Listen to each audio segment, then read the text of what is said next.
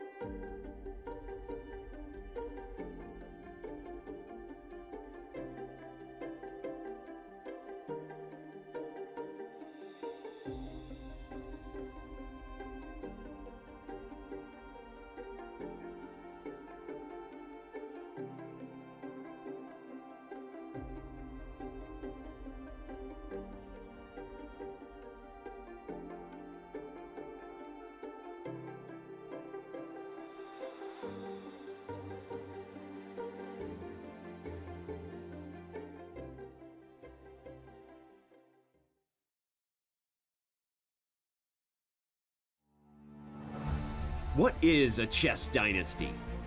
Unceasing dominance, move after move, again and again and again. We have a resignation, we have history. He is the 5-time FIDE World Chess Champion. But a chess dynasty can also be cruel. It forces most to defer their dreams until next time. If there is a next time. It's losing. Oh my God, did he just blow? Yeah, he did. I'm blown away. The game is over. As the chess world turns to Kazakhstan, the Magnus Carlsen dynasty is set to close. The FIDE World Championship is finally up for grabs. For two chess superstars lying in wait, until next time is now. Jan Nepomniachtchi has methodically done what he needed to do to get another shot at the title. The pressure to seize the moment this time rests heavily upon him. Oh, wow. No way! He forgot to play g5.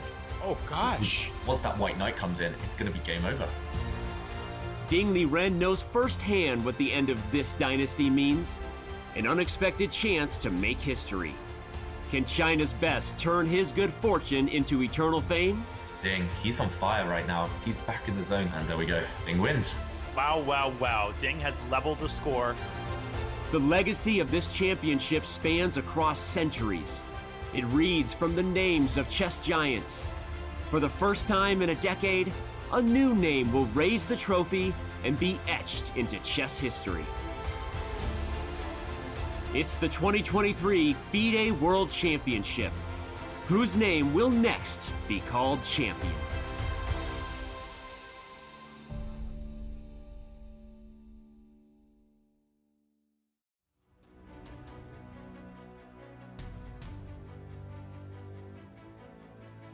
It is a bitterly cold, snowy day in Astana, but inside the playing hall here at the St. Regis Hotel, it is warm and comfortable, and all is set for the 5th match game of the 2023 FIDE World Chess Championship between Ding Liren, the world number 3, and Jan Nepomniachtchi, his opponent, the world number 2. It is a pleasure to bring you Chess.com's broadcast of the World Championship. I am your host, Grandmaster Daniel Naroditsky.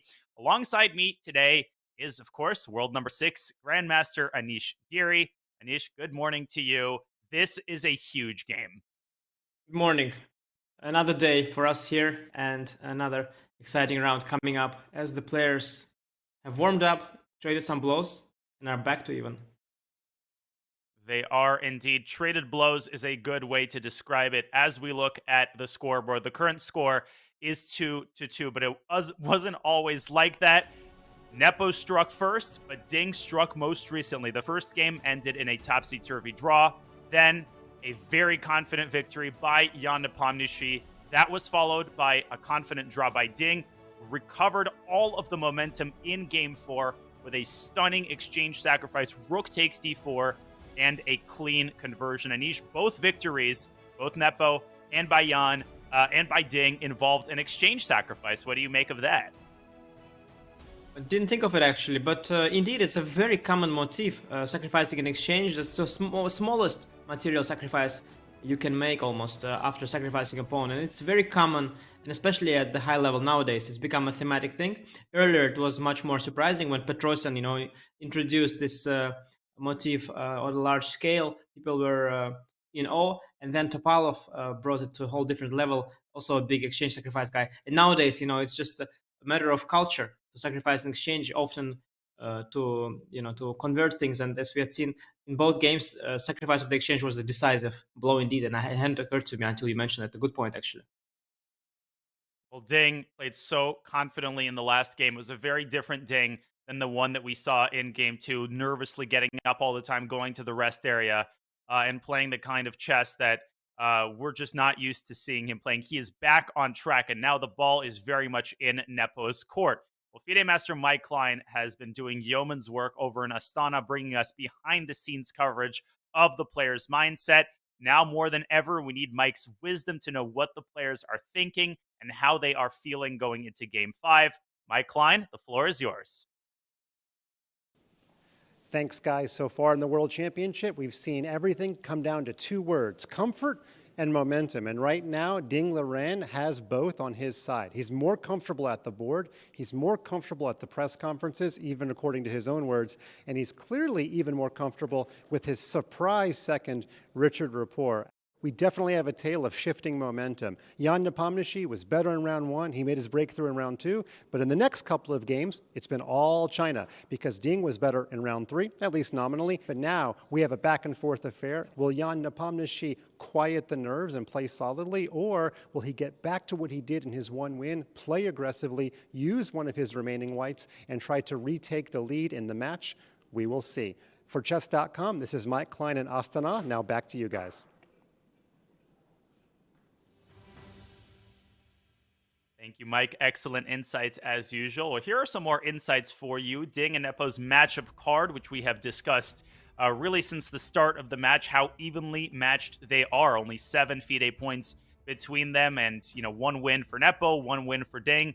Their classical head-to-head is still very much even, a 1-point lead for Jan Nepomniachtchi. But let me ask you, the question posed by Mike in his report, Anish. Is the momentum on Ding's side? How will Nepo recover given his misfortune in his World Championship match against Magnus Carlsen? We all know what happened after that marathon Game 6.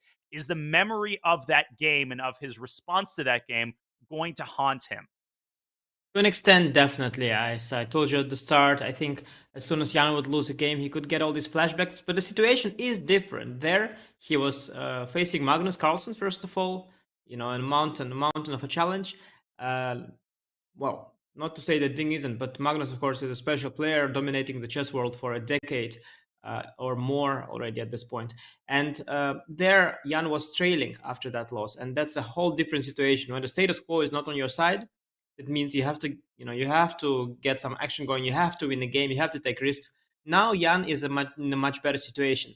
Even though he's feeling awful that he lost that previous game, when he gets the time to calm down, look at the scoreboard, he will still see that everything is okay. In fact, even if he starts coasting now, plays solid, if the match continues with, for example, a bunch of draws, it's all fine for him. The situation is still under control. And I don't think he will panic just yet. But of course, if he loses one more game today or perhaps the next one, that would certainly be a very, very bad news. At the same time, he has the white pieces. I think he's done some prep. And maybe if he strikes right back today, momentum will shoot back into his corner and Mike Klein will give us a very different report next time. So I'm not, it's all relative. The momentum is with one player until the other one wins. It is indeed. And, the Nostradamuses of the chat, they were singing one tune after Nepo's win in Game 2. The match is over. Ding is not going to more of the same after Tata. Now, those very same Nostradamuses are singing a completely different tune. The match is over. Nepo's going to lose. Let's not overstate the case. The match is tied. It is absolutely impossible to predict what's going to happen in the match or in this game. But I think one thing is for certain. Nepo's opening choice is going to be very telling because we're going to really get a sense of the kind of position that Jan will strive for. Something tells me, Anish, that we are going to see one e4 by Jan. Something tells me that when you lose a disappointing game, you want to go back to your roots. You want to go back to the kind of position in which you feel comfortable, precisely because you want to avoid the specter of 2 defeats in a row. Is that a fair prediction? I agree with all the points you mentioned. At the same time, the problem is very often you would wish to play one e4, but you need these ideas. As Dink said in the previous press conference, I guess you remember at some point when he was asked, you played d4, c4, you're going to play e4. And Dink smiled. He said, it's not about the first move. It's about what ideas you have. I think Jan would rather have ideas in one e4, obviously. But if the team hasn't come up with something too interesting, and if they have better ideas, perhaps, for example, against the Carlsbad that Dink has played in the previous game, then he'll have a choice. Do you rather play one e4, get a more familiar position, but no particular great surprise, no great idea? Or do you go for the Carlsbad where you have some interesting new idea in this rich position, but you're less familiar with the pawn structure? So this is the kind of choices a player has to make. Of course, if he had a choice, he would go for one e4, but not sure what the team could cook up for him. We'll see. I think the Carlsbad that Ding has played also offers very rich play. Many pieces remain on the board. Structure is very close. Perhaps some new concept somewhere, some new maneuver Jan could uncork. And his team had some time. It's been 2 days with the rest day in between as well. So definitely possible for them to dig into that. Also, we don't know what Jan has prepared before the match. Perhaps he already had something ready, for example, in the Italian opening that he was waiting to use, and maybe now it's a good moment to use that. So we don't know that as well, so makes it quite difficult to predict. But, if I have to play the devil's advocate and you predict one e4, I'm happily taking one d4 as a prediction. I think my odds are pretty fine here. Indeed, and I think a case could be made for either choice. Obviously, you made a good point about not using up all of the aces up your sleeve and saving perhaps your best preparation in the most needed moment, right? The moment when you really can't afford a loss and you can't afford an uncomfortable position out of the opening. So I'm personally very, very excited about what we see in the first 10 moves. And for those joining the World Championship recently who want to know what is at stake, well, why is it called the World Championship again? Well, that's because the World Champion title is at stake. And that title is the most coveted title in all of chess. But there's also a €2 million prize pool, with the champion earning 1.2 million of them and the loser earning 800K. Of course, the champion also earns the right to defend their title in the next World Championship match. Will that match be against Magnus Carlsen, who will have to basically start from scratch and win the Candidates Tournament, or will it be against the same opponent? Well, only time will tell. Nobody could have predicted that Magnus Carlsen would not be sitting in one of these incredibly comfortable World Championship chairs. In fact, he's sitting in a different chair niche. He's sitting in a poker chair, I think, in Vegas. So Magnus Carlsen kind of living it up while these players are duking it out over the chessboard. Oh yes, and you have to realize these two, they're so hungry for that title. It would mean so much for both of them. And Carlsen not playing is a opportunity, a small window of opportunity, because of course it's easier to overcome someone who you're so evenly matched against than beating the Magnus Carlsen, who's dominating chess for so long. And so they both, came very, very well prepared, ready. And you could see the pressure on both the players. Ding was very open about it. Jan didn't talk much about the pressure, but you could see from the mistake he made in the previous game, pressure also gets to him as well. And this is indeed a unique opportunity. There are many tournaments you can win. There is a lot of money you can make, in all sorts of ways. But winning the World Championship, this is every chess player's dream. And yeah, it's definitely a special event for these two players. And you can tell from just the vibrations from the playing hall that you can see the tension, the way in which the players, their body language, the way in which they play, and the moves they make. You can tell this. The tension is really, really high there. It is indeed. I mean, to go back to the blunder that decided the previous game, Jan failing to play g5, instead getting his knight to d4 too quickly, allowing that exchange sacrifice on d4, after which the game was completely over. Unfortunately, not all blunders are created equal. Some blunders you make, they change the evaluation, but you can continue to fight. As much as Jan wanted to fight and tried to continue to fight, the game was completely decided. Not only was the technique straightforward, but it was, Ding was playing pretty quickly after that. The result of the game was decided after knight d. And Jan plays quickly, right? That's been his character attribute really since the start of his chess career. And in a tournament as important as this, you don't necessarily want to arbitrarily change your playing style, as we see the handshake there between the players. But I think it's fair to say, Anish, that Jan, he played too impulsively in the last game, and perhaps even in the game that he drew with the white pieces where he played d4. So maybe slowing it down just a little bit in the early middle game. Do you think that's the kind of coaching that he might receive from his team, or do you think they're just letting him solve problems on his own? I think this is not the moment to change Jan's personality. You mentioned he was perhaps too quick in the game he lost, perhaps too quick in the game he drew, but he was also very quick in the game he won. And remember, we spoke about it there, that the rook takes g5 came very fast. The next moves, knight takes d4, f6, everything came very fast as well. And I told you already back then that, when it works, it's wonderful. But just like that, it can also not work. And then people criticize him. This always happens. Your strengths are extensions of your weaknesses. You cannot play fast when the moves are good and play slow when you need to think. It doesn't work like that. You are either one kind of player or another kind of player. And yes, you have to accept Jan for who he is. He's a brilliant player, plays very fast. But sometimes the consequences are... that he plays also too impulsively in position where he should take a little bit more time. You can't have it all. That is a tale of life. I think you can't have it all. But the player that Jan already is a brilliant player. He's won the Candidates Tournament twice, and he's definitely capable to win this match as well. I don't think the coaches and his team is going to tell him how to play chess. They should come with suggestions in the opening. They should tell him what are the opening ideas they've cooked up, and then let Jan take it from there. Agree completely. They basically want to take a back seat. They want to provide moral support. You don't want to overanalyze the game.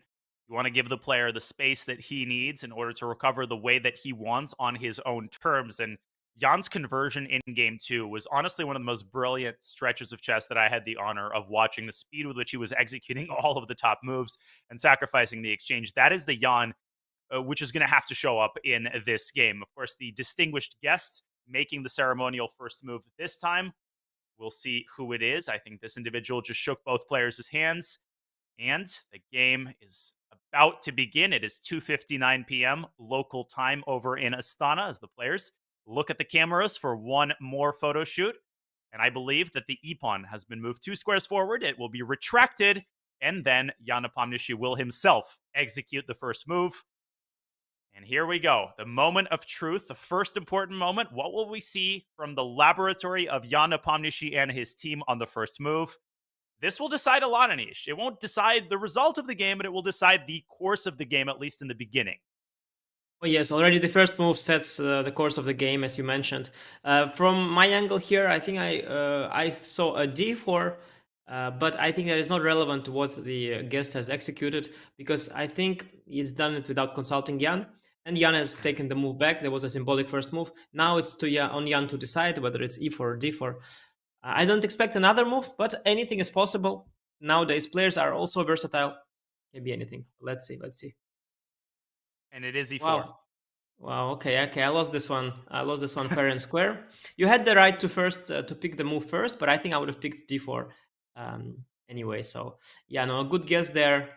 Ding will follow it up with e5 certainly. And then the big question I have is whether Jan is going to repeat the Spanish, or perhaps he cooked something up in another variation, Italian, or maybe some wicked Scotch or something like that.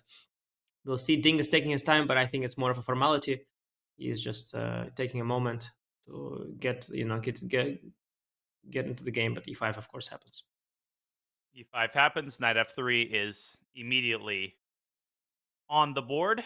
Ding following up with knight c6. No Petrov for us today, and this is the second moment of truth. Bishop is off to b5, so we have another Rui Lopez, and we remind you that in the first game of this match, Jan played the deferred exchange. He dropped his bishop back to a4, as he just did here, and then took on c6 in 2 moves. Will we see a more mainstream choice by Jan? I think is the next big question, Anish. Yeah, I guess in the modern chess at this high level, you don't repeat this kind of ideas twice. The opponent had time to prepare an antidote. So Jan will play something else. He plays d3 first. Very, very mainstream stuff. The big question is after b5, bishop b3, and then d6 or castle. The main question is what sideline has Jan cooked up there. There are lots of different options. There's the a3, the a4, c3, some bishop d2 systems, lots of different things. And Jan has played mostly a3 system, but I guess for this match he might have prepared anything else. We are about to find out. I'm quite excited, looking forward, because this is one of the most relevant theoretical tabias in the modern chess. Indeed, and you said that Jan played a3 here. He plays c3. There was a time when the move d3 was considered a sideline. Of course, rook to e1 is in formal terms the main line, but I don't think d3 can be referred to as a sideline anymore. It's been so popular and so common at the top level that we should probably refer to it as a second main line. But here we see c3 by Jan Nepomniachtchi. That's an interesting choice. So we have the main line position with the difference that rather than a rook being on e1, there is a pawn on d3. How common is this?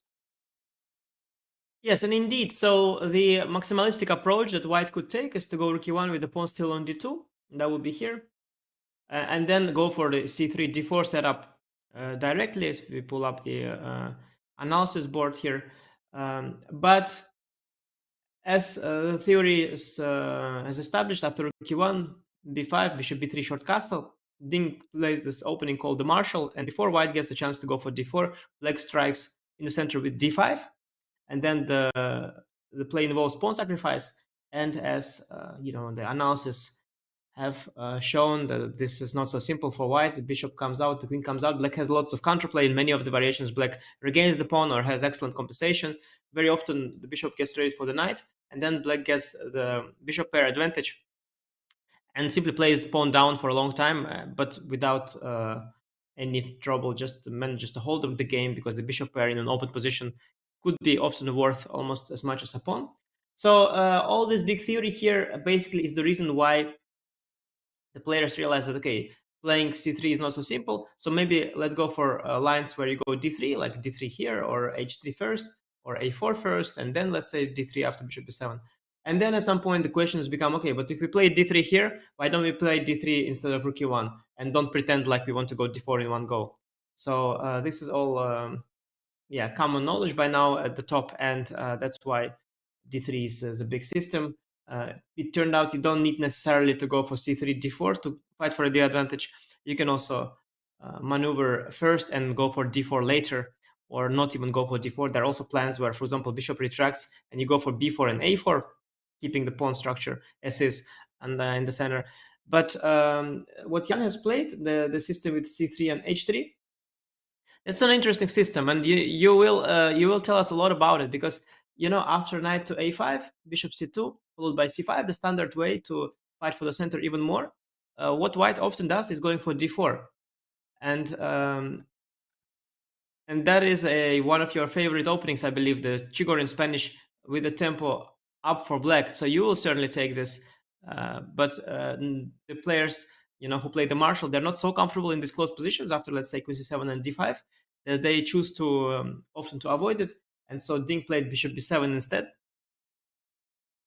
and Jan followed it up with a4.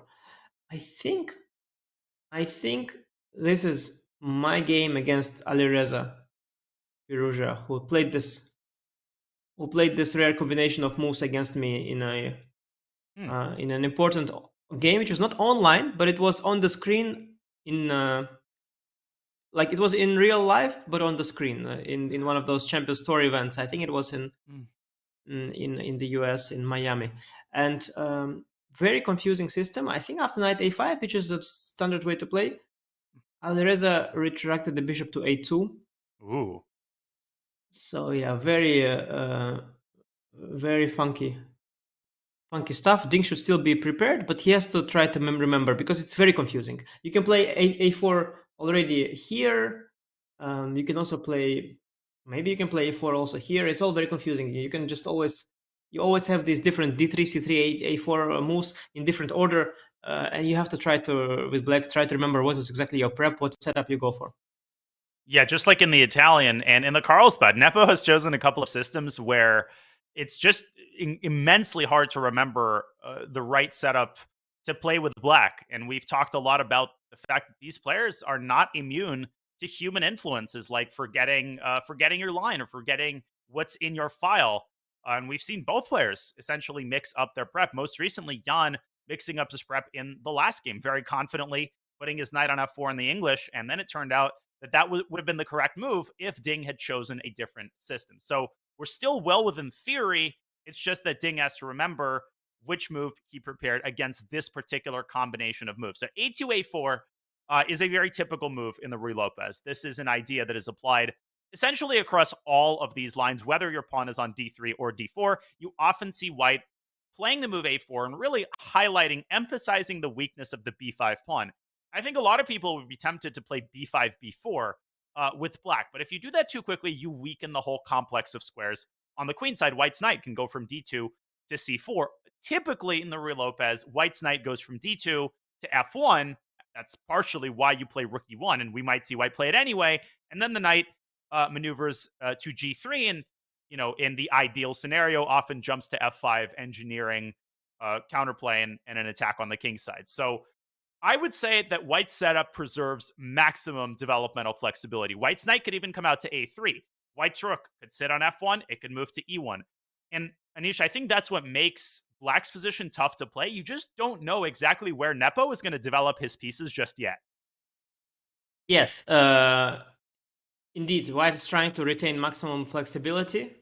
But I do think that Ding has looked at this extensively, because if you imagine that you're preparing, you look at the database, and there is a very recent game between Alireza, who is extremely high rated, and myself, with in all modesty, still pretty high rating there as well. So the game would be pushed very high in the database, also very recent, last year. And there was a 1-0 in that game, because I eventually lost it. It was an Armageddon game, and Alireza was very quick. I lost that game eventually. And so if there is a 1-0 played by Alireza in a rare line in your repertoire, you take that game very seriously. So I think Ding has looked at it, and also his facial expression, the way he sits there. I know Ding, he knows what he's supposed to do. He's just sitting. As I told you, he likes to take this 10-minute thought. It's a thing of Ding to think 10 minutes after his opponent selects an opening. Then for 10 minutes, he tries to recollect everything he knows about it. and then he starts blitzing. So Ding is sitting there waiting his usual 10 minutes, and then he will execute a quick move. Indeed, it before makes sense. Knight a5. Another important idea that I want to talk about in general, that is this bishop on b7 in this pawn structure. And the bishop on b7 is staring down this pawn. Yeah, Ding took even less than 10 minutes. Played knight a5. The point that I want to make still remains valid. The bishop on b7 is either misplaced and will potentially head back to c8, e6, or it will activate itself with black striking in the center with d5. Bishop a2 was the idea of Alireza, actually, and I also played c5. Wow. And it's the bishop only g5. game in the database, Anish. It's the only game that comes up. Yes. I just searched this position. It's Firouzja against Giri from August 2022. So now we know who the inspiration was for Jan Nepomniachtchi. You always seem to be involved. But bishop g5, which was just played, is a novelty. Alireza had played knight b1 to a3, which is the idea we were just discussing. Yes, and I think the reason why I'm always in the base is because we play so many games now, so many online games, so many tournaments. I think I played 700 games in a year. And so, like, whatever opening you play, my game will be there. So that's somehow, I don't know why that's indeed the case. But bishop g5, yeah, so it's a matter of move order. So what Alireza did in the game, he played knight a3 first. Now, what will usually happen, White wants to probably trade the bishop for the knight and get this knight to e3 closer to the d5 square. You can do that in different ways. You can start with bishop g5, which is what Jan did, or what Alireza tried. He tried to go knight a3 first, queen d7, and then bishop g5. He gave me the opportunity to snatch this pawn, by the way, which I used. And this is actually a decent way to play, but then somehow I misplayed it later on. So instead of knight a3, Jan starts with bishop g5. The knight can still go via a3, but it can also very well go via d2, rook e1, knight f1. And it's not clear which route is better. There are ups and downs to both these approaches. Also, the big question in this system, by the way, is whether you take AB at some point or not. It's always a question. So black often plays this move queen d7, sort of hinting at takes a4 ideas. And then white, is often wondering whether to take or not. Also, white often is facing a dilemma whether to take on f6 or perhaps wait a little bit. So yeah, bishop g5, I think technically a novelty, but I believe not shouldn't be a big surprise because the computer suggests both these moves. They are very similar, and I think should still be in book. But of course, by now already it could be a little bit vague in his head what the move order was. Very interesting description. So bishop g5 is played in similar fashion to Alireza's move, no pun intended, but a different move order which retains flexibility as to the development of the b1 knight. And it seems to me that b5, b4 would make even less sense now because white's knight could essentially fly through a different airport. White could say, okay, a3 is closed. I could just go knight bd2, f1, e3, and black relinquishes the pressure on the a4 pawn. So the bishop is out to g5, very positional idea, right? So this isn't tactical. He's going for the d5 square.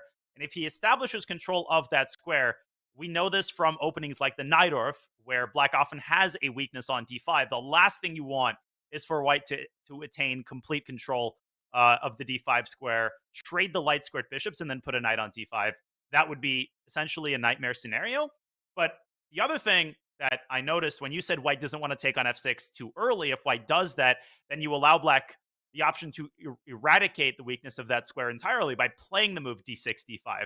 Whereas now, that move wouldn't be as easy to execute because the e5 pawn potentially is hanging. So the way I would describe this position is largely strategic with a lot of these positional decisions to make for both sides. Is that accurate? Is the flavor of this position largely strategic? Oh yes, certainly agree with you. I don't see any big forcing variations. As you mentioned, the only pawn break that comes to mind is this d5 move, but it's more often than not premature. Indeed, as you mentioned, what white will want is to get the knight on e3 and trade the light squared bishops. I think white usually will gain control over the d5 square, but it's not the end of the world. And the problem white often will face in these positions, and I think maybe we should not talk too much about them as we will approach them eventually, and we'll have to talk about something later on as well in the show. So not to tell it all at once. But if we do get there with the knight on e3 and the bishop on a2, at some point a big problem that white will be facing is that there are two pieces that are fighting for the same square. That's a common problem in chess. Both pieces will stand beautifully on d5 square. You cannot have them both there. So this is one thing that will become relevant. Another thing that might become relevant is the bishop from f6 will perhaps find some play on this diagonal or drop back to g7. Knight from a5 often reroutes itself to e7, fighting for that square as well in some cases. So lots of options there to uncork. In some cases, also black is trying to go for c4, trying to disrupt this diagonal. And if played in a good circumstances, it could be very strong. But it shouldn't be done prematurely because pawn on c4 will be very weak. And finally, I wanted to make a point that it could also be sometimes interesting to avoid the straight and move the knight in some cases. Like, I'm not sure if it's good here. It looks a bit artificial. Probably I'll just go back with the bishop. But it is an idea to stay away from this bishop takes f6 trade. So lots of options here for both sides. Lots of things to think about. Again, Ding's posture is not his thinking posture. This, he is not very. The hand is not very deep in his head. It's not there. He's just here at the beginning of his head, which means that he's just trying to remember. He's just thinking. He's not really delving deep into the position because he has looked at it already earlier. But of course, with all this bishop g5, knight a3, and ab, it's quite vague. Also in my memory, it's a little bit vague because there are a lot of transpositions and they're all similar, but you're trying to figure out the differences. What is the difference? What he hasn't taken, he hasn't played knight a3. How does it go? How do I exploit it?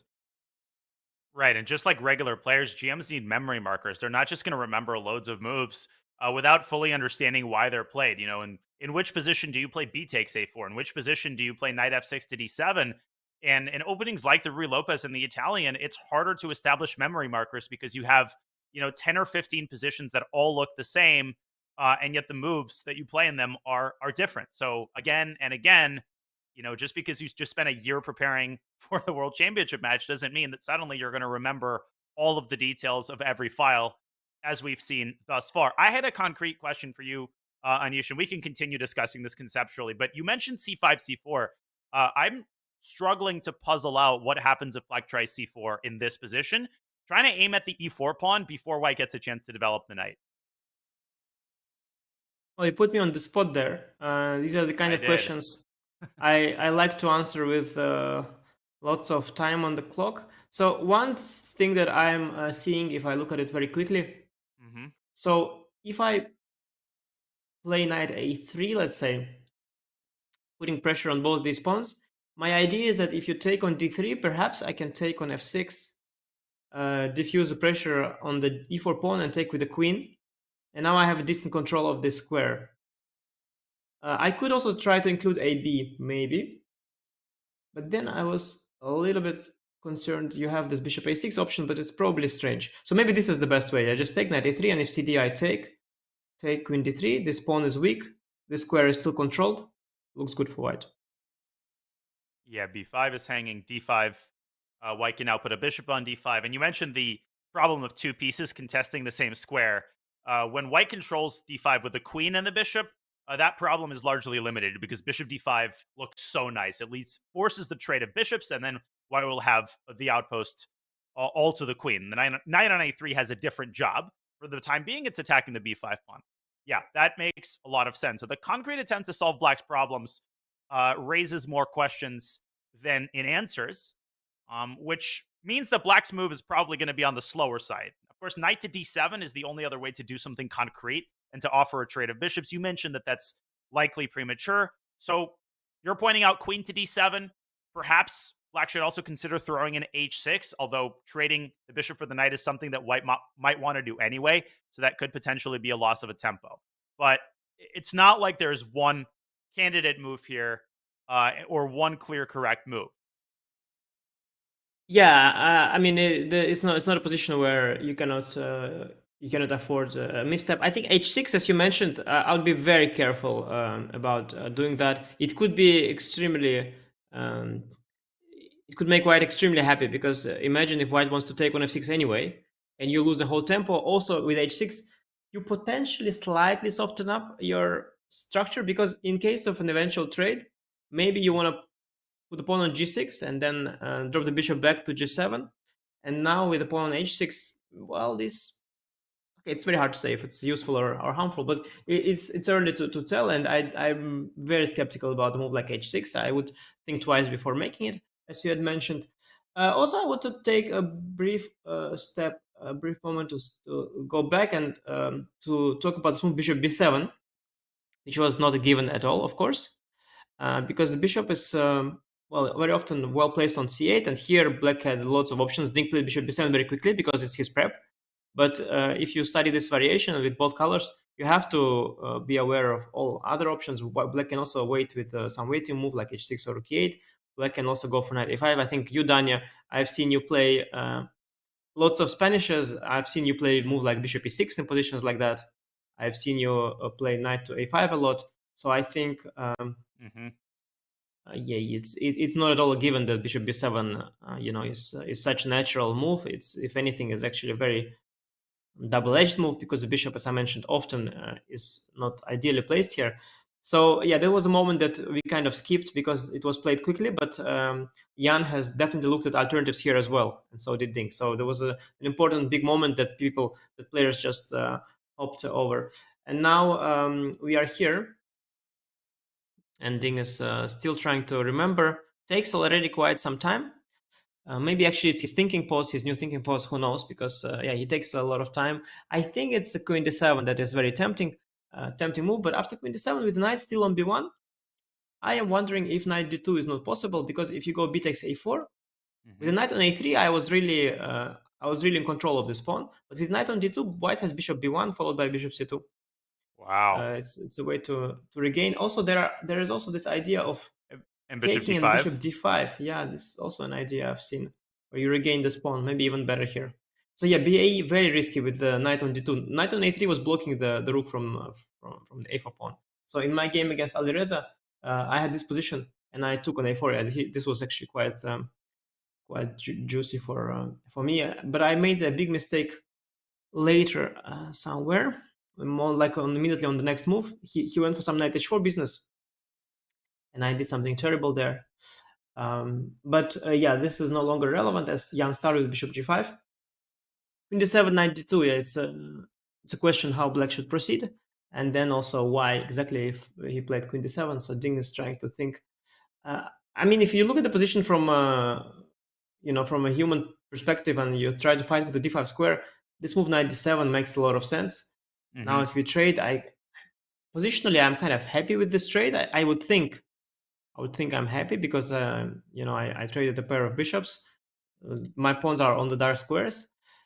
I guess bishop e3 feels more principled. Now if you go back with the knight, white got this move for free, because you went here and back to here, and you went here and back. So winning a tempo like that is kind of nice for white, I guess. Although the bishop on e3, it's not clear how well it's placed. So these kind of thoughts are going through Ding's head. He is already having his hands wrapping his head. I guess he doesn't recollect, and now he's just trying to think and to make sense of this position. He has indeed, and he's now spent 13 minutes and counting. So that's more than his traditional 10 minutes, I'm remembering my file think. And almost the entire time, Nepo got up from the board immediately after playing bishop to g5, the novelty, and he's been pacing next to the board, right? He hasn't gone to his rest area where we're used to seeing the players. He's been pacing back and forth near the board. We've seen his silhouette appear a couple of times. So kind of interesting behavior there. I wonder if Nepo is excited to reach this position, because if he took a very, very deep look at this with his team, and there we see Jan walking around there with his hands crossed, and he's about to come back to the board because h6 has indeed been played. That's a big middle move. We'll get to it in a moment, but I wonder if Nepo's excited to reach this kind of position, and I wonder if his team looked at h6, Anish. Oh yeah, yes, for he sure. Has. There's He's already played. Yeah, he's already played, and indeed h6 is one of the suggestions of the computer. Queen d7 was the other. C4, d5, by the way, were also quite possible. The computer doesn't hate them, as the computer doesn't hate knight d7. But h6 is the yeah, it's a fine move here. I was skeptical about it because I told you often white wants to take anyway. But in this case, I didn't see how to force the trade. Queen d7, the white would just play knight d2. So yeah, Jan takes quickly, AB quickly as well. As I mentioned earlier, it's always a question, you know, whether you take or not. I don't immediately understand why you have to take. Perhaps b4 becomes an option when the a file is now closed and you have to deal with the consequences of these positions. So he took and played knight d2, and now, yeah, the knight will probably head to e3 via f1. Yeah, these positions I am quite familiar with. There are different ways of playing here. The price of a move is not very high. Once again, a positional game, and what I think was Jan's choice for this game. I think he's drawn some lessons from the previous white games, and he decided not to chase, not to chase some big ideas and some weird openings. Instead, he decided to focus on himself and play what he's most comfortable with. This is really his home territory. 1e4 is what he played, and small positional Spanish, slow Spanish. I should say, by the way, that Jan is not one of those people who played Spanish all their life. I should tell you that. I don't know if you know that, but do you know what is the opening that Jan played his entire childhood? Was he a Scotch player? A sort. Okay, at some point he migrated to Scotch, but it's much worse than that. Much worse. I can tell you, I know. No, King's Gambit. Well, no, King's Gambit. No, it's not that bad. Not that bad. Okay, he plays some King's Gambit. He has a chessable course on King's Gambit, but it's not that bad. I can tell you a story.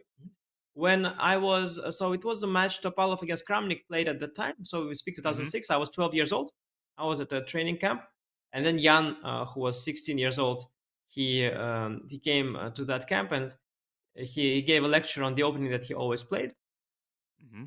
And that opening was e4, e5, and d4. Oh, d4. He played this against me in our chess.com blitz matches all the time. And then he would take with a queen.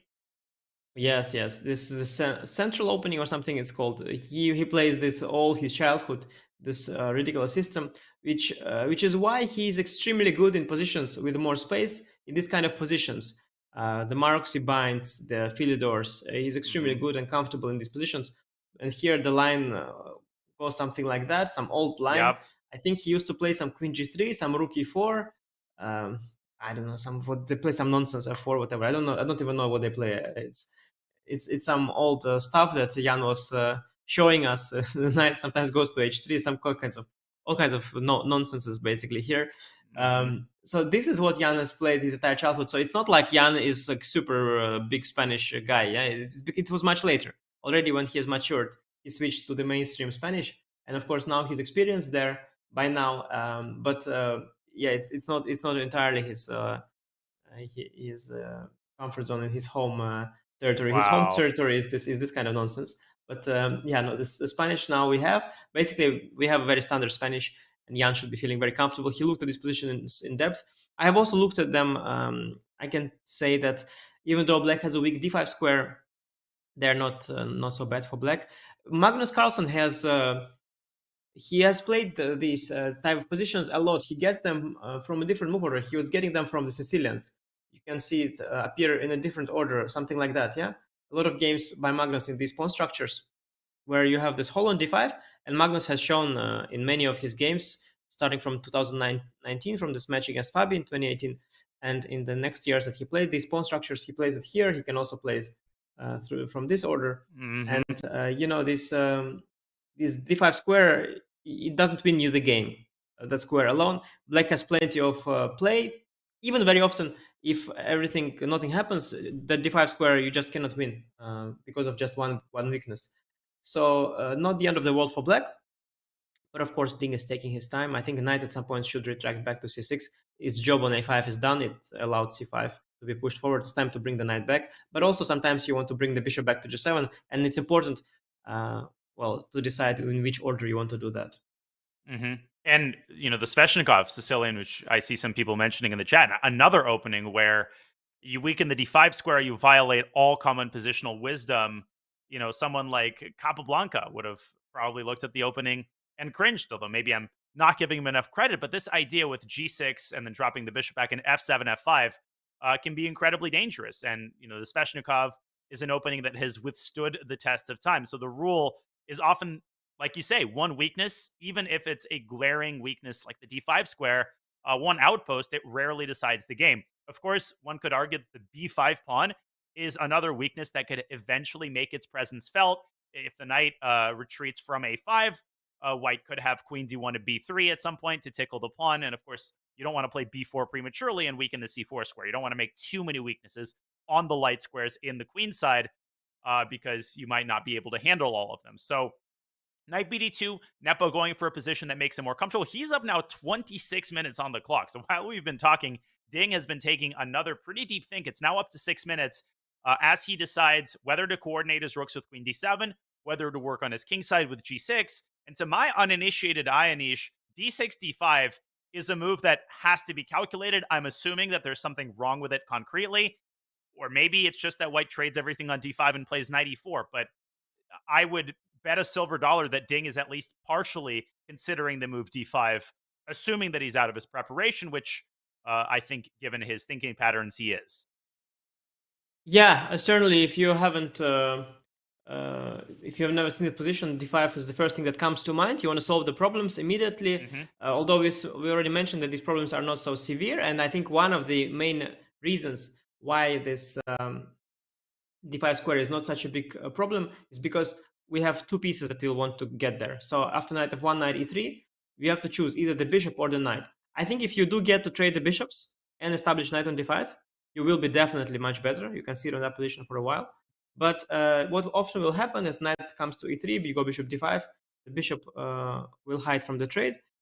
Ding went knight 6. Yeah, d5, the only thing I can say is that I feel it's a little bit uncoordinated at this moment. The knight on a5 is a little bit weird. There are all sorts of, like here, as you mentioned, all sorts of soft pawns here. The knight is a little bit weird.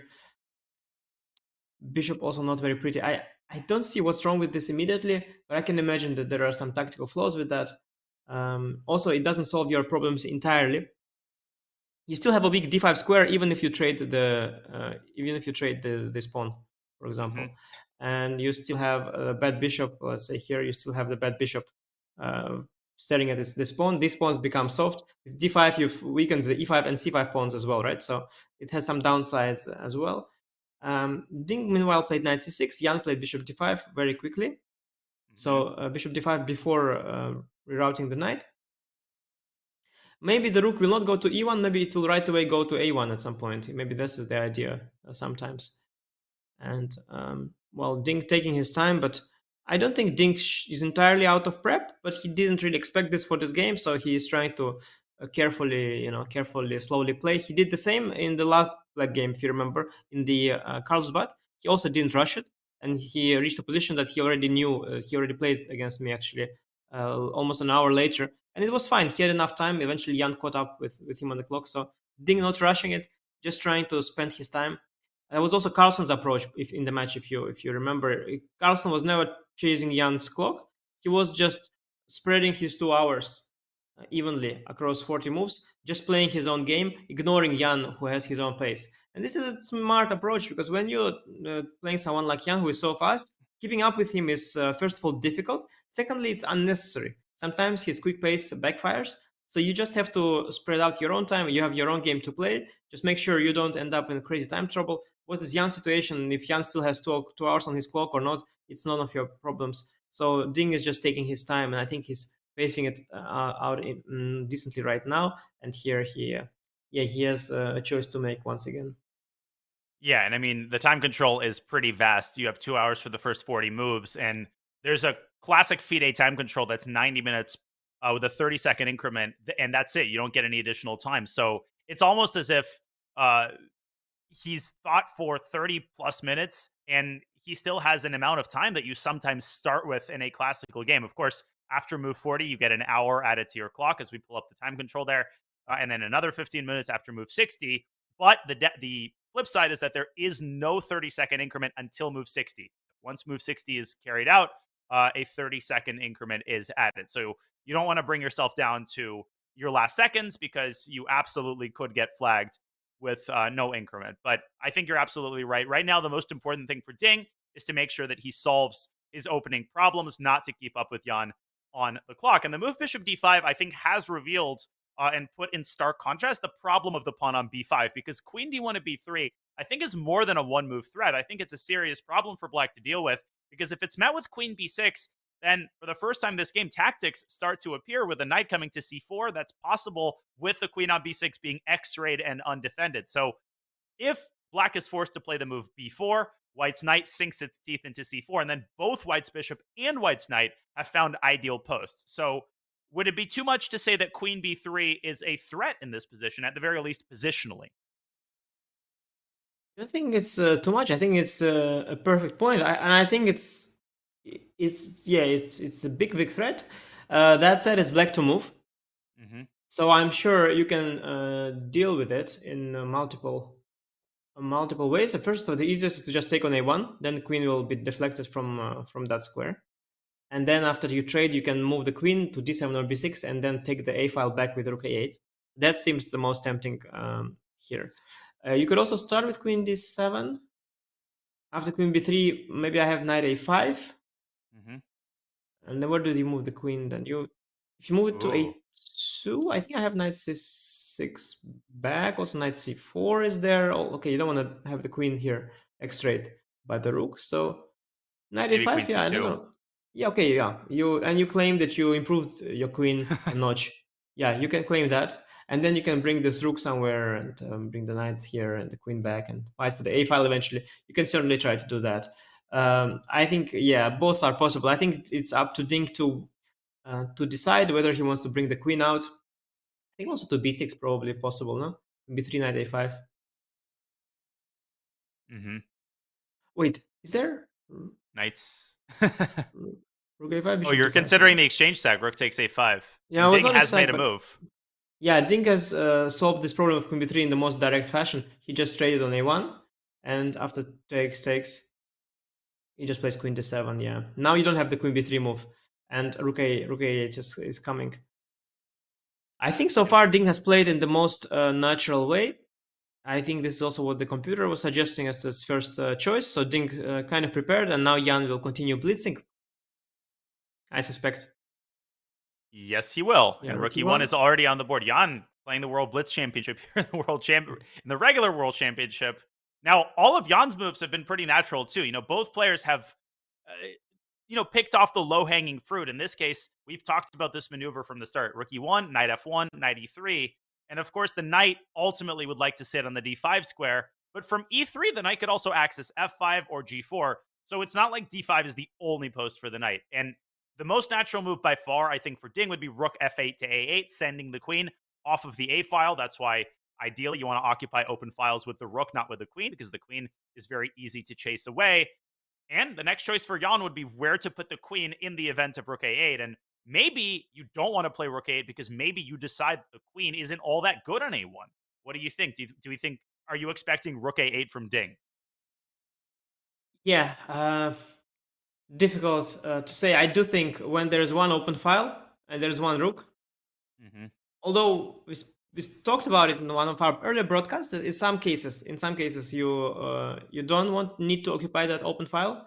But I think here it's too tempting not to be played. Rook 8 is kind of an automatic move, I think, for me. And I want to mention that the fact that Jan plays so quickly, it's not necessarily a great news for his fans, because that means that Ding is following the very main line of his prep, and that is a good sign for Ding, meaning that Ding just makes all the best moves, and Jan remembers that because you usually, when you prepare, you remember best the main line, right? So Ding is just following the main line, but the main lines usually end with equality in the end. So Ding's just following the main line, the main path. No surprises there to Jan. But, so far, Ding managed to stabilize the position. The only question is, of course, how will he deal with the long-term threat of the knight appearing to e3? And I have something to say about it, but I want to see how the game progresses. First of all, I want to see if what Ding will choose, and also I don't want to give too much away about this position too early on. Of course, we have to space it out, but rook a8 is very likely. And my intuitive guess would be queen a1 to c1, not because I've played too much bullet and I'm thinking of some later sacrifice on Definitely. h6, but that might be Definitely an because of idea. I that. mean, listen, if the No, knight no, definitely because of does that. appear on it is because of that, of course, especially the bishop on d5, creating ideas of the moment h6 was played. I was thinking of ways to get a queen to g6 or a knight to g6. That is one of the most classic bullet ideas out there, and it's very easy to miss. So I think it's safe to say, Anish, and maybe I'm jumping the gun here, but with the bishop sitting on d5, with a pair of rooks traded, I don't think f7, f5, that plan, which is so common in the Sveshnikov, which we talked about earlier, I think that's become unlikely. I think black will focus his attention on directly solving the problem of the d5 square. Knight c6, back to e7. To me, to my kind of primitive positional glance, seems like a very tempting move to just forcibly evict the bishop from d5 and to control that square with the knight so that white's knight doesn't as easily land there. Yeah, I just want to first point out that queen c1, that is like your instinct. It would never occur to me to put the queen on c1 because I am completely in the positional mindset here. I'm not even dreaming about any attack. So what I was thinking after rook a8 is to go to d1 because there I have potential to control the light square. So I have an entirely different kind of mindset here. Not to say that there is a difference between the moves, but yeah, just a very different way of thinking. Yeah, you see some queen appearing here. I don't even think about it here. Like I'm, my complete complete blindness for any tactical potential is telling here. But with the move you mentioned, 97. Now it's a very serious move. It's, of course, you establish better control over the d5 square, but you allow a trade of bishops. And don't forget, although the position is somewhat closed, black still has a bishop pair. So giving up that asset is a pity. And now white has a potential to, at some point, get a knight on d5. Of course, you will probably never let me do this, but if that ever happens, you will regret having traded these bishops because, as I mentioned earlier, the fact that knight and the bishop are fighting for this one square is no longer an option. And now also, if you go for d5 at some point, I have seen games where white just remains with the knight against this bishop. Black even got d5, but white would get some light squares. I remember there's one thematic game here between Erwin Lamy and he played against a Chinese player. I think it was Zhu Jiner. I think it was Zhu Jiner and Wei Kanzei. And it was a very instructive game. They've got this structure. And at some point, Erwin played the move h4. And then Zhu Jiner had to play h5. And she didn't. And so Erwin managed to get even more light squares under his control. And he won a beautiful positional game as all these light squares are becoming weak. So these kind of ideas become reality.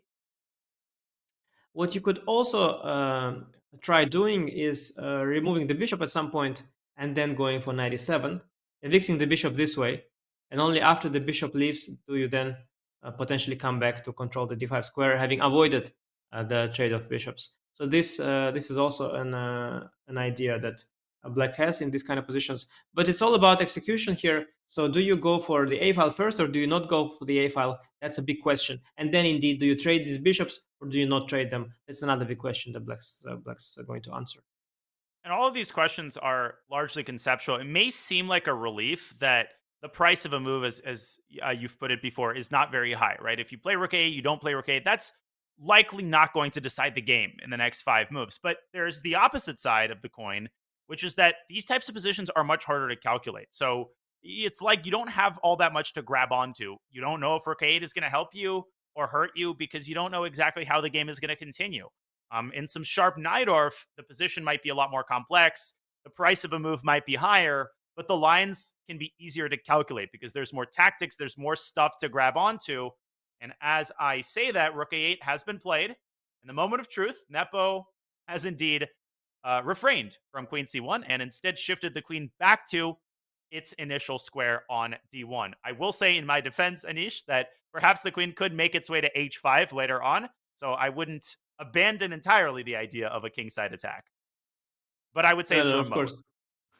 Of course, yeah. But I do think the queen on d1 is a little more natural because of this potential to get out via this diagonal. Yes, now the black has grabbed the a file. Again, the same question remains. Do you trade the bishops or do you not? Now bishop c8 is no longer enough. You need to also move the rook, so you could consider going like rook a7 or rook a6 followed by bishop c8 and then followed by knight a7. This kind of plan, a little slow, but certainly possible. We'll see what Dink's gonna do. I think he plays very confident, and so far actually he's playing all the top choices of the engine, starting all the way from move 9. All his moves are the first line of the computer, so I think he is actually, well, either he feels his positions very well, but more likely he slowly recollects his prep. And Jan's, this one weakness, it's a very, very small something to hold on to. And well, if the bishops get traded, maybe I see some potential here. If the bishops do not get traded, it will be even less. So I'm not sure Jan got as much from the opening as he had hoped for, but it's still very, very early to tell because now is actually the critical position for Dink. So far, all his moves were very natural.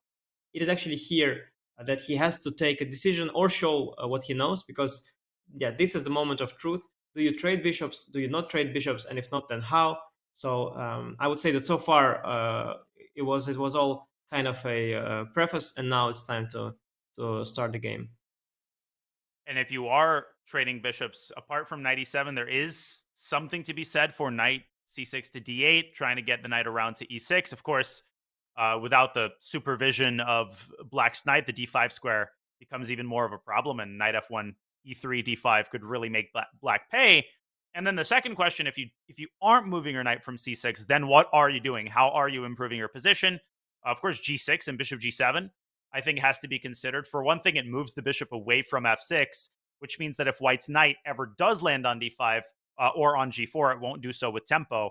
This might sound like a very remote consideration, but that's how you have to play in these types of positions, right? They're very conceptually heavy. There's no threat, and there likely will be no threat for the next couple of moves. So you're gearing yourself up for what's likely going to happen 4 or 5 moves from now. So g6 is a candidate move. Are there any other obvious candidate moves that you think Ding is considering? You mentioned moving the rook from a8 and then playing bishop c8 and trying to move the knight from c6 without giving away the bishop pair. That seems pretty tempting to me as well. Yeah, so I would categorize the moves into 3 categories. So there is the ones trading these bishops, knight e7 or indeed knight d8 to e6. There is black trying to evict the bishop but not allowing a trade, which is then moving the rook and the bishop in some order to some squares, a7 or a6, bishop to c8, first bishop c8 or rook to a6, I don't know. And rook to a6 first feels a bit more natural, but I don't know, it depends also on how you respond to queen b3. And there is the third category of moves, and that is g6, because g6, you are basically trying to first improve the bishop a little bit, get out of the way, and now you still face the same question. Do you still trade bishops or do you still not trade bishops? So this is just postponing the decision in a way. So yeah, one of these 3 options will be chosen by Ding. Very possibly he has already looked at this earlier, as I mentioned, because so far, even though he takes his time, he plays all the best moves according to the computer. And well, very possibly he already made up his mind, and now he's trying to recollect which of these 3 different approaches he thought was the cleanest. Because you would be surprised, well, you not, but I mean the viewer would be surprised as to how deeply players are prepared in general in chess nowadays. And it is impossible to memorize everything, which explains also why they always think so early. Mm-hmm. But I'm almost 100% sure that Ding has this position in his file, and it continues on and on. But of course, you have so many long variations in your prep that you cannot memorize everything. And sometimes you even, you looked at something for a day, but then like half a year later, you completely forgot what it was. But it is there, and often it is there at the back of your mind. So you think that, oh, rook a6, bishop c8, knight e7. Yeah, what an interesting idea, you think. But it's not that it came from your creative brain. It was there somewhere in one of your files, and it's somewhere at the back of your mind. So you will kind of think, and you come up with ideas that you've already seen. So I do think that Ding has looked at this, and I'm not surprised that he did. But of course, he doesn't know which of the, 500 different opening lines Jan will play, whether it will be the Nimzo, the Carlsbad, the one of the 20 different anti-marshals, or one of the 20 different Italian lines. So there's so many lines for Ding. He doesn't know what to expect. But at some point he had looked at this, and slowly he's taking his time. But so far he's making all the top choices of the computer, and now, well, we'll see what approach he chooses, whether it's a bishop trade or not, and very likely he's just trying to recollect. In any case, it is very slow, very little. Even if you get the worst scenario, you still have a solid position, because I mean, even here, if the knight appears on d5, well, first of all, it will never really appear on d5. Yeah. Because this knight is just not making its way there. So this is not a horrible position by no means. And so how do you even you can try to maneuver. Maybe Queen you b3. maybe you somehow get the rook on like here, and then on the a file. Maybe you trade the pair of rooks. Maybe you don't. Maybe you maneuver this knight somewhere. I really don't know where. Maybe you go h4, and after h5, let's make a waiting move. You maybe have some knight g5 ideas. Okay, this, by the way, is maybe something. Attacking here, if you move the knight, I move the knight here. I got something. Then you kick me back, but I already established my knight, So these kind of little positional victories are possible. Still a long way to go, even if the knight is here. Even if the knight gets traded, it's a long way to go, because this knight is then very unlikely to make its way here. But Dink starts with bishop to d8. He solves the bishop in a different way. I've seen this idea as well before. Instead of g6, bishop g7, he retracts the bishop to d8. That's also very possible. So this is like the third category of move. He's not trading the light squared bishop. Yes. He's not moving the rook. He is instead solving, as you said, the problem of the dark squared bishop.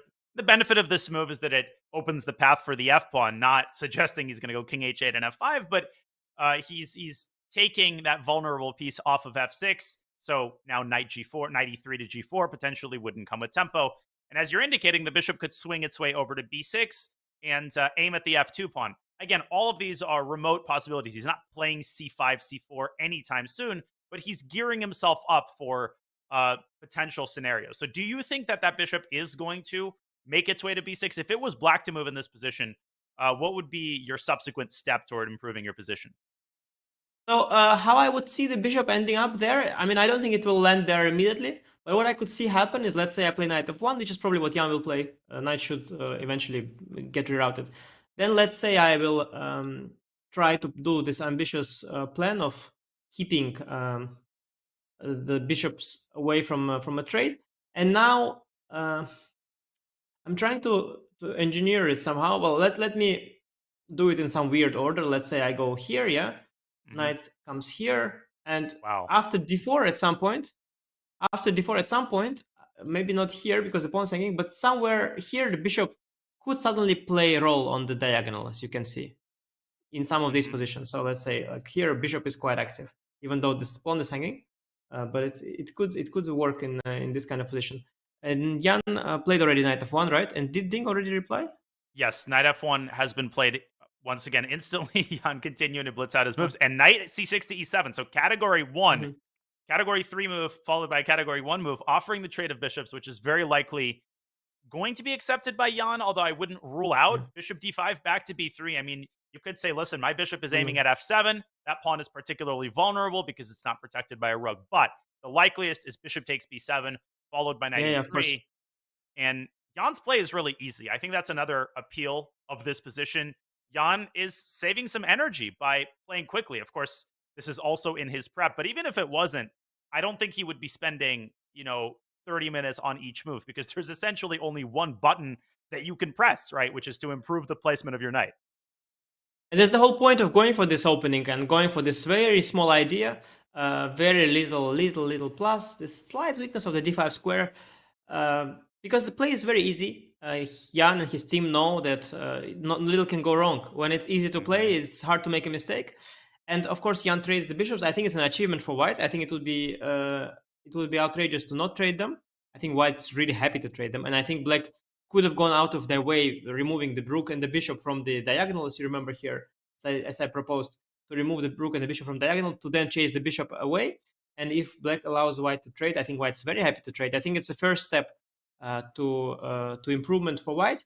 I think the bishop on b6 makes sense if White goes for d4. if white doesn't go for d4, it's hard for me to see this bishop doing very much. Well, maybe after a potential c4 somewhere, bishop could have a future on a5, but yeah, long way to go. It was also bishop on g7 was also definitely an option. Hard to say what is this bishop on d8.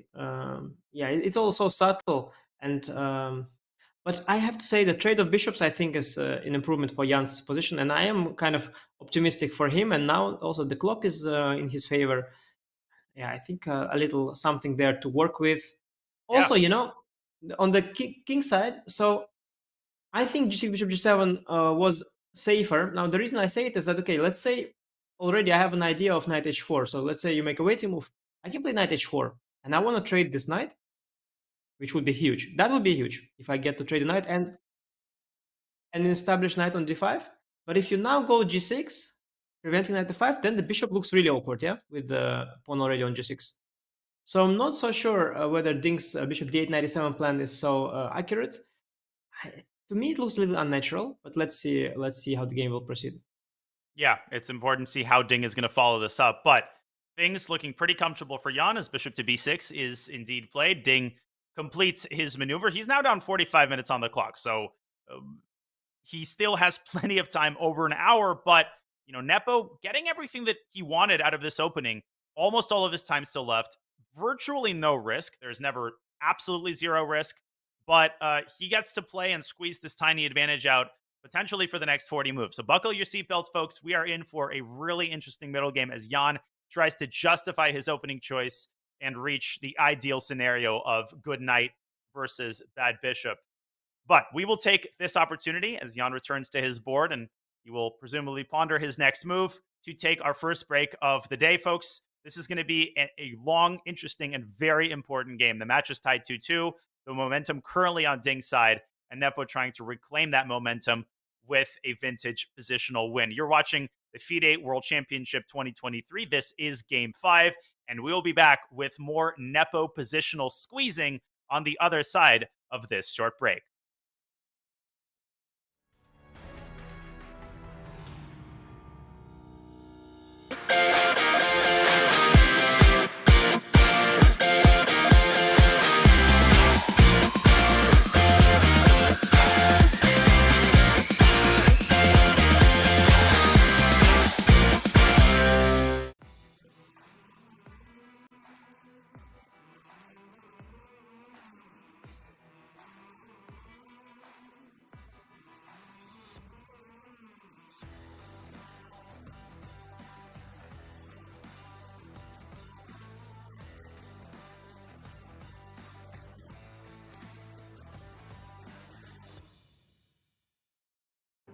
Introducing WorldQuant, the partner of the Champions Chess Tour and Chess.com.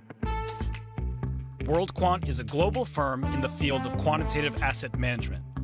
If you don't know what that is, it's the job of building complex mathematical models that seek to identify market inefficiency. For 2023, WorldQuant Brain is bringing together its International Quant Championship and the award-winning Champions Chess Tour to hunt down the next generation of quant finance specialists. It sounds very exciting. You put your skills in practice in a case competition where you get a real challenge. And I signed up. WorldQuant is seeking new talent and new energy, and it's looking at the world of chess to help. Because nobody knows how to analyze a position better than a chess player, right? No quant experience? No problem. So, do you think you have what it takes to compete in the International Quant Championship? Sign up and be the next quant champion.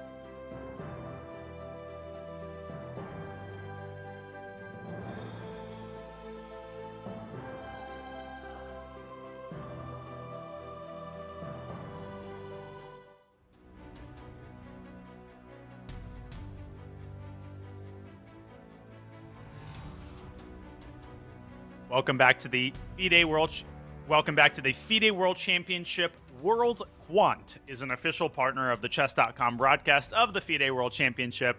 They are a global firm that builds complex mathematical models to identify market inefficiencies. Now, World Quant Brain is bringing together its International Quant Championship and the chess community to hunt down the next generation of quant finance specialists, because nobody knows how to analyze a position better than a chess player, right? If you think you have what it takes, register for the International Quant Championship. Head on over to go.chess.com/IQC or use !IQC in the chat. That's XQC with an I rather than an X. Folks, we hope you're enjoying our coverage of the World Championship between Ding Liren and Jan Nepomniachtchi, Grandmaster Anish Giri, Grandmaster Daniel Naroditsky, bringing you coverage of this very important Game 5, whose importance, well, it cannot be overstated. The score is 2-2. The momentum is on Ding's side, and Jan Nepomniachtchi trying to really cool down the flames of Ding's momentum with his opening choice. Anish, as we examine this position and as Jan advances his pawn to h4, which is an idea that you had mentioned in reference to g6, grabbing space on the king side, trying to fully establish his dominance over the light squares. If you showed Jan this position at the start of the game and you said, this is what you'll have after 23 moves, I think he'd be more than happy. He'd say, sign me up. Yeah, I love it. And I'm pissed that Jan has played the move h4 so quickly, because I was so proud of this idea that I wanted to show, because I think h4 is a beautiful move and it's extremely strong here. But Jan, maybe he's still prepared, or probably he just understands his positions really well, because h4, it's a fantastic idea and I really love it. As I had mentioned earlier, Black wants to go h5, but here it's met by knight g5, which is just very dangerous with the black bishop so far away from the king. So I think with h4 followed by h5 and knight heading to f5, I think it's a disaster for black already.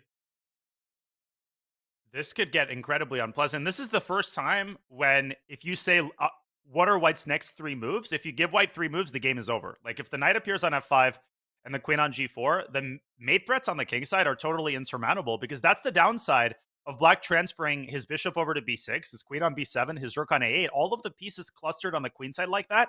As primitive as this point sounds, his king is essentially exposed. And I think Jan is saying, listen, I'm not only about the d5 square. I'm not just a one-track mind. I'm also going after your king and going after the f5 square. Yeah, I think things have gone wrong for Ding already. I think the combination of trading bishops as well as bishop d8, bishop b6 plan, I think it's just been very wrong. Now, the only thing I can suggest for him at this point is, I like this idea of c4. It's a very nice positional idea, opening this bishop. I think you can't do that immediately because of takes and queen takes on d6. But maybe preparing it with queen c6. What do you think? Yeah, I was actually going to ask you about the immediate c4. You're right, the knight on e7 hangs at the end of the line. But let's take a look at queen c6. Because if he does, in fact, play c4, and he does it without losing material, trading the b6 bishop for the e3 knight, is it a fair assertion to say that that cools down white's initiative here? Oh, that would be a dream come true. And let's perhaps take a look at the analysis board as we delve deeper into this stuff with queen c6. I think queen c6, to me, seems very tempting. Also, keeping an eye on the b5 pawn here. And now, well, if you are going to allow me to trade the bishop for a knight, let's say if we get this, I think this is just an absolute dream for black. I think black is doing very fine here. I don't see any problems any longer, as the one knight getting traded means there is no longer an issue with the d5 square. Surprised the bar is still with white here. I really like black, but okay, maybe knight h4 still keeps some initiative. But I think here, instead of h5, c4 is probably too drastic. What do you think? c4, is that? Well, then your old move, bishop a5, could come in handy. Although bishop a5 is a one-move threat. Just rook e2 and the a file is closed. And then bc could actually be met by dc, because queen takes e4 obviously fails to knight d5 and white wins material. Yes, this was my point. The only thing is, of course, it's rook e2 is slightly in the way of the queen, potentially heading to g4. And actually, that's a big pity, because I really want my queen on g4 after h5, knight h4. But it's maybe good enough. Maybe it's good enough anyway. Besides c4, maybe there is an even cleverer move. Let's take a look at this position. I have this knight d2 move sometimes. I don't need knight h. Okay, knight h5, knight f5, knight 4, knight 5 is of course like my dream, but sometimes you have to be realistic. Dreams don't always come true. Knight d2 maybe. Oh, but then, Can't I still play yeah, c4? Sorry, I just yes. You can indeed, and I forgot about that, and now you can defend this pawn if needed. This also looks okay for black. Knight d2 actually doesn't help. Okay, maybe c4 indeed. B3 even still allows c4. So maybe queen c6 should be met with c4. At least that's. And I also want to point out that this intermezzo with let's just show an example. This intermezzo with cb, it never works because of bishop f2 intermezzo. So it's not not an important motif here. But yeah, queen c6, c4 looks like at least c4 is some sort of a commitment from white side. It opens the diagonal for black, changes the pawn structure somewhat. After bc dc, or the b pawn is a little backward, the b file is open. Maybe this gives black something to hope for. Besides queen c6, are there other moves you have in mind here, perhaps for black? Well, thinking of the pawn breaks that black could prepare, I think the idea of d5 is condemned. I just don't see any universe where d5 actually works. Even if e5 was defended, as you've been pointing out, d5 actually opens, it closes some doors, it opens others, and I don't think that's the break black should aim for. b4 obviously makes things even worse. It weakens the c4 square. f7, f5, could black try to prepare that with rook f8? Is that crazy? He does play queen c6 in the meantime. Yeah, this was quite wild indeed. As f5 is extremely committal, allows queen b3 check. Also, Yeah. it's tactically, it's just not feasible. But indeed, he's Not played feasible. queen c6. Queen c6 is the most natural move. It's so tempting to try to make sense of this bishop here. And well, a logical play by Ding. And I'm really curious if Jan will actually go for this very drastic measure. Normally, you try to, I think, in this kind of Spanishes, you try to not take the measures as drastic as that, but maybe in this particular case, it's good. Who knows? Yeah, this c4. I can meet c4 with d4. So, for example, here, I can do this, and I still retain some advantages in my position because the bishop is still, although it's nicer now looking at our pawn targeting it, it still is somewhat locked in here. At knight h4, knight f5 still is on the menu, and d5 square still is available to my knight. So this is also possible to consider, and actually the bar doesn't hate it either. So maybe that is a way to play.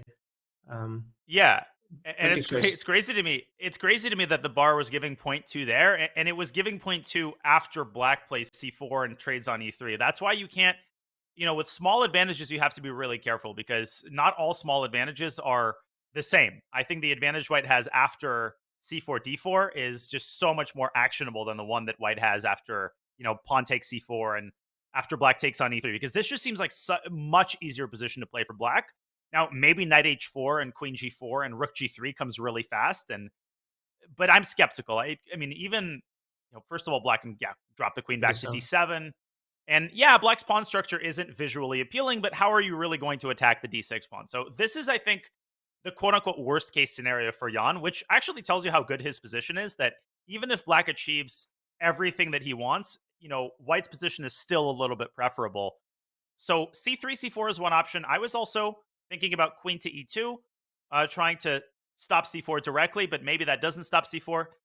Pawn takes c4, bishop takes e3, and I was thinking pawn takes b5, because now the desperado sack isn't quite as effective, and white retains the extra pawn. What do you think about that? I love it. Yeah, I love it. I didn't really realize that you have this resource actually, and that makes me love the move queen e2, because I like not committing to things. Well, I am married and have a bunch of children, but like world championship commentary. Yeah, but when it comes to pawn pushes, I like to not commit to too many. So I don't want. Okay, I'm okay with c4, but I also see lots of disadvantages with it. So I'd rather not. And I also rather not allow you to go c4 and meet it with d4. I mean, we can, but rather not. So in that sense, I really like the move queen e2, because I think we keep all our threats alive.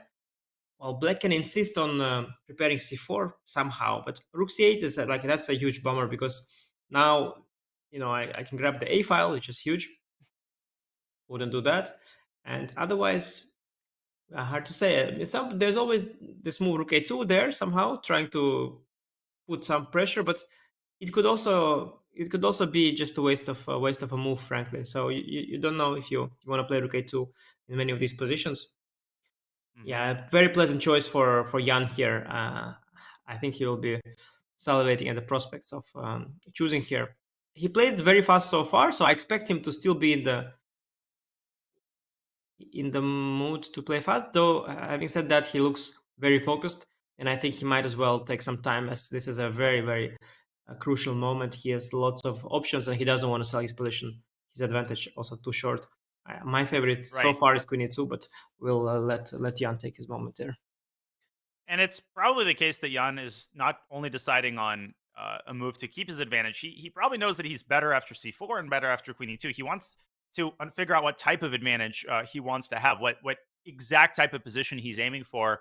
But yeah, the reason I like queen e2 is because it keeps the structure and it just keeps his foot to the pedal. h5, knight h4, knight f5 is still a threat that Black has to deal with. And it's just very hard for Black to figure out a robust way to secure his king side. So I think the start of this game is going excellently for Jan. Obviously, the previous game went excellently for Ding Liren, who scored his first and thus far only victory of the World Championship match, leveling the score at 2-2 as Jan ponders his next move. And presumably Jan will take a pretty significant think. Let's take this opportunity to listen in to Ding sharing his thoughts in the press conference 2 days ago after the previous game. Here's Ding. How to say? Yeah, this game, I guess I made myself to fully focus on the game, and the result was what as I expected, and yeah, it's I can say it's the most important win so far, since World Championships is totally different.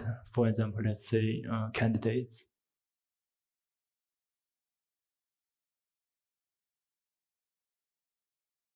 Obviously, Ding Liren, and we take a look at his incredibly impressive chess resume there. He is currently world number 3. He was world number 2 until he was replaced after Tata Steel by someone named Jan Nepomniachtchi. But Anisha, I want to echo your point as we feast our eyes on his achievements, which is that it's very important not to over psychologize particularly in these tournaments and in these matches, which are decided 99% on the board. They're decided by specific moves, but obviously emotions and psychological mindset, it plays a role too. Oh yes, for sure. But just to say what I always say, and you already mentioned, of course, the momentum is with Ding, and he looks very good. He's a very shy and a modest guy, but what you've seen now, that was a very confident Ding on the press conference, as confident as he can appear. I mean, he is, of course, always downplaying, his greatness, and he's being very modest and very quiet, but he is feeling great. At the same time, well, how great can you feel when you have when you have a weakness on d5 and there's nothing works for you really, and you have the set position. So I think it's very important to look at the position on the board, and I think the opening has worked out like majestically for Jan. I think he couldn't have hoped for this in his wildest dreams. Like, Ding has chosen the most uncomfortable setup with bishop d8 97. I think this is really, at least optically, this is the clumsiest setup from all that I could see from all the options that we were looking at. This is really the one that gives Jan the most opportunities. And the situation on the board really lays ground for Jan to take control of the match again. But this is an important moment. This is really where this move and the next 3 moves, I think, they will really determine whether Jan will be able to extract the most out of this position. And I think finally, it's safe to say that Jan, as we see the feature chat there, is out of his prep, is out of his file.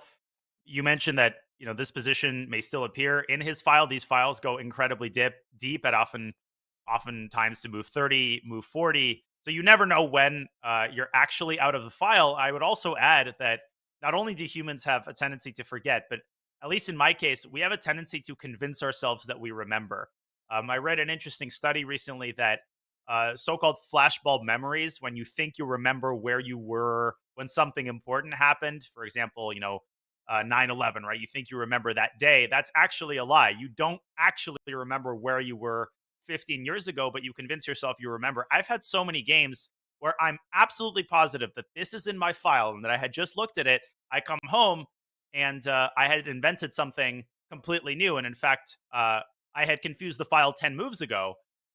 So I think it's very, very important for that reason to take your time and to admit to yourself when you're out of prep, because it's a lot better to think on your own and produce a move on your own than to try to remember the file and end up playing a move that's even worse than one that you would have played had you thought independently. Is that accurate? Yeah, it's a good point. And in general, memory is a fascinating topic, and not only related to chess, but as you mentioned, there's this phenomenon where you remember. There's also this phenomenon where you tell yourself a story and you form that memory. So you remember the story that you tell yourself, and that's no longer the truth. So you have also all sorts of cases of people confessing to all sorts of crimes, and because they were under pressure, and they suddenly think that they've done something. Exactly. Yeah, I mean, looking at this position is not a crime, though, and but that said, I don't expect Jan to be in book because, as I mentioned earlier, Black had so many options. In particular, starting from here, I mentioned Bishop C8, Knight E7. I think a very reasonable setup. Rook A8, Queen D1, now Knight E7 right away. Knight D8 that you mentioned. Also G6, Bishop G7, and then Knight E7. Also Bishop C8 and Rook A7 here. So many different interesting setups.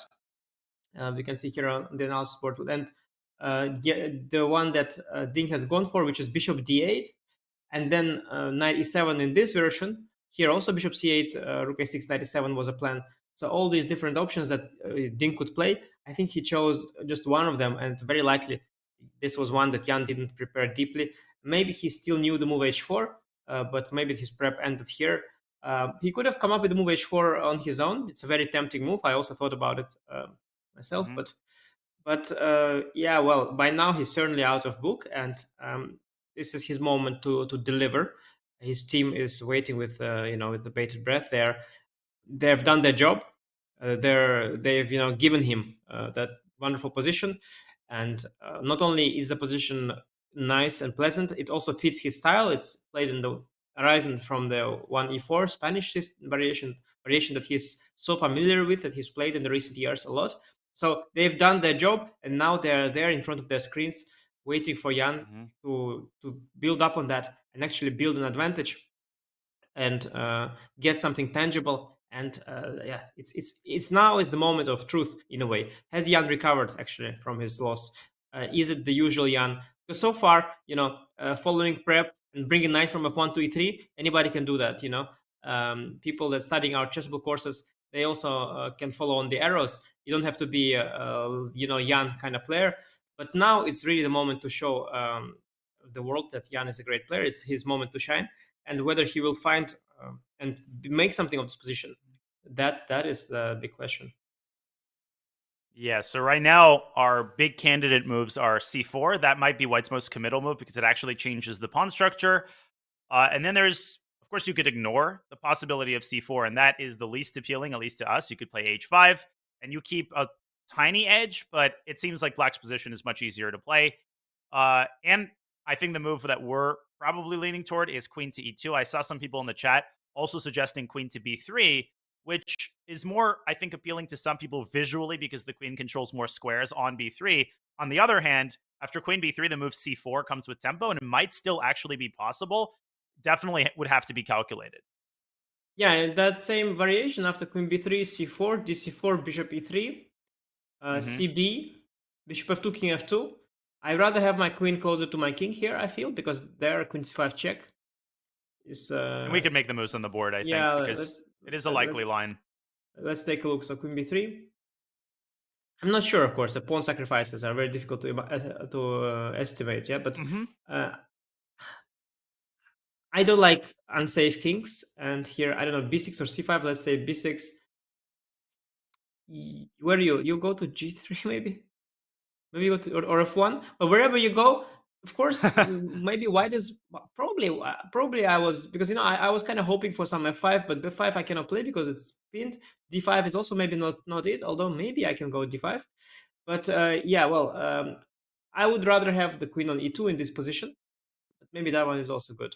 So in this position, I feel like my queen is closer to the king. Although, yeah, it's a question. It's a question if being too close is also good, because here you do get f5 ideas, but intuitively it feels more natural, this one. And also after queen b3, I have a question. Okay, maybe I don't need to go c4. Maybe I can prepare it, because now c4, it will come with a huge tempo on the queen. So you'll have to respond. While if here, let's say, what I mean is, let's say you make some move, I make some move, you make some move. Now I have some time to react. While if we do it here, the queen is threatened. So black gains a tempo essentially on this kind of stuff. So I'm not sure. Queen b3 to me feels a little bit counterintuitive, because I feel that I don't want to be targeted by c4. I want to have that extra half a tempo in reserve. But it's a big question, especially what I wonder about is this position. I think it's far from given that this is clear for white. Don't you feel? Oh yeah, no, far from clear, because f5 is coming, as you said, and there's mating constructions with black's knight appearing on g3.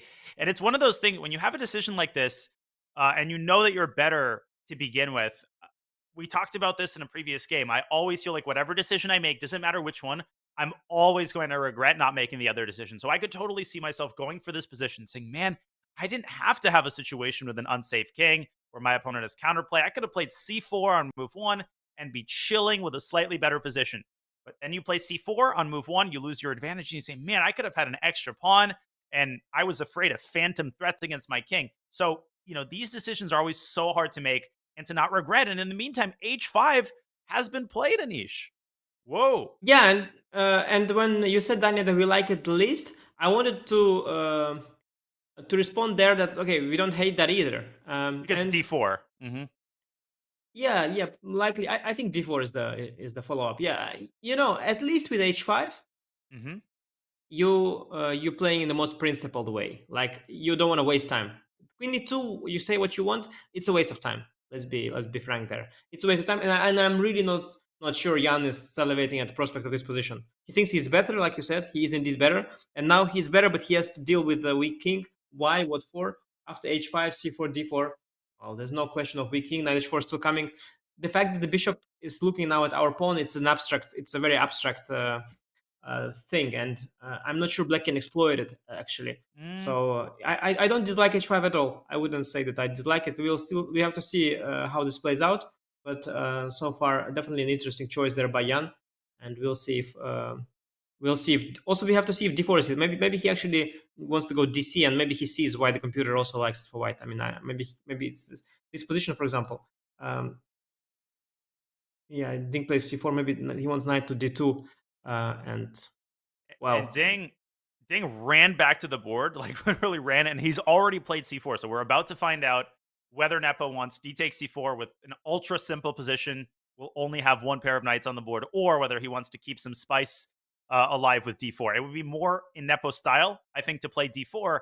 And Anishi also might be tempted by the prospect of applying pressure on the e5 pawn. So he might feel like not only does he retain the idea of knight h4, knight f5, but he's also forcing black to respond to the threat of d takes e5, and d4 is already on the board. Ding now has to figure out a way to keep e5 protected. He can do it directly with, queen back to c7. I like the look of rook a8 to d8 to x-ray the queen and to take the sting out of d takes e5. And one thing I'll tell you that worries me about Nepo's choice, especially if black plays rook to d8, is the prospect of black playing d5 in response to white moving the knight away from f3. That pawn on d4 is ultra defended, but once the knight moves away from f3, white also has to reckon with the prospect of e takes d4 and the possibility of black setting the center on fire by creating the pawn cube with d5. Yeah, and that's a good point. You certainly have to address the threat of knight h4 as you have to address the threat of d takes e5. I liked the little facial expression Nepo made after d4, sort of implying like, I don't know what you planning, Ding, but I think you're in trouble here. And of course, d4, honestly, it was an absolutely only move in human terms. Allowing bishop takes e3 trait is outrageous. The fact that the computer suggested it, it goes to show that humans, we all think in a very different way. We have our pattern recognition, and we're very inflexible. The engines see so many more factors that are for us very hard to comprehend. Of course, d4 is the move, and Jan played it instantly and confidently. And now it's on Ding. I think, yeah, rook d8. Well, one thing I have to say is that with pawn having made it to h5 already, which usually is not the case. Well, here, if I ever get my knight to f5, oh boy, you will suffer. So I'm very worried about black. But indeed, for now, maybe rook d8, intending knight h4, d5, as you had suggested. Well, it's... But is it even... Can I not still go knight f5 there? Yeah, you probably can. Very I mean, that's total pandemonium. The position suddenly gets very tactical there. There's a fork threat on e7. That has to be calculated very carefully, but it seems like black is risking a lot more. Yeah, what I want to say, exactly. You have to calculate, but the price of of the calculation, the price of your mistake for black is very high. If it works out for white, it would be really bad news for black. So I don't know. Rook d8 also somehow counterintuitive, stepping away from the open file into a closed one. Maybe this is this kind of desperate move you need. Are there any other options? So okay, taking on e4 is bad because of knight takes c4. I think that's pretty clear cut. Yep. Taking on d4, I think taking on d4 is actually an option, so it's the most natural one as well, perhaps, don't you think? I was worried about knight takes d4 and then knight f5, and if you trade bishop for knight and then I take with the queen, and that position, maybe I'm misevaluating it, looked really, really unpleasant. Okay. Yeah, interesting. My instinct was that it's somewhat of a relief for black. Of course, I understand that you are still better. I agree with that, certainly. But at least there, I got rid of your knight. So my other knight controls this key f5 square. So I felt that at least in... we can maybe pull up the analysis board to look at this position in more depth, as it's quite a relevant one. After ED, I actually expected CD. But maybe you're right. Let's see, knight d4, bishop d4, queen d4. Yeah, the bar is... well, it's somewhere in between. Of course, yes, I understand you're better because you applied pressure here. Your knight is very good. At least, well, knight f5 is not a big threat anymore, as my knight defends it. I don't know, how bad is this endgame after queen c5? How bad is it? Well, white could It's also bad. play, yeah, takes and rook d1. I guess h5 is hanging there, so probably white should play this Yeah. primitively. Very bad. Also, the fact that you got this pawn h5, even in the endgame, it's a very nice clamping down this black pawn structure. And well, yeah, I don't wanna suffer in this endgame. I have to say it's worse than I had anticipated it to be at first. What are my other moves? Can I try to activate my rook, or I'm worried about e5 tactics? Oh yeah, oh yeah. Now we're speaking my language. e5 d5 though. Black keeps d5 center maybe, closed. Yeah, and I am attacking this pawn for what it's worth, and maybe workable. Maybe workable. Just to be sure, can we dismiss the option of CD? Is that so terrible? Because I was actually thinking maybe CD. I don't think is it's an option. terrible at all. I think, instinctively giving black the pawn majority felt a little bit iffy. Maybe d65 here can be considered. I was Yeah, hoping for some 95. Yeah. I think it's unpleasant everywhere, and white's got the luxury of the choice. It's like that old Russian anecdote where a man gifts his friends two ties for his birthday, and the next day he comes out and he's wearing one of them, and the punchline is, what, you didn't like the other tie? The point being, whichever one you would wear, you don't like the other one. So white is spoiled for choice, but it felt like knight takes d4 keeps all of the advantages and eliminates a lot of the counterplay. You are right in that knight d4 is also a much more practical choice in this situation. Jan wants to play without risk the entire from the start of this game. He plays a very comfortable opening, the one that he's familiar with.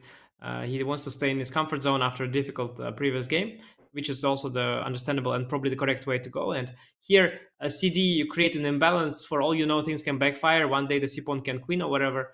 And after knight d4, well, the only imbalance is in these two pawns, pretty much. And there, okay, the d6 pawn is weaker than our centralized pawn on e4. And here, black has to suffer, well, without much hope of taking over the initiative. So I think knight d4, as you mentioned, that is the better practical choice. And yeah, ED, an admission of a failure of the opening somewhat, since the position that arises, it is quite clearly worse for black. Maybe not much, but it is worse. And of course, with the black pieces, at first you want to pretend you are not worse at all, that you equalized. But sometimes, well, you have to accept minor defeat. And if we have to choose between rook d8 or ed, I don't know. It's a difficult choice.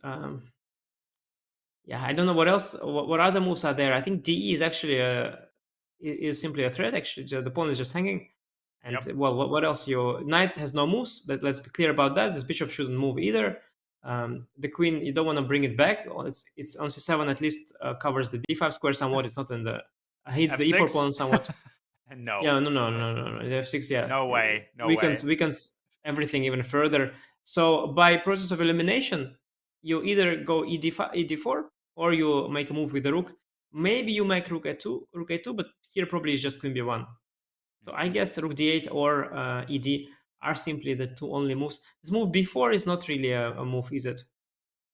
Yeah, just take the pawn. E4, even pawn takes e5. Yeah, exactly. No, it's nonsense. It's nonsense. And just to be clear, is that actually a threat? Because queen e4 in the end. Queen e4 in the end, and then I guess our old idea is knight takes c4. Yeah, then bishop f2 though. King f2 and... Oh. Okay, you're still better. But no, I have queen h. You're probably still better, no matter what. Yeah, but it's not the end of the calculation there, but okay, it's let's say that you want to address this threat of d. Yeah, I mean, no matter where you turn, white is better. And the depressing thing is that, the worst case scenario for white is equality. The worst case scenario for black, I mean, it would not be an exaggeration to say that a couple inaccurate moves, and black is facing maybe not a lost position, but an advantage that continues to grow. So this decision, e takes d4 versus rook d8, is an incredibly important one. Ding is now under an hour, so he's definitely at least feeling somewhat the pressure of the clock. He's got 15 moves to make before the time control. And the last thing I'll say is obviously decision fatigue, which is a thing, right? When you have to make decision after decision and the decisions only escalate in importance, you start to get tired of your position. And the decisions are certainly not becoming any less important, with now several concrete threats on the horizon, d takes e5 being one, and knight h4, knight f5, and queen g4 being the other.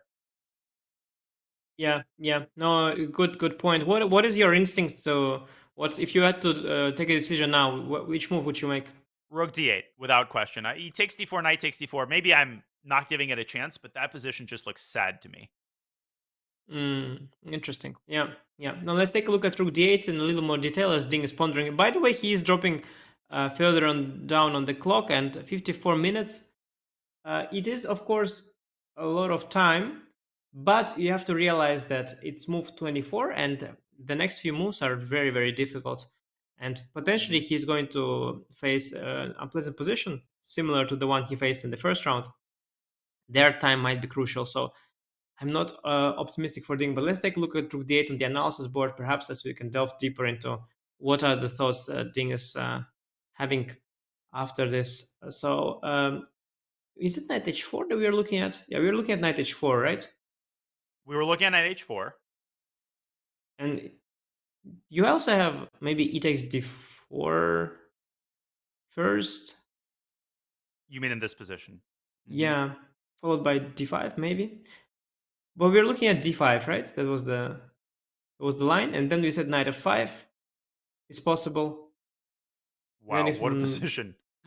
Yeah, takes queen f6. I thought was the most natural, and I didn't see actually a problem here for black, even though it's very shaky. I didn't see a problem. So now, yeah, because g7 is protected, so queen g4 doesn't have a clear point. E takes d5, not possible, drops the knight, and d takes e5. That seems like the most reasonable. You take back on e5? Yeah, opens the diagonal for the bishop, by the way, which is a big plus, but I think queen takes e5, yes. It looks pretty fine for black, actually, now the bishop is activated. So maybe rook d8, knight h4, d5 is not so terrible. Is there another move than knight h4? Well, I would point out that d4, d5 is maybe not out of the question, but very close, because this is exactly what black wants. The prospect of taking on e3 and then maybe even playing f7, f5. So white's going to keep that pawn on d4. Knight h4 seems like the only logical continuation to me. But if d5 works out for black concretely, maybe that's exactly what Ding is calculating right now. At the same time, black doesn't have a clear next move, actually.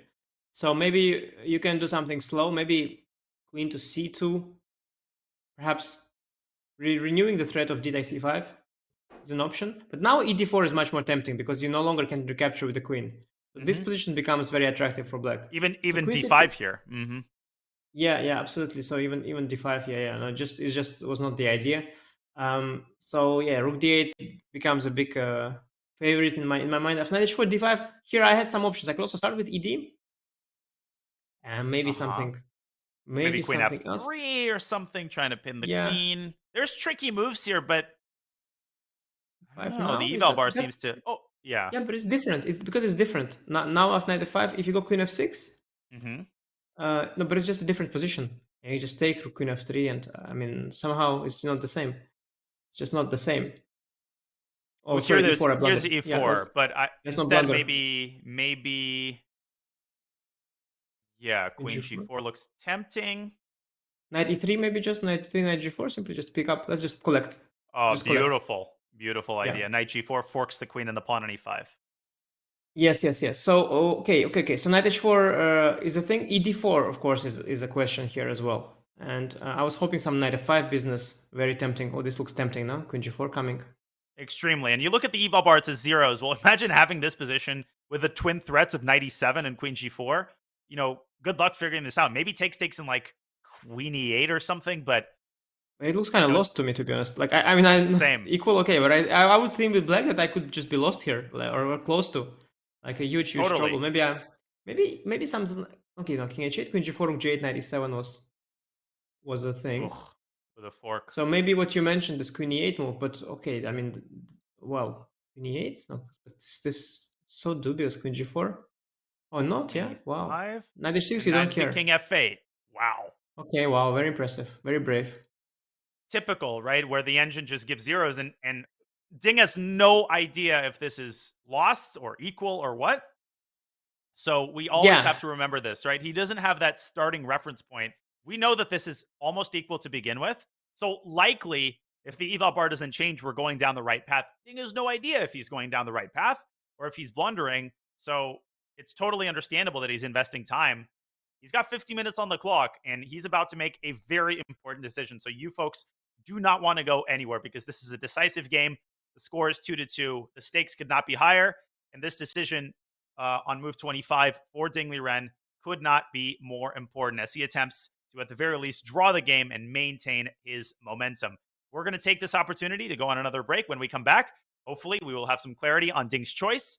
You're watching the 2023 FIDE World Championship. We'll be back with more action from Ding Nepo in just a couple of minutes.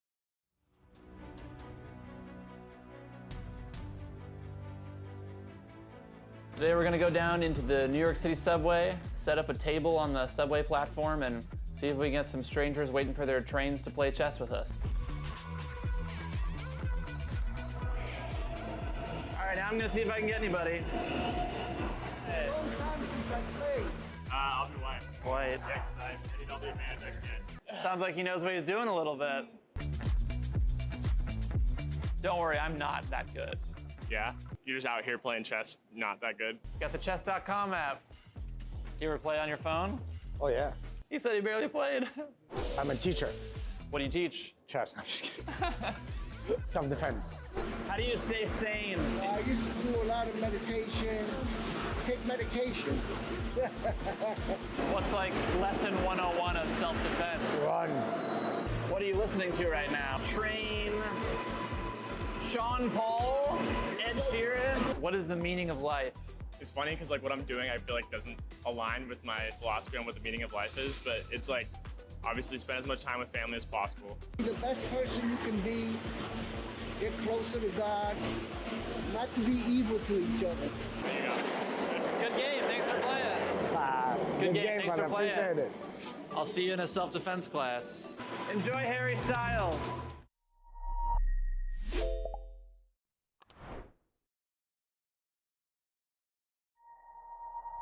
When Damon first approached me with the idea of teaching children to play chess, I thought, you want to do what? Oh, okay, whatever you want to do. I'm behind you, I support you, but how are you going to do that? And the more we talked about it, the more he laid out the plan. We tried some things, and 15 years later, we have a fabulous program.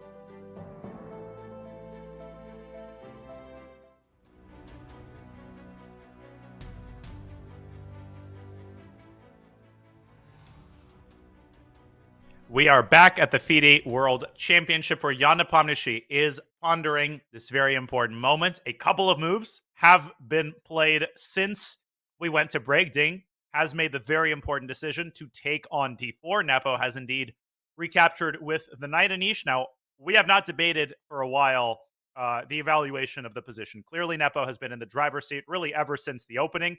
This was a Rui Lopez where Ding, he made the questionable decision of trading light squared bishops, and ever since then, his position has been unpleasant. The big question is how unpleasant. And with his last move, queen c6 up to c5, I think the answer is quickly becoming very unpleasant, Anish. Yes, he took the decision, sort of an in-between one. He did take on d4, but only once. This occurred to me.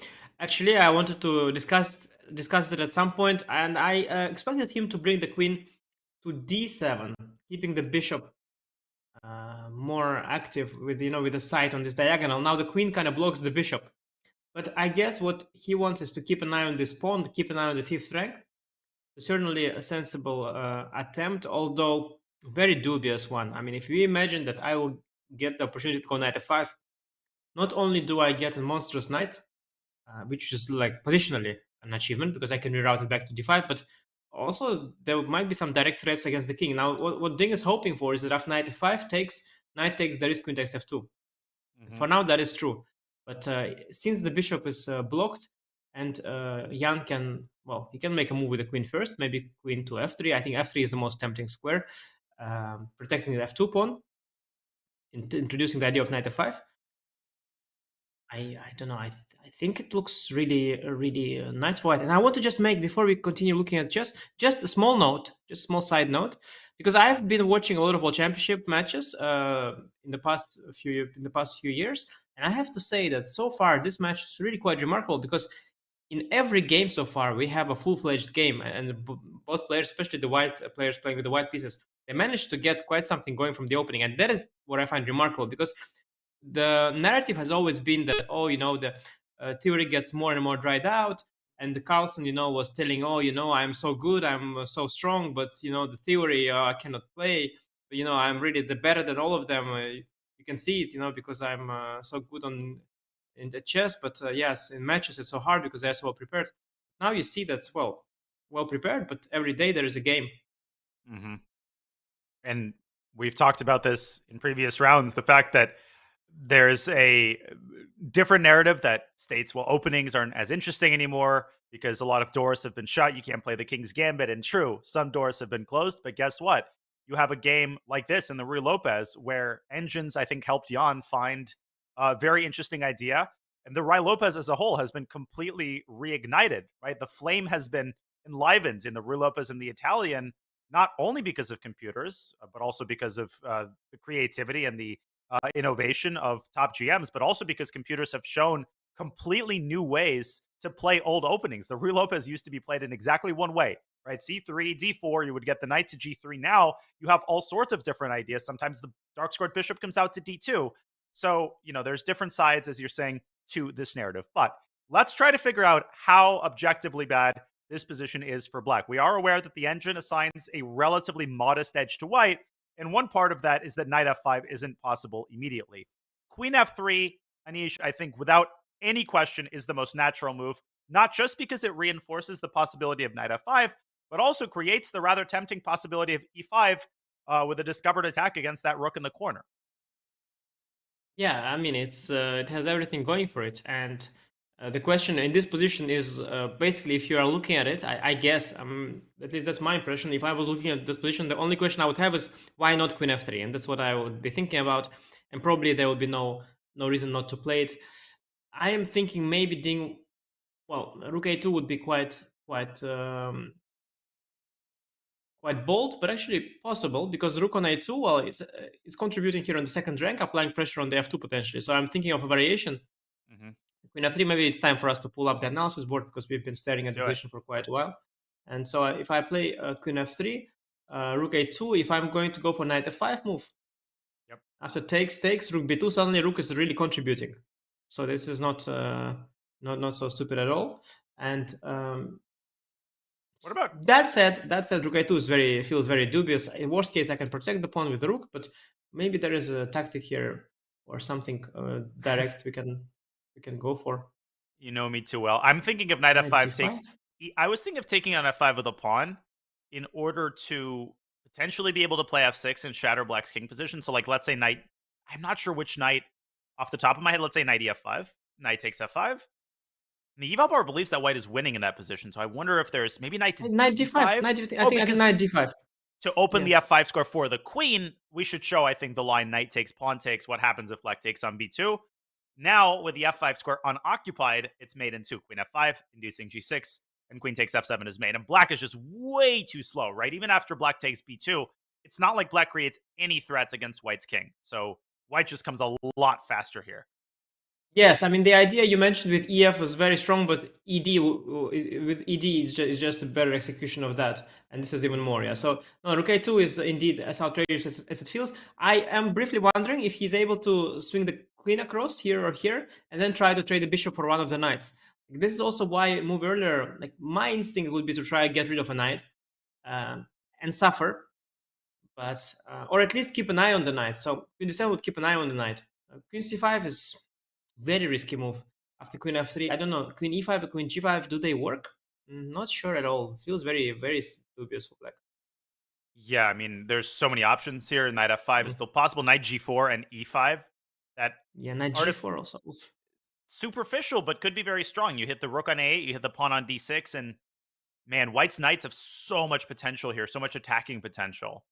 And Jan probably holding himself back, right? Really yes, for sure. Extracting the lesson of the previous game, and this time he has plenty of time on his clock, really digging deep, making sure that there's no hidden opportunity here, such as queen g4, which I think also has to be very seriously considered, because then knight f5 will come with a mate threat. And in some cases, you could even sack the pawn on f2 with check. So that it's not like Jan is just, sitting here and investing time thinking about what he wants to eat tonight. I think he's confirming, making sure that there's no more juicy opportunity than queen f3. And speaking of Jan taking his time and Jan's approach to classical chess, I sat down with Jan a couple of months ago. So as he's taking his time to confirm that queen f3 is indeed the best move, let's listen into his thoughts on classical versus blitz from the interview that I did a couple of months ago. Here's Jan. I mean, of course, it's more entertaining to look, I don't know, some 3+0 and flagging each other. But I mean, okay, I think I used to be quite good at this as well, yeah, but back then. And maybe I can also, get back to some of my esports skills, but your priorities have shifted. Yeah, absolutely. So, I mean, in terms of enjoyment for me, yeah. So I really find a good classical game, which you not necessarily win, but you have like a big clash. So you like spend, a few hours thinking about something really, really interesting. You try to also get into your opponent's head. So how is he thinking? What is he planning? And when it just happens, everything happens, and in 3 minutes you have the result. Okay, that's quite favorable for our time overall, but I think it, leaves most of the beauty behind the scenes.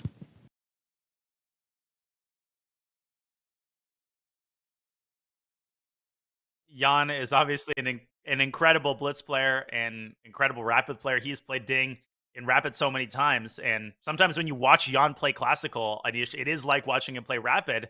But I think it's awesome. I think it's awesome we have someone like Jan who's played quickly throughout his chess career, and it's really, really hard to do. I mean, that's why you don't find a lot of grandmasters who regularly play quickly in these long time controls and largely get away with it. I mean, Jan's sitting here at the World Championship. Oh yes, and he has slowed down, of course, a lot in the recent years. As you can see now, when he smells an opportunity and it's not obvious to him, he is taking his time. You made a very good point that he could also consider queen g4. I really like that idea of sacrificing the f2 pawn. So he indeed does have a choice, and he also understands that in a position like that, if he makes the right choice, this could be a huge winning opportunity. He understands that the position really looks very, very good, but between a position that looks good and a victory on the scoreboard, there is this large gap, and sometimes to overcome that gap, even Jan has to take a moment. And we see now, the modern Jan, the one that is trying to balance this quick, talented, but very sometimes very superficial play with this thinking Jan, who is going deep and tries to get into his opponent's head, as he mentioned. I definitely want to get back to concretely discussing the position, but one more general point I want to make is that a phrase which comes to mind in reference to this position, a phrase that's used often by commentators and annotators and is often mysterious, is critical position, right? You hear, well, this is a critical position, and you hear the phrase or the common wisdom in critical positions, you have to take your time. What exactly is a critical position? Well, there isn't one exact definition. Obviously, it kind of means an important position, but what does important mean in this context? My favorite definition involves a position where making the right choice is likely to define the result of the game, whether it's a win or if you're defending a draw. And this is definitely a position where the right choice is going to have a bearing on the result of the game. And speaking of that, it's like Jan heard us. Queen to g4 is indeed his choice. Would you look at that? And this is a product of going too deep, or just deep. We'll see. The bar didn't like the move. I mean, I really appreciate that you found this move. It's a very creative idea, but it is really, that is the one move that you find when you go beyond. You go slightly beyond, because of course in a blitz game, Jan would have played Queen f3 without a thought. Without This question. is like Even in a bullet game. obvious. Well, in a bullet game, even more so. In a hyper bullet game, he would probably play Queen e2 because he would mouse flip Queen f3. So of course, Queen f3 is the move that you make. But the classical game, you have the opportunity to delve deeper, and that caused him to find this idea of knight f5 that you mentioned. Because now, if let's say we once again show this rook a2, rook a2, yeah.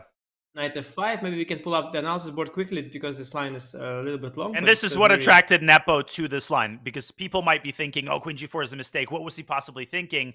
This is the position he was aiming for. Queen takes e1 is not a check anymore, and there's just no good way to defend g7. Oh, yes, indeed. And this is, of course, such a beautiful idea.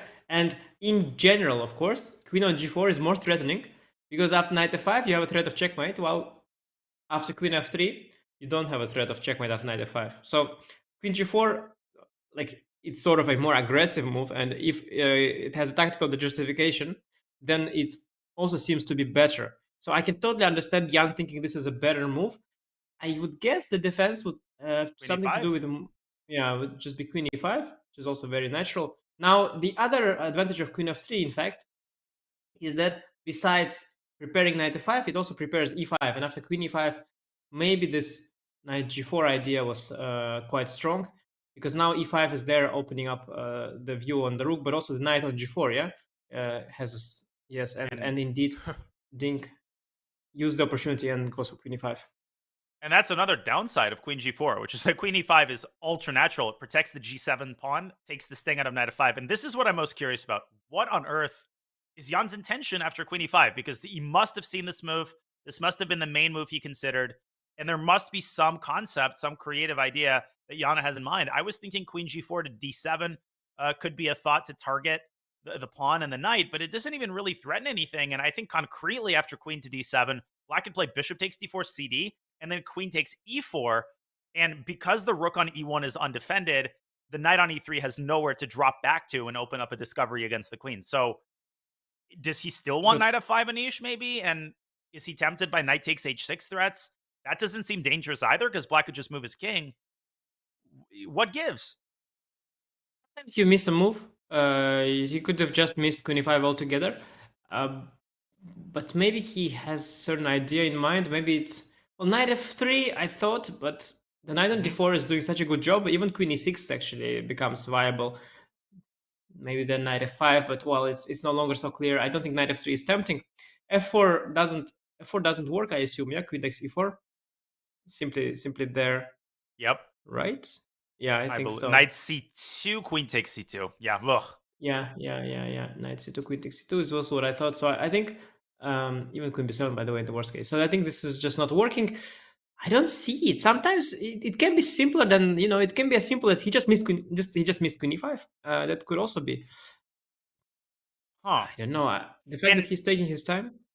Well, wait. Is he? Knight, I think he was moving his knight. Let's see. Knight back to f3 is on the board. Good call. Queen e6. I mean, knight on f3, Knight on f3 in itself is badly placed, right? I mean, from f3, it should go to f5. So knight basically takes a step back from a better position. So queen e6 becomes now very tempting, getting a tempo on the white queen. I don't know. I mean, endgames black should be happy with space here and the bishop. And if knight f5, I thought about just taking queen f6, and then this knight is basically basically dominated by the bishop. Although the computer likes this, maybe queen e4 is there, yeah? Going for some weak squares.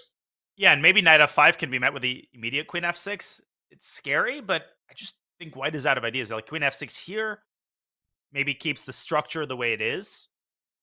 And Yeah, you are right. It's better not to give the queen the square on e4, because this knight on f3 is no longer as threatening as it was on d4, where it could hop onto f5. And what about queen f6 directly then, by the way? Another question I have. I think also very solid. I mean, e5, d takes e5 is a dead end. No, I mean, it's so clear that white has not come close to squeezing the most out of this position. Queen d7 now, I think, is a little bit more appealing than it was on the previous move. But it just seems like going in the wrong direction. Okay, one. I have all kinds of ideas. Yeah, I mean, it of course, no, maybe white is still for choice, but I was kind of hoping for so much more. I was thinking we're going to crush, but we're not crushing here. I think very likely Jan maybe saw some issue with queen f3. Just to briefly go back to this point, just to demonstrate what he might have considered, because in that position, by the way, after e5, d5, I didn't see a finishing blow here. So maybe he was not convinced with this position, for example.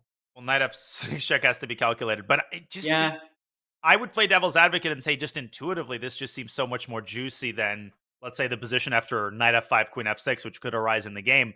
I wanted to sneak in a point, though, because I know Ding is going to make a move and it's going to be too late.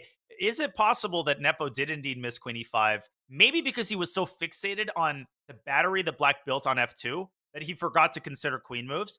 Could it be the case that Nepo missed queen e5, realized that he missed it as Ding was thinking, and decided to take the strategy of playing quickly to nonetheless convince Ding that things are going according to plan? Or am I, doing too much speculating? No, you're probably exactly right. You are probably exactly right, and that is likely what happened. He probably saw this diagonal here, thought the Ding's point is to eye the f2 pawn. So he first thought about queen f3, and he some move. Well, I mean, I don't know. Maybe it was a move like rook e8 or whatever. He didn't think about queen e5. Probably he thought it's not so simple. He was calculating knight f5, takes. Queen comes to e5 there. Let's maybe demonstrate it, yeah, because it didn't happen in the game, but it could be relevant to his thinking process. And maybe he thought, well, in this position, I'd rather have my queen already on g4. So he went queen g4, and indeed, he just missed this move queen e5 altogether, very likely. And then he, realized, okay, time to go for plan B, knight f3. It reminds me somewhat of the first game. There too, opening was played very well. He's built up a big advantage. And then when the time came to make something of it, he started taking the time and slowly started making wrong decisions. I think a similar kind of pattern happening here as well. He's definitely given up a large portion of his advantage, but we will see still plenty of life in the position. Maybe there will come a second wave of the attack after knight f5. Maybe he will be able to still get an advantage, because I still prefer white's knight over black's bishop. But of course, this is not what could have been. Yeah, I think white is still not risking. That much is clear. Black's pawn structure is still inferior. Even if, the eval bar now gives essentially all zeros, and knight f5 falls instantly. So Nepo, whether he saw this or not, that doesn't change his speed of play. And it's kind of ironic, Anish, that the one move in this game on which he actually took more than, let's say, 3 minutes turned out to be maybe not a serious mistake, although I would call it a mistake. I think it is a serious mistake, because queen f3 would have led even objectively to a clear advantage. And now the position, if Ding can play queen f6, which is not necessarily a given, that can be a hard move to play, because it can be hard psychologically not to just take this knight off the board. But if he plays queen f6, we can safely assert that Nepo's advantage from an objective point of view has been erased. Yeah, and it is not new at all. The idea of overthinking is not new. people, making mistake after long thought is the most common thing in the world. That happens a lot because, first of all, yes, when you start to overthink, you question your thinking process, you start looking too deep into things. And also sometimes just the fact that you are thinking long, it means that you don't understand what to do. And then, well, even though you spend more time, you still don't know what to do and you make a mistake. So nothing new there. It's very common to make an inaccuracy, a mistake or an inaccuracy after a long thought. But before we before we sort of talk about this narrative for too long, let's first let Ding make that decision here, because if he takes on f5, which is also tempting, after ef, queen f6, queen e4, we saw the situation could still get out of control for Ding, as the queen from e4 can aim for all these weaknesses the black has on the queen side. Instead, black has to really find this move queen f6, I believe, and it's here that Ding should actually be fine. Although, yeah, still questions. Maybe takes queen f5. Some Bishop questions, C5, maybe. maybe. Well, yes, but some E5. Maybe e5 somewhere. Maybe not immediately. Maybe somewhere. Maybe queen d5 first. Well, the bishop's quite stable here. These pawns are also nicely placed. This is definitely an advantage for black compared to how it was earlier. Yeah.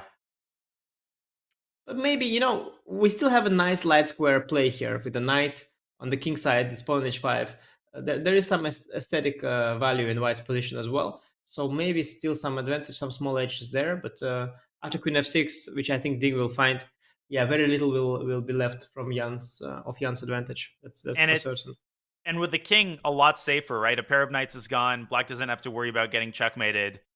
Given Ding's time, it's just so much easier, I think, to make the value of each move. The margin of error increases for Ding. So 40 minutes now for 12 moves doesn't sound like all that little now that the position is clarified and a pair of minor pieces is going to come off the board. I think we are going to see queen f6. And it's an instructive moment, right? I think a lot of people would be tempted by knight takes f5 just because you want to take the knight off the board and you want to double white's pawns. But the cons of this move greatly outweigh the pros. The fact that you open up the e-file and white's rook is uniquely positioned to take advantage of it. And the fact that you open up these prospects for white's queen, those two things make knight takes f5 a serious positional inaccuracy. And we are about to see a move by Ding. He was hesitating there. Let's see if he can maintain his composure and play the best defensive move. Queen e6 to f6, simply keeping the status quo and defending against the mate on g7. Yeah, I think if you make a mistake of knight takes f5, you do that quickly.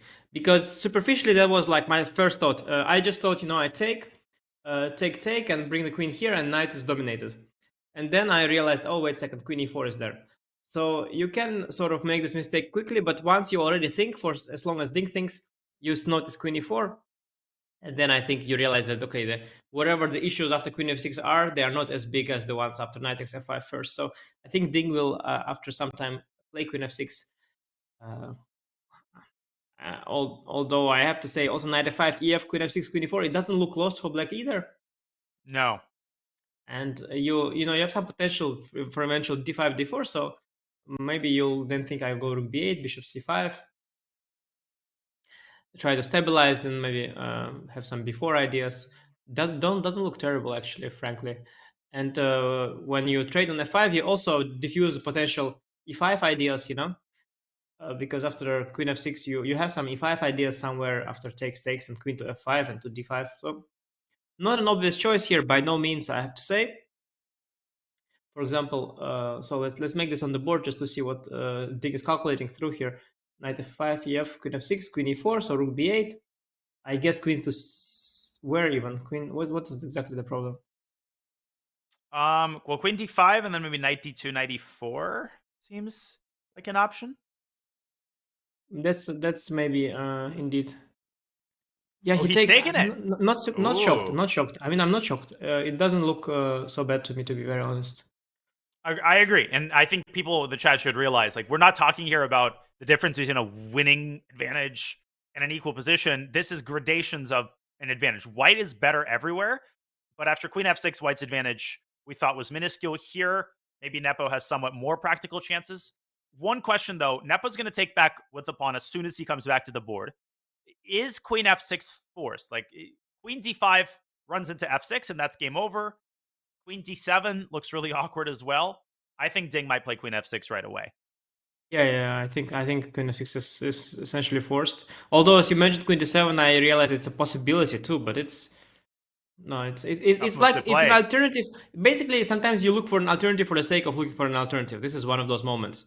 That said, there are some advantages to that move. You keep control of the d5 square. So, for example, queen e4 is not met by d5. So, queen d7 actually is not out of the question at all, and it might be the best move now that I made it. And rook e8 becomes a possibility. No, Bishop for b6 sure. can be swung to f6, actually. Bishop d8, bishop f6 could put an end to White's shenanigans on the king side. So, Ding, again, Anish, you made a great point. The fact that he is thinking tells us he doesn't believe that queen f6 is totally automatic.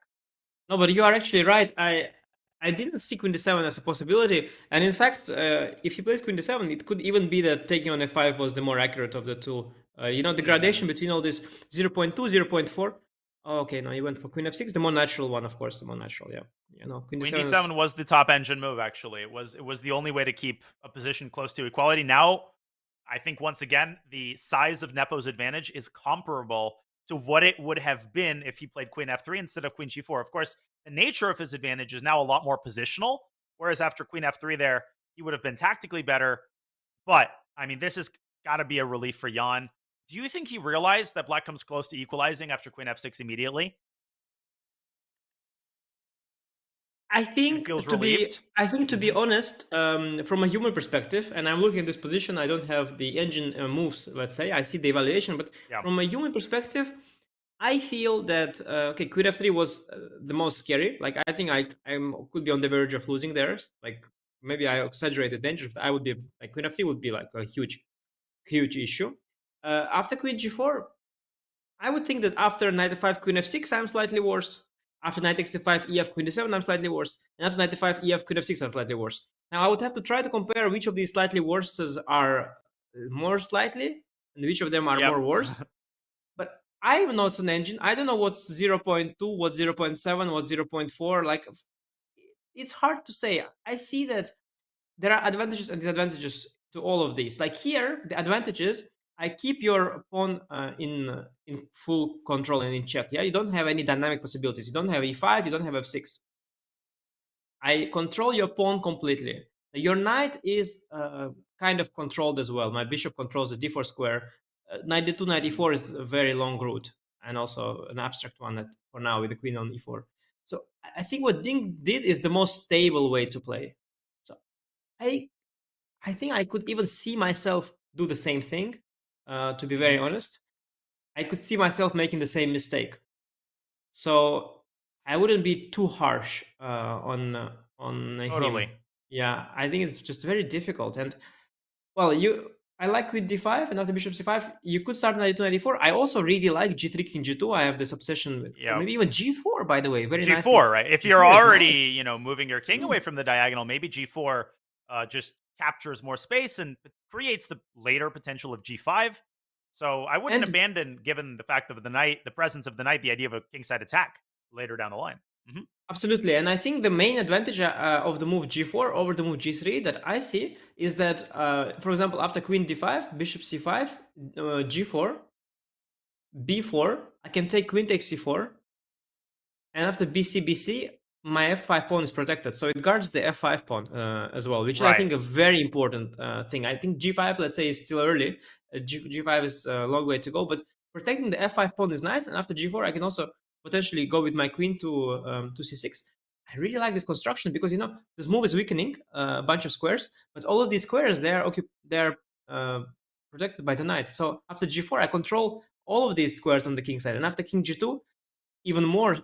Basically, after king g2, I will be controlling all the squares around my king. And literally. I actually would go so far as to say that if it were black to move here, b4 would come very close to solving all black's problems tactically, because c takes b4, queen takes b2. And if you play queen takes c4, to your point, the f5 pawn hangs, and that looks incredibly drawish. So g4 is not only an aggressive move, it's also prophylactic, because you're protecting the f5 pawn, taking the sting out of b4. There's probably other ways to defend against b4, but I think it's crucial for Nepo to identify that as a threat, because queen d5 doesn't actually defend against b4. I think that would be a serious mistake, which would fritter away the remnants of White's advantage.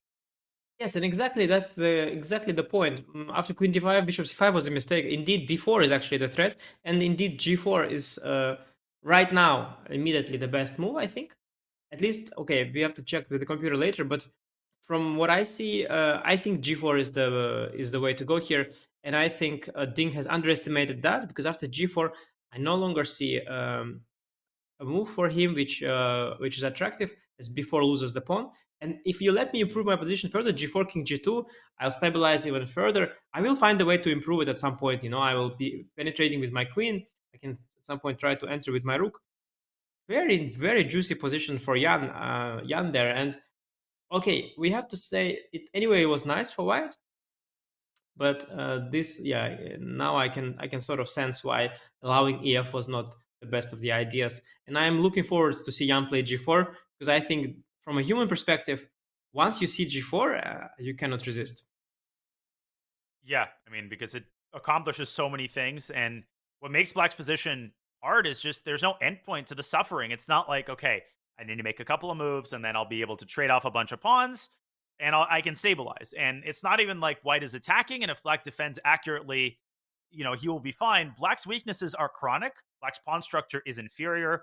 Black's minor piece is inferior. And as you point out, White has so many easy ways, so much low-hanging fruit that he can pick off the tree. G4, king G2, queen D5, knight F3 can travel from D2 to E4. White's rook controls the most important open file. Man, I mean, I don't want to overstate the case. I think an engine would draw this 100 times out of 100, obviously. But I think you're right. I think Ding, he was so happy to rid himself of the immediate problems with his king that he might have underestimated the other types of problems in this position. And his king may still face problems if White's knight ever reaches E4. I think he simply means g4. I think the way Ding plays chess is a very concrete way. Mm-hmm. He is calculating a lot, and I think he was simply calculating this position, and he saw that b4 is coming, so he calculated queen d5 before, he calculated g3 before, and he was content. Yep. I think g4 escaped his radar because it's a very weakening move, usually speaking. But here, somehow, with a knight on f3 and these pawns here, everything is completely under control. And this surprising move g4, it just escaped his attention. I'm sure if he saw it coming, he would never go for this position. Now I realize why all the alternatives were better. Only now that I see g4 do I realize, okay, better had been to go queen d7 up knight f5. Better had been to go queen f6 instead of knight x5. So it's all, the chess is kind of a weird game where often you combine these positional factors such as the good knight, safer king, weak squares, with concrete moves. And this is a good example of how this concrete move g4 suddenly makes the whole thing work. And okay, Black, of course, still has, first of all, there is no clear threat. And that's the big thing that that Black has going for him, is that Rook e2, best move, actually, according to the engine. Wow. Same exact idea. He's protecting the b2 pawn. After okay. b4, c takes b4, there's no follow-up. Chat was actually saying that rook e2 is preferred by Stockfish. g4 was also good, but rook e2 is computer best, and Nepo, I think, he smells it. Wow, what a moment. And he delivers in the critical moment. Wow, yeah, I got a bit excited there by the pretty move g4, but actually rook e2 serves the same purpose and is less committal. Maybe g3 king g2 is actually more flexible, not weakening at all. So wow, yeah, rook e2 is a strong move. Let's see. Okay, bishop c5. Bishop c5 is a move trying to stabilize the position, but it doesn't really create a threat of b4. Nope. Oh wait, sorry, it does now. It does now. It creates a threat of b4. Well, I think now's the time for g4. Now's a perfect time to reinforce the f5 pawn. Yes, because you have to. Yeah. Because before is a threat. It's a threat now because previously you could play c takes b4. Now, of course, the way to meet b4 is queen takes c4, so you need to reinforce the f5 pawn. I have a feeling Nepo will play g4 pretty quickly because he's understood that what he needs to do right now is take the sting out of b4, and then he can proceed just to improve his position. He has carte blanche. And do you see why g4 first was less accurate? So I'm trying to understand why rook e2 first was more accurate. I don't quite understand. Is there some concrete reason? The evaluations were very, very similar, so I think it might be virtually identical. Yeah, because I guess, basically, as long as you prevent before, it's also important to realize that probably the time is not such an important factor any longer, because black doesn't have any counterplay besides this idea of before. So as soon as you take it out of the way, and I'm glad that G4 still remains relevant. Would be pity we spoke so much about G4, we sang so many praises to the move, and I'm glad it still remains relevant in this position, because Yeah. otherwise it would look completely stupid. But now, yes, G4 still has to be found, and it is indeed a beautiful and important move. And I hope Jan will play it quickly, showing the, It would be Jan's style to play it Yeah. quickly, right? He would be such Jan style. And it reminds me of the second game where he puts pressure on the clock as well as on the board. And we called it G4 already on the board. He played it instantly. He was just not at the board. Such a juicy position. And I love this position. White is so much in control as, it's a juicy position. And I'm fearing for Ding. Oh, this is not looking good at all. And Ding now has to figure out a way to even like not doing anything. Anish is hard. Zugzwang would be way too strong of a word here, but queen back to d8 maybe, but that opens up the path for the f pawn. It closes the rook's control of the 8th rank. Not a move you really want to play unless you have to. Bishop c5 back to b6. Well, then the d6 and b5 pawns are not as well defended. So not only does Ding have to figure out a way to do nothing, he has to come to terms with the fact that he's not going to be able to play b4. Yes, I think one of the thoughts you might have is to nevertheless go b4. The idea being that you want to simplify even at the cost of the pawn, and after b4, queen c4, b takes c3, b takes c3, maybe you can activate the rook with rook b1 check. A very dubious idea, of course, followed by rook c1. I don't buy it at all. I don't think it will happen. I don't think it's good. I think at the end of the variation, I'll play king g2, and then I will penetrate on the 8th rank with my rook and the queen. So I don't think that is a good idea. I think bringing the bishop back is also harmful because bishop is really well placed, as you mentioned. And I think by elimination, I would consider queen d8. I think queen d8 is not terrible because also f6 is not yet an idea. I am maybe hinting at the move d5, maybe. And I could, well, let's say if you make a rook to move the rook to d2, preventing d5, then I will have the opportunity to go queen e8. So I think queen d8 is a move that you could actually play reasonably quickly. I don't see a big disadvantage of it. What do you think? Do you see any flaw with that? Not tactically. I think queen d8 might be met with queen d5 to stop d5. Of course, yes. Queen d8, queen d5 is possible. Then actually I have maybe a rook a8 trying to... But again, a problem with activating the rook, I think it doesn't bring so much. And in fact, you will allow me to activate my own. And when I penetrate the back rank, it will lead to checkmate because your king is stuck here. While if you penetrate, my knight will protect my king for now. So indeed, a very difficult position for black. What black wants is to trade... Well, trading queens would be a dream. That would be fine. Trading rooks would be a big relief as well. But I think the big problem, of course, trading bishop for a knight is completely unrealistic. So let's not even talk about it. But I think if I could jump with my queen to b7, or if I could somehow magically prepare, go like rook e8, king f8, queen d8. So if I would trade one of these pieces, I would be in a much better shape as black.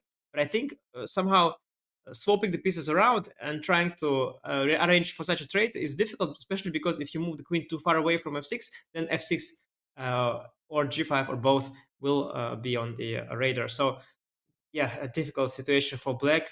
Queen d8 perhaps, but after queen d5, back to square one. Not sure. Very difficult. Very, very difficult position for black. And I would also point out, as far-fetched as this may seem, I think it's an important tactical observation. The pawns on f5 and h5 create a vice-like grip over the g6 square. Why is that important? Well, there is a scenario where even in the event of a queen trade, black gets checkmated. So for example, maybe we can make these moves on the board. Let's say black plays queen d8 and white plays king g2. Let's say queen d7. If white's knight is on h4, then I believe queen b7, and I'm not saying that white should play knight h4, I just want to illustrate the concept here. There's a trade followed by rook e8 and knight g6. Of course, queen g6 check would also result in a checkmate of this kind because you have to take, and white's pawns should not be written off. Yeah, they're optically damaged because of the doubled f pawns, but they also create massive tactical potential, whether it's f5, f6, or whether it's a knight or a queen appearing on g6 in the event that the king is driven to h7. So I don't think we're exaggerating. Ding is in trouble, and right now, he's not only choosing a move, he's coming to terms with a new task that awaits him, not just in the foreseeable future, but very likely for the rest of the game. Yes, and Danny, I once again have a good angle on the players, and I can tell you, I told it to you in the previous game, and you know, Ding's ears are also turning red, and I mean, I don't want to make that point again, but it is a very good indicator of missing something big, and that's what happened to Jan after the spectacular rook takes d4 last game. Here, g4 is less of a blow, but it's still a very, very big one. I think given the time situation and how horrible this position looks, Ding is on the verge of the defeat here.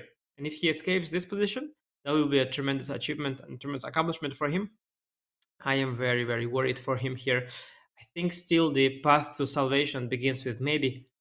Yeah, but the thing is, if you try to improve your position, it might very quickly get worse. So I was looking at queen d8, queen d5, maybe some queen to d7, using the fact that f6 is not yet possible. Maybe I want queen b7, trading the queens, but it is 95.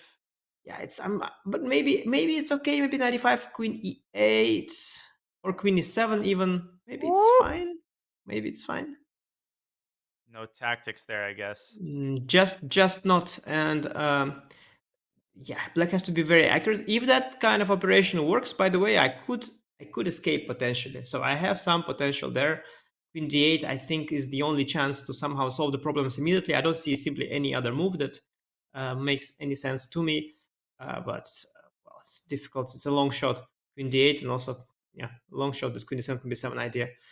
But perhaps the best black has at this point.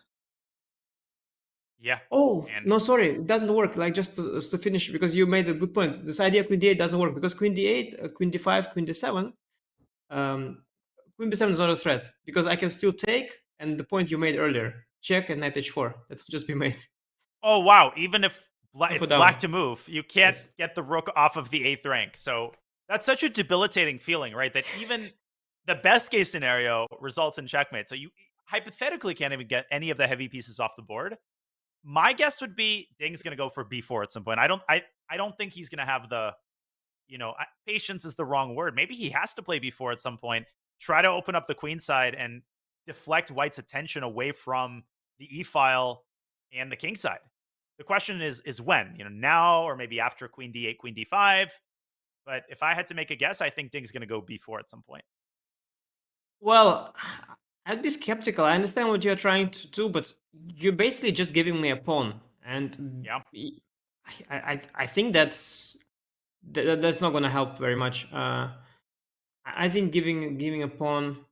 No, I think what I was thinking is the likely one is after queen d5 to go queen d7 nonetheless, but not with the idea queen b7, but with the idea rook e8, because rook e8 I think is safer. I think I can afford to trade queens because I get to keep control of the back rank. So I think queen d8 is the way. I think b4 is too desperate, and I think it doesn't solve your problems. You will still end up with the same problems you have, only not have a pawn. Just down a pawn. Yeah, exactly. Right. I'll have the compensation. So I really think your best shot is queen d7 followed by rook e8, which makes me wonder if queen d5 is the best move. But if I may interject with a tactic, we can make the moves on the board. Queen d8 has been played. Queen d5, queen d7. I can play king g2. And what happens if I wait for rook e8 and then play knight e5 and then try to take on f7? No, I guess that doesn't work. Wait, why does that lose? Because that loses apparently. Yeah, because after queen e7, white does nothing, I guess. Even queen c7. I'm just wondering, like, knight f7 is not. Is it? Oh, is it checkmate? Or is it a checkmate? Or I guess I can't take up. My idea was knight takes f7, rook takes rook, and then some sort of discovery. But I guess there's nothing good here. Knight h6, king h7, queen g8, king h6, and the king runs out through g5. Beautiful. Jan played queen d5 instantly. Sorry, instantly. Yeah, but after queen d7, okay, queen d7 is the only move that gives black hope. Okay, also queen f8 is of course the similar purpose, but yeah, now these squares are really very vulnerable, and I suspect a move like f6 or g5 becomes extremely juicy. Yeah, that's the benefit of queen d7, I guess. You're keeping an eye on the f5 pawn. For sure. Yeah, queen d7 is better because the idea is that if f6 I will collect here. That was the idea. Yeah, very important for Jan not to fall overly in love with the prospect of winning the game tactically and to remain patient. Yes, and the question is after king g2, rook e8, what is the best move here? You could even give up the file, or you, of course, even if you trade rooks, you still keep an advantage, I suspect. But this would be somewhat of a relief for black, don't you feel? Well, at least morally. Of course, does threaten queen takes c5, but rook d2 black can move the queen aside, maybe to e7. Yeah, it's an achievement for me to have grabbed control of the e file. Even queen c8 also to keep an eye on the g4 pawn. This would definitely be a huge achievement for black to control the e file, the file that matters so much. I think king g2 is maybe slow, so after queen d7, we already have this position on the board at queen d5. So now Ding has to play queen d7, and we reach the critical position. I think here white has to come up with a good move, and maybe it is g5. Mm-hmm. Maybe it is g5. Yeah, g5 does come to mind. And then if black trades and plays rook e8, then knight f7. That's what I was now hoping for. there's Then knight takes f7. Now knight f7 works. And knight e5 check. Nice. Yeah. Wins the No, queen. this is one tactic a day that my one tactic a day. Well, I'm a broken record. That's all I'm thinking. Knight takes f7 in every position. Yes, exactly. So well, this already looks super problematic. Mm-hmm. Rook e8 immediately, but then I'm wondering if there is a direct finish because the computer is shouting at us. But I think, is it knight e5? But now queen takes f5, I think. Oh yeah, f5 is hanging. Or is it just positional? Take g6 and win, or g6? Yeah. Just yeah. No, I yeah. Oh, this is completely winning. Black is paralyzed because black is paralyzed. Of course, yeah. I was just thinking maybe the computer wants something more, but actually this is good enough. Black is completely tied down to the square. This g5, g6 is a huge upgrade. Well, you're talking about AlphaZero earlier. Again, AlphaZero loves this kind of pawns. Yeah, it's fantastic. So I think queen e7, g5. That is simply it. I don't know. I don't know why the bar is not all the way up yet. But as far as I'm concerned, my bar is all the way up. I think it's positional GG here. If Nepo plays g5, Ding might have to go to the bar in the hotel because this is just incredibly nasty. The time situation is getting worse. It may seem like he's almost at move 40, but no, this is move 34. And for the first time, we're actually looking at lines where black loses. So, the cost of a mistake is now at an all-time high. One more mistake and the game is lost immediately. And this is the worst possible moment to reach this kind of situation. Yeah, and again, I think the bar doesn't represent the difficulties Ding is facing. I'm thinking of a way, maybe is it king to f? I'm afraid any move I'll suggest, the bar will just shoot up. So watch this. Wow. Oh, wow. I think you're... I made it. No, but I spotted this idea of g6, queen b7, which is a very lucky resource. Very lucky resource. And you're defending against rook e8 with the king. That was the idea, yeah. I'm barely... And I've trapped your queen for a trade. And also, there is no longer a back rank issue because my king defends itself. Wow, actually, this is actually the defense, yeah? So queen d7, g5, king f8. It is findable. I mean, I somehow found it, but... well, it's not easy. Very, very, very desperate as well. What's crazy is that after king f8, knight e5, again, I'm like, then that's all I'm thinking about. I think black still has queen takes f5. And even though knight g6 is a check, it doesn't work because of fg, black defends the queen. So maybe knight e5, queen takes f5, and then some move. But this doesn't seem like the right path for white. So king f8, I guess white f6. Queen g4 is there already. It gets messy. It gets messy. The king can somehow zigzag up to g3. But okay, that has to be calculated, and that's exactly why Nepo has left himself with an hour.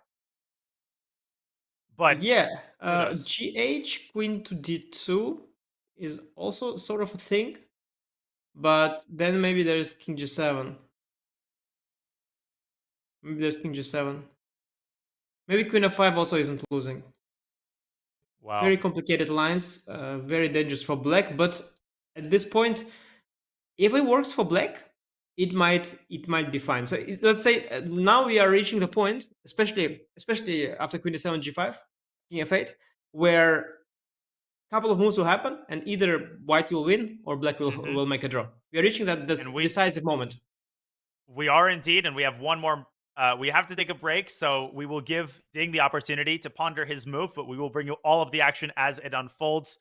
We promise you that. But before we go on a quick break, we wanted to remind you that if you dream of playing the FIDE World Championship, chess.com has made your dreams come true. You can now challenge both World Championship contenders in bot form. Ding Liren and Nepomniachtchi bots are available for play right now at chess.com/play/computer. So head over there and let us know if you can beat the bots. Of course, first finish this game. Use !FWC bots in chat.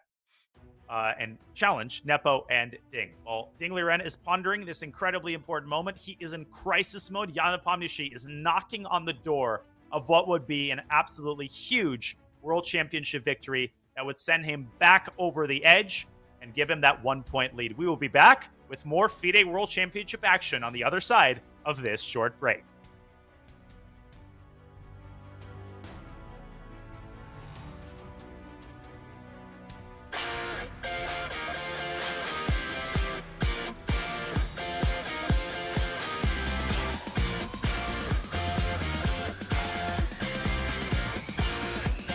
I do recommend Meetup to a lot of my friends that are looking for different things. Wine tasting, movies, book club, meet a lot of new people, a lot of new friends, and it will make you more social.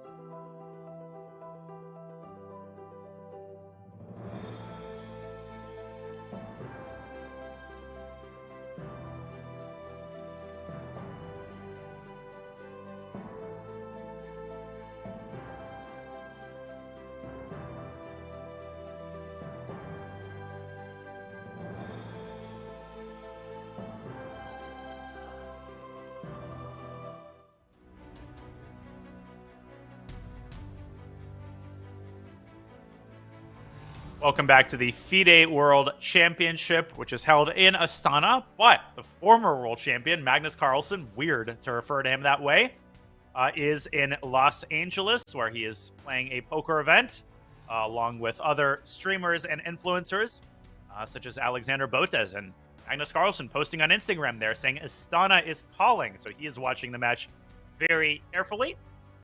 Well, we wish Magnus the very best and the best of luck in his poker endeavors. And right now, Dingley Ren needs a fair dose of luck in his 5th match game against Jan Nepomniachtchi. Grandmaster Anish Giri, Grandmaster Daniel Naroditsky bring you commentary of the 5th round of the FIDE World Championship. Okay, since we went to break, King F8 has been Dingley Ren's choice. So Anish, you called it.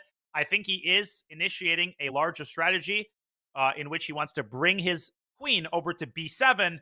And the reason you need to play King F8 is in order to protect that E8 square with the king. What do you make of this move? Yeah, I actually... Sorry, I just noticed the 95 option. But I was going to say that I actually like King F8 even more than Queen D7 to an extent, because the black queen still controls these 2 squares. And so he remains more flexible. But king on f8 is generally a good idea, as we mentioned already, because of this queen b7 idea, where the king protects this important e8 square. But there is an option of knight e5 here. What do you make of that? Knight e5, bishop takes f2. Oh, bishop takes f2. Yeah, bishop takes f2 is just yeah. No, bishop takes f2 is a good option there, because after that we will trade a bunch of pieces. And I was hoping, of course, after d5 to win the full pawn, but this no longer works. So it's actually your point is well taken. Maybe start with king g2. King g2 is definitely an option. The question is, though, after queen d7, how do you exploit? How do you avoid queen b7? And how do you exploit that extra tempo you have now to make something happen? Yeah, that's the big question. Queen b7 is definitely coming next. Now, even in the endgame, I think white would retain some chances of an advantage, but Nepo ideally would want to find a more concrete way to cash in his chips in the middle game. f6 doesn't work because g4 hangs with check. If you play king g3 here, maybe white shouldn't get fixated on keeping the queen on d5 and should meet queen b7 with like queen d5 to d2. But that is a step backward to be sure. So maybe king h3. No, but then the knight on f3 hangs. So king g3, queen b7, and queen d2. What do you make of that idea? I think then I understand you're going for the second wave business here with f6, but we have to, first of all, it's a very complicated position. But I was wondering about rook e8, but I'm worried if rook e8 that you will take and go f6, yeah, and then collect the h1. Plan. That's the plan. Yeah. No, it's sometimes the second wave of the attack is even more unpleasant than the first. You sort of defend and push back the pieces for a bit, but then you realize that it's still a long way to go. That said, okay, I am wondering, like, as white, you of course want something more than that. You want to go forward before you go backwards. So I would still take a look at the starting position and see what my options are here, because it's not obvious how to make something happen. Because if queen d7, I go knight e5, you go queen b7, I go knight c6, you have rook to e8. Yeah, I'm just wondering if I just give you a move. You have rook e8 there. I would also point out that queen c8. Queen c8 is possible to render knight e5 impossible because it protects the bishop on c5. King f1 is Nepo's choice. So deep. Let's think. But I like this. I like this move because I don't know what the point is, but if you made it, then I think it must be smart. I'm just trying to figure out why. If you made the move f1, okay, tell me. No, I don't. I thought maybe he wants to make queen c8 with the immediate f6, but I don't see a response there to queen takes g4. Maybe there are tactics. Rook e7. That's the response. He wants f6. He wants f6. Oh, yeah. That's what he wants. We should show that on the analysis board. So king g1 to f1. Why? So that black takes the g4 pawn. It's not a check anymore. That gives white a tempo. And if you play f6 here, which is a typical idea, queen takes g4. Great find. Rook e7, queen h3 check is an empty check. King e2, and the black has to give up a queen to stop checkmate. Wow. You know, I when I saw king f1, I knew this is an absolutely great move. I don't know why, but I knew that, okay, if the guy made it, there must be some brilliant justification. And this is actually quite brilliant stuff. This is really brilliant stuff, king f1. Now, is GF queen d2, or what is GF? What is the plan yeah, here? that's the big question, right? Also, after queen c8, f6 G7? GF, Queen F- what's the follow-up here? Well, I mean, I can take my time. Yeah, I can even if we envision an endgame here, I can knight h4, knight f5, like somewhere. The question is, what is the order? So I suspect maybe queen to d2. Okay. King g7. And if king g7, maybe simply queen f4, and next I go knight h4. And once the knight lands on f5, the game is over. So black basically has one tempo to do something about it. Yeah, wow. So and he played it so fast also, king f1. If I would ever play king f1, that would be a very, very, very long thing, I can tell you that. Yeah. Jan is a special player, of course. Oh, so much pressure. Ding has 18 minutes for how many moves? Okay, only 5, but these are the 5 moves. In these 5 moves, he can lose the game. These are the crucial 5 moves. And the 5 most difficult moves that he's made, because again, the price of a mistake is now at an all-time high.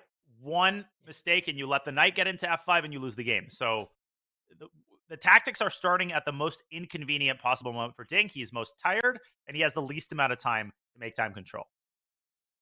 I think when your opponent plays king f1, very often you lose this game. You lose this game. This is this kind of move. Yeah, this is this kind of move that wins games. It's the move that you 100% missed. In a situation where you already look like you are in the bad shape, king f1 is that one blow that they can knock you down. But full faith in Ding here. He has some time on the clock, and he is a tremendous calculator. Yep. Maybe he will find the defense here. These lines, like, for example, queen d7, f6, gf, queen d2. I was not sure about queen takes g4, queen takes h6, queen and g7. then yeah, or maybe even king g8. Oh, intending some counter checks of my own.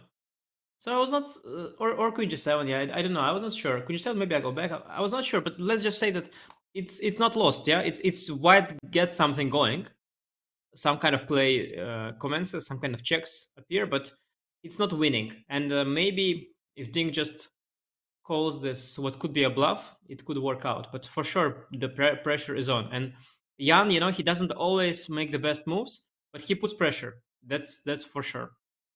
Yeah, and I mean, 16 minutes sounds like a long time, but when you're sitting there and you're digging, you're calculating, 5-6 minutes can go on exactly one line. And then you look up, you've got 8 minutes. And obviously, Jan hasn't calculated all of the ramifications of king f1. You could take an hour and barely scratch the surface. So he's using his intuition. His intuition is incredible, and it's well established that it's incredible. But Jan is risking. I mean, obviously, by relying on his intuition in a position like this, it might be possible that one of the lines he thinks is incredibly promising contains a hidden defense. Maybe black can force the trade of queens in a certain position and make a draw. But that's Jan Nepomniachtchi for you, and that's what he does. Yes, but even what you said, like it ended with black making a draw. Like, how big a risk is that? So all in all, a decent practical call by Jan to make this king f1 move and make it fast. And well, I see the bar dipped a little, so he had a larger advantage than this. I don't know what was the computer's approach. Computer's approach was surely better, but whatever it is, the bar is still liking white here. And I think, yes, Ding has lots of questions to answer. And if everything goes well for Ding, when everything goes well for Ding, he will maybe make a draw.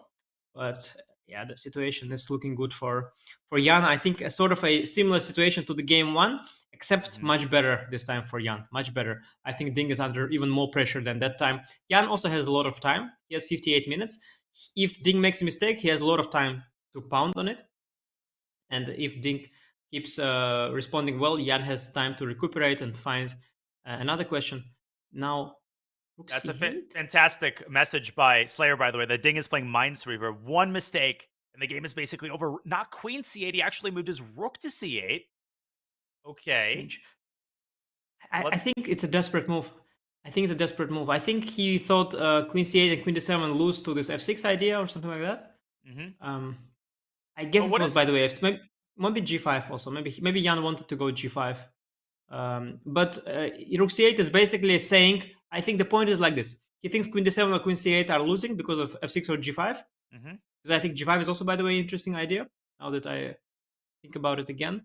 Oh my God! Can I show you one variation on the board? It's absolutely Absolutely. insane. Let's I pull don't up an think analysis board. I don't know if it's relevant, but it's just so beautiful. So after Queen C8, G5, Queen B7. Can I play GH? Oh, and H7. Oh, I cannot because Queen D1, Queen E2. Yeah, I take Queen the rook, E2. and then the King E7 No, no, stops the pawn. Yeah, I saw Queen D1, but I missed Queen E2. Oh wow, that would have been pretty. But anyway, something along these lines. So Ding was terrified of all this kind of Queen D7 F6 business, and he played Rook C8 because he saw that he has no time on the clock. He has to make a move. Queen D7, Queen C8 he doesn't like, so he keeps control of these squares. Just makes a waiting move, saying, "Okay, I'm going to make a move and beat me now." Literally, I think he's going to go rook c8, rook b8, rook c8, and he's keeping his queen on d8 to prevent f6 and to prevent g5. So Nepo, I think now is going to make some sort of slow move. If he can find a way to prepare f6 or prepare g5, he will make Ding regret the move rook c8, because not only does rook c8 not do anything per se, it also removes the possibility of the queen trade along the a8 h1 diagonal. Now queen d7, I guess it might prepare queen c6, but we already know that queen d7 runs into knight e5. So I think Nepo has a tempo. How does he use this tempo to prepare one of the pawn breaks like f6 or g5? Do you see anything off the top of your head that efficiently prepares particularly f6 pawn break? I think is the one that he's aiming for. Well, I think it's quite easy to understand this position. Well, not understand, but quite easy to come up with a move here. If you look at the position, so you have very limited options with white. Your queen is well placed. Your knight, well, you can try rerouting it, but I guess you don't want to allow queen h4. Yeah. So I guess by elimination, you gotta move the rook, and you could try to move it up here, or you could try to move it around. The problem with moving the rook around is that even after you do that, it's still not clear where you landed, because all these crucial squares are taken. So I think Ding's defense is actually sensible.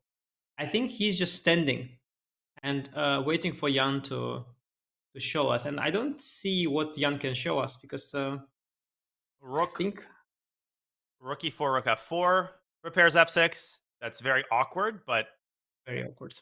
By process of elimination, I mean, yeah, maybe. But even after that, maybe I have some. Okay, it's possible, of course. Yeah, it's possible. The problem is now queen f6 runs into queen b7. That's another downside of rook c8. It opens up the b7 square for white's queen.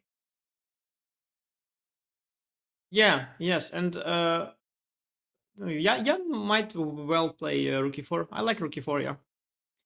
And if I make another waiting move. Yep, rook b8, for example, rook f4. Maybe now queen f6. Yeah, that was my thought, but maybe you can enter with the queen somewhere like here. The bar keeps swinging back and forth because, okay, we are humans, unfortunately. Yeah, I mean, this position's insanely hard to handle. I mean, there's also g5 in response to queen f6, and then rook g4. This might be going a step too far, though. No, the bar loves it. Okay, I didn't see this idea. It's a very, very strong idea. Now, immediately. And it's this also is Jan's very nice style. This is Jan's style. Yeah, rook e4, actually. Rook e4 is also a move. It's a move. It's not non-committal move. It's a sort of a risk-free move. You can make rook e4 instantly without any. He'll make it probably instantly. Oh my goodness! Jan is, and it is the top move, and I think he sees the idea of f6. And what you said about it being non-committal is so important, because he knows that worst comes to worst. Oh, I calculate rook f4, it doesn't work. Big deal, right? The rook is on e2, it's on e4. It doesn't matter. That's what makes Ding's position so depressing. White's moves are all completely risk-free. Yeah, incredible. No, he's losing it. I mean, he's losing it. Because this idea of standing and waiting, it doesn't work. We tried it, so it doesn't work. Because of rook f4 and this g5, no, I think he's done here. He's done here. Only a miracle will save. I'm even wondering, by the way, if I cannot play g5 here. Oh my god. All sorts of sick tactics, like, I don't know, like some knight h4, h6. I mean, all kinds of ideas come to mind here. No, this is really, really, really bad. You cannot stand and wait here, apparently, with black. Really bad stuff's coming your way. No, this is over. Too many breakthroughs. And I think Ding had that one opportunity on the previous move, and he had to use it to get his queen to b7, come by hook or by crook. You know, whether the endgame was defensible or not, now that he's forfeited that opportunity, Jan is going to play f6 or g5, and he's just going to smash through on the king side. Yeah, not good. Not good for Ding. This, a remarkable match, really remarkable. I believe Ding will come back, by the way, after this game as well. I think it's going to be an incredible match, and there's so many plot twists, and it's early to speak of Jan's victory here on one hand, but on the other, I mean, I see so many ways for Black to lose, so many natural ways to lose. I don't see any way to defend. I see the clock situation. I think the chances are really bad for Ding, and if you can bet somewhere on Jan's victory, put all the money there right now, because it's an opportunity of a lifetime. Because it's just looking really bad for Ding. There are just so many enemies at Ding's door right now, both on the board and on the clock. And what a stark departure this would be from, the way that Jan handled his loss against Magnus Carlsen. I mean, this match is unlike that Carlsen match in any way. So I think it's very safe to say, and again, not shoveling dirt on Ding just yet. This game is far from over, but it's very safe to say that this is a new Jan, which has shown up in this match. And, the rumors of Jan's death after the previous game, those have also been exaggerated. He is not the same Jan who collapsed after his, 130 move loss against Magnus. This is a Jan who just doesn't let individual results affect him, and he's already shown that in this game. But now he needs to finish it off. He needs a couple more accurate moves, and he's got the time to make them. Yeah, he's got the time, and usually in a position like that, this is where, whether he plays quickly or slowly, this is where Jan usually manages. He is great at finishing things off. We have seen it in this match. I have to say, though, Ding, if we look back at his play in this game, I think it's been not very good. I think the opening has gone wrong for him. He shouldn't have traded the bishops in that particular version. And after that, he had an option, after knight f3, queen e6, knight f5. He had a few options. He chose what turned out to be the worst one. Then once Jan played this g4 and king f1, he didn't realize that he has to do something drastic. Now, he is in a very bad situation. So for Ding standards, this is not a very good game. Well, it's how it happens in human chess. Some games you play well, some games you don't play well. I mean, it's nothing outrageous. It's a normal game of chess, and he tried his best. But yeah, this is not his best game. And Jan, on the other hand, apart from this one moment where he could have gone queen f3, well, after and before that, he played an exemplary game and just playing a tremendous chess so far. And yes, I don't see how this game can turn around any longer, but we'll see. Maybe Ding can pull himself together and find something inhuman here that can still be a defense. Because I personally don't see it. Like, as far as I'm concerned, position looks dead lost. It doesn't look dead lost to me at first, but now that I notice the threat of g5, it sort of looks. It looks really bad to me. I don't know. Maybe some queen c7, queen c6 is the only try, but then f6 looks devastating. No, looks just all really bad. Yeah, whichever way you turn, there's going to be something. Nepo has also played with incredible speed this game. And I don't think that he premeditated it, right? I think that the position was simple. He chose a line that, with clearly defined plans, he executed those plans, and he's used his intuition to make important decisions. Thus far, it's been rewarded. Let's see, though, how long Nepo spends on potentially this final stage of the game. A move has been made. It is rook b8. Ding abiding by his strategy of just making waiting moves and giving Nepo exactly what he wants. Rook f4. Rook f4. Or g5? Or g5, yeah. Or your move, g5, yeah. I think g5 was the killer, wasn't it? Yeah, because rook f4 maybe allows this queen b6 or queen b7 maneuver. Because once the queen hits b7, it also defends the f7 pawn, taking some of the sting out of f6. Also looks lost, though, after rook f4, queen b6, f6. Queen b7, queen f5 looks pretty lost to me. Yeah. Agreed. But g5 is very much Nepo style, and especially to play it instantly. Your line with h6 and knight h4 was incredible. No, that was, at some point, you helped me out there with rook f4, queen f6, g5. At the moment you showed me this g5, I realized I can do it immediately. And I think it's if one of these two moves is wrong, this is an opportunity for Ding because Jan could pick the wrong one. Because, like from what I see, both look winning, and Jan can by accident pick the wrong one. I don't know. Is it Rook f4, Queen e7, f6, Queen e6? That is a defense, perhaps. 6, Queen e6, and then maybe. Man, so many juicy Yeah. options there for white. Yeah, no, of course, the options are plenty, but maybe you're not completely winning there, let's say. Because of g5, so after g5, I mean, you have to take, otherwise f6 is crushing, and after g5, g rook g4. Yeah, okay, f6 is, of course, a blunder, but allowing knight takes g5 also doesn't look good. You know what is key in this position is the bishop on c5. It's a completely dead piece in a sense, if you look at it. It's totally dead. It's targeting the f2 pawn is all it does, and it is very well, like it's sitting very well on c5. It's guarded by the d6 pawn, but it is a completely dead piece. If you don't somehow attack the f2 square with another heavy piece, which is like a rook, let's say after b4, bc, rook b2. If you don't do that, the bishop is just not contributing at all. So after g5, g rook g4, it's white's rook, knight, queen, and all these pawns attacking the king. Queen can sort of protect somewhat. The rook can try, but the bishop is just on the other side of the board. It's like, this is, well, like this pawn on d6 cuts it away, the pawn on c3 cuts it away, so the bishop can never come back anymore. It's sort of stuck on the left side of the board, not contributing at all. So yeah, I'm not surprised that white has enough attacking potential here to win. Maybe after g5, g rook g4, maybe I can play queen f6, knight g5, and king to g8. And even there, then h6 looks good. Oh, h6, okay, yeah. I mean, I think this is your kind of, I think in a bullet game you would be able to finish this one off here. It is just, for a player with good attacking instincts, this is enough. Jan is looking to the side.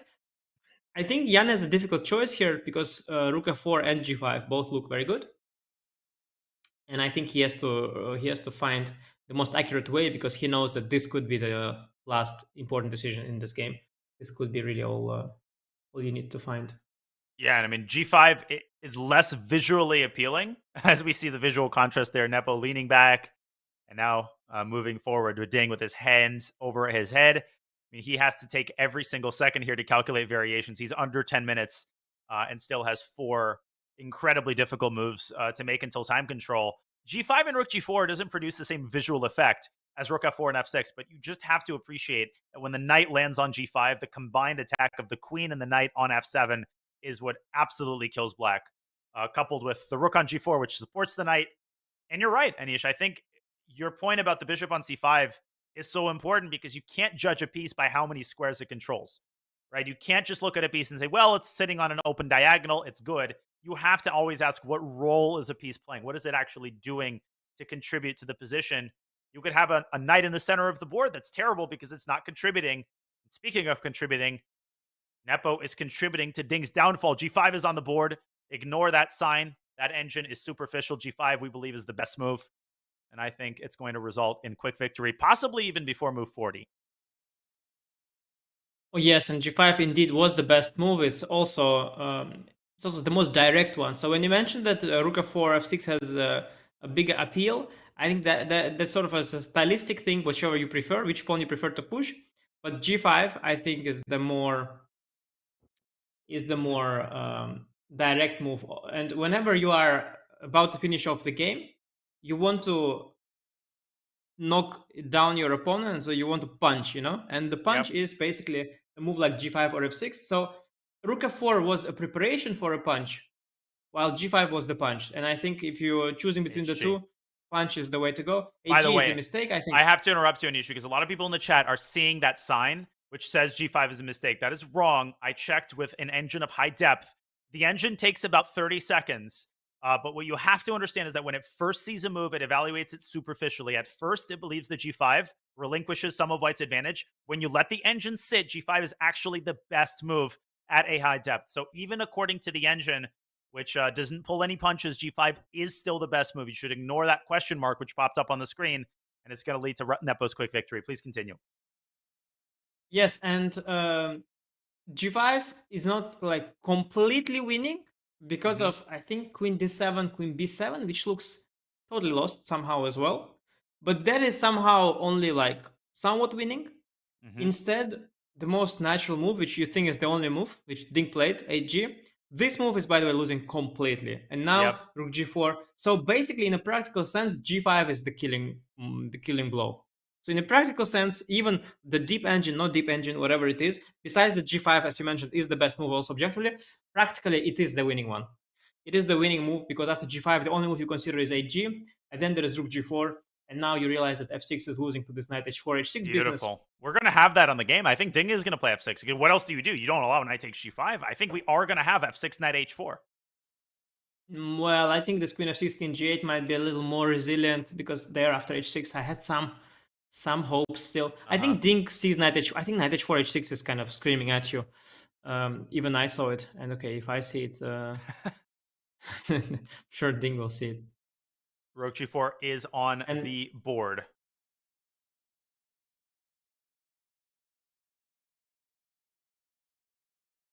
And it's the moment of, well, it's no longer the moment of truth. I mean, whatever Ding plays, it's all over. The bar is completely, it's all the way up there. It seems White's attack is as crushing as it looks. And the positions that look winning and also are winning are usually won. So this is all over. And well, what a game, I have to say. Ding made a few mistakes, but it's the nature of chess. First of all, mistakes don't come alone. And secondly, humans make mistakes. This is why chess is a game we still play. This is why it's a beautiful game. So obviously, Ding didn't have a good day. Ding didn't play a good game. You cannot play a good game and lose. That's not chess. So of course, it was not Ding's day, but Jan, he did everything right, and what a fantastic win! I have to say, so far in this match, so many beautiful games. Just incredible. No, this idea. I mean, Rook G4, F6, we are being treated to, the kind of chess that we hope to see in a World Championship match, but haven't seen in a lot of matches. Not judging. Every match has its own character, its own flavor, but I'm loving what I see thus far. This is going to send the ball back into Ding's court. And thus far, anybody who tries to predict the course of the match has been proven wrong. Anybody who talks about momentum and how Nepo is going to react, I mean, nothing about this match is similar to Nepo's match against Magnus Carlsen. And Nepo, he didn't play mistake-free, but ultimately, I think his decision to go for an opening he felt more comfortable with, that is the decision. That was the money decision, because 1d4 in that game, it didn't turn out well. He learned his lesson, and now he's going for a position that he just feels comfortable with. Yeah, it's objectively equal. Yeah, Ding should have been able to make a draw with a couple more accurate moves, but he succeeded in making Ding uncomfortable and in reaching a position that he studied better and more deeply with his team than Ding did. And of course, always good to take inspiration from the game of Anish Giri. Well, I actually was on the black side there, so the one who took inspiration was Ding, and he lost just like I did. But yeah, I mean, it's always hard to say. In hindsight, it worked majestically. I think predominantly what decided the outcome of the opening was Ding's very unfortunate handling of it. I have to say, if you are Ding or his team member, you are disappointed with how it went. You hope for better, of course. This is a critical line. Okay, there are hundreds of critical lines, so that's not easy, but still, his handling was particularly unfortunate. He really landed in a very unpleasant position from the opening, so definitely nothing to be happy about there. But from Jan's, we have a tremendous game so far, and indeed, looking back at the recent World Championship matches so far, this one from purely a creative point of view, from a purely chess games point of view, the beauty of the games, the clarity of ideas and instructiveness of them as well. Like every game can be shown as a separate lecture, and there's so much to learn from these games.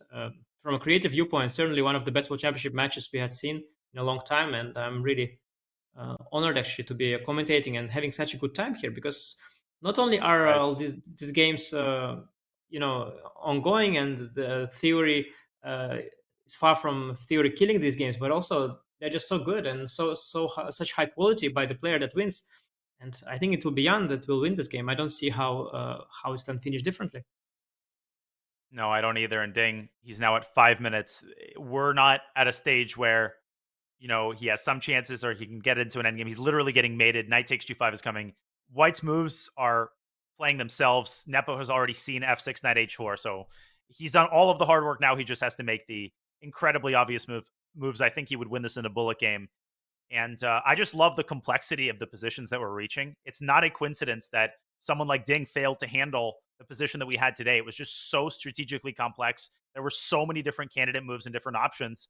And I just love the interplay of positional chess and tactics that we're seeing today. The way that this game transformed from a positional battle with moves like h4 and a fight for key squares to the final stage of the game, which is purely tactical, g5 and rook g4. We can see how positional play and positional mastery leads directly into tactical victory with a series of breakthroughs and perhaps even a beautiful knight sacrifice if Ding plays f6. Yes, and for sure, if Carlsen would be playing, this game, we would be singing, the songs for him. It's truly an incredible display of how, as you mentioned correctly, how strategy and tactics work together. And it's really extremely often the case that you build up a positional advantage, and in the end, you clinch it by tactical means. This is just how it's done. This is sort of the textbook way to win chess games. You build up a positional advantage, you build it up, you sit on good squares, you bring all the pieces to the right squares, but then usually to win the game, you need that tactical breakthrough. And we see it here, g5 followed by rook g4, and after f6, knight h4, this is that clincher. And yeah, this is all you can hope for. And it's just, I don't like repeating myself, but again, just having this position at the World Championship match, playing this kind of game, this must be so satisfying. I, on some occasions, play a game that is similar to one like this one, where everything is so beautiful. It doesn't happen so often, I must say, at high level with me. Like, I'm not able to do that often. But doing it, against a player like Ding and doing it at such a stage, this is so satisfying.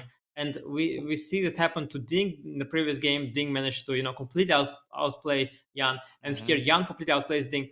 This is just two extremely strong players with asymmetric strengths. And this leads to just beautiful chess.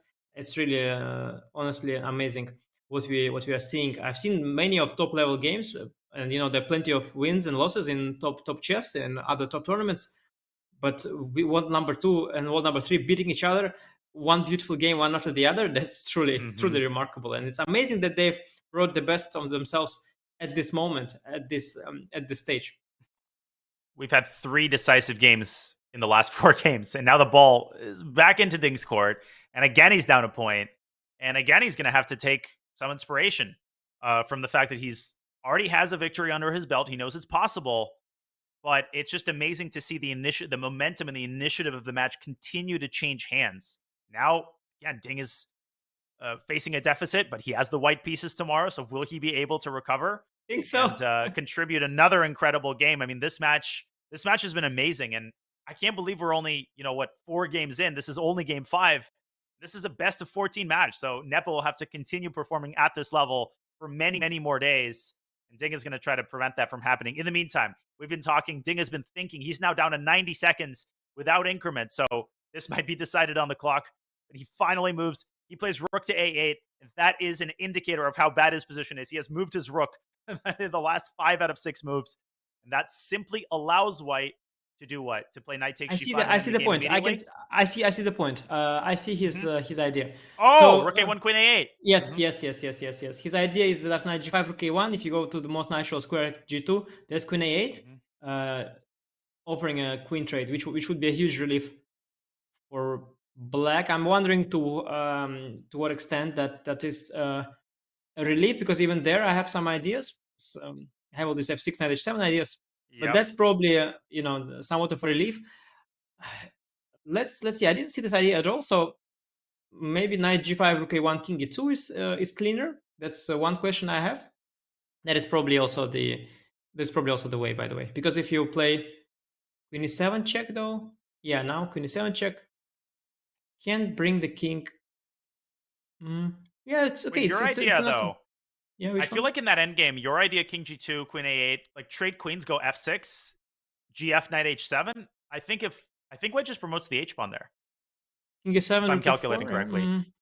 Rookie I'm 4, not and then you sure, go rookie maybe. 8. We can show that on the analysis board We can because I show think that, Nepo is probably going to take a little bit of time Oh here. my god, yeah, it's incredible. So this it's quite hilarious. This bishop is so useless also in an endgame. Yep. So you mean that here I think I F6. see what you mean. I think you mean that in this position I can even play rook to e8 and there is no stopping. It's incredible. There's no stopping the h pawn. The bishop is just so dumb here. It cannot go here. It also cannot go here. It also cannot go here, and it cannot go here. It is a study. This is just a study-like position.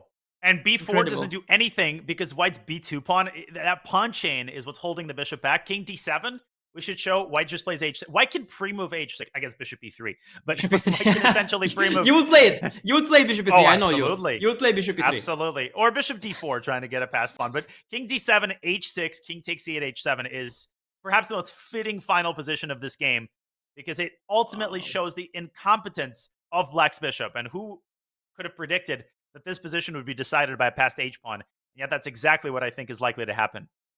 And I think one of the reasons why we saw that post by Magnus Carlsen about Astana calling, I think, okay, whatever it is, as we can talk about him, withdrawing from the cycle and all this, and him playing poker and all that.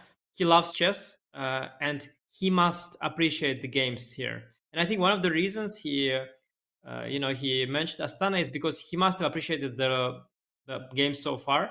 He must have enjoyed watching them, whatever he says. I mean, maybe he doesn't care about losing the title anymore, but from purely chess aesthetic perspective, from purely perspective of the game, these are really nice games to watch.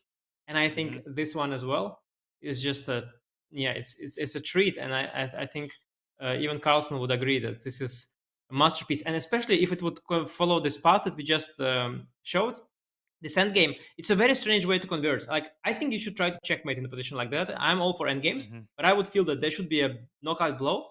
But this endgame, it's an absolute study. Like, you make all these 10 forced moves, and in the end, you trade the rooks, and then your h-pawn is 3 steps away from promoting square. This full board full of pieces, but black is unable to somehow stop that. It's a remarkable line, and I wonder if the game will finish this way, and if it will, your reputation of a prophet only will reinforce itself.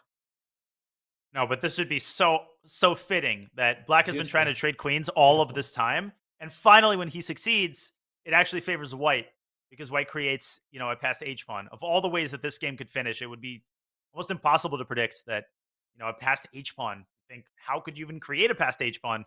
And yet we see the line. And I think Nepo, he's such a good calculator. And for a 2,700 plus player, this is just such an easy line to calculate because it's all forced. There's literally no choice that black has at any juncture.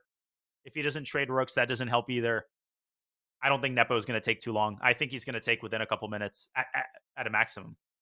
And I would like to just note that after knight g5, rook a1, king g2, queen a8, that endgame after takes, rook takes, f6, gf. We can maybe show it briefly on the board because it's kind of a relevant line for this game.